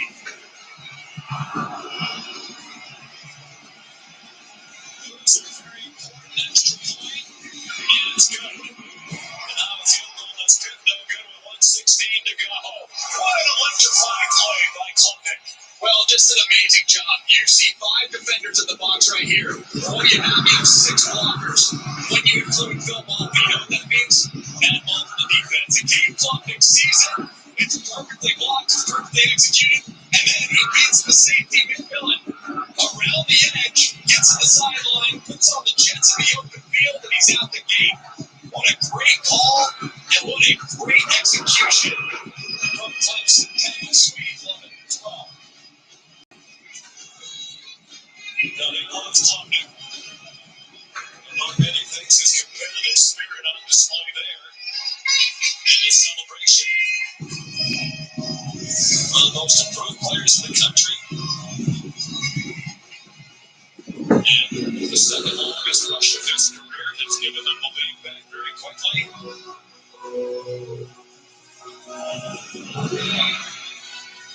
The second longest run of his career, he had a 55-yard running at Tennessee State earlier this year. That's a touchdown. So now, 8-yard out. They found some rhythm here in the fourth quarter. But he needs to take it 75 yards in a minute 68.2 seconds. And the one thing you got to be really mindful of in a 2-minute operation, you're not going to have the same amount of help that you've been able to provide your tackles in the second half. Just let the better protection. So the guy that I'm super concerned about the quarterback right here is number 3, TJ Walker, who's really had a massive impact on this game all game long. He's working against Jackson Brown, the right tackle. That's the one that can win it for Clemson. Now on the press. Here's TJ Walker. Took it down under the ball. The officials say it's good ball. And that Narduzzi is down to 1 timeout. Big stunned silence in this crowd after the play of the year for Clemson. The 50-yard touchdown run by Cade Klubnik. Everyone is just absolutely shocked right now. It looked like everything was going its way. And then one mistake, one bad call.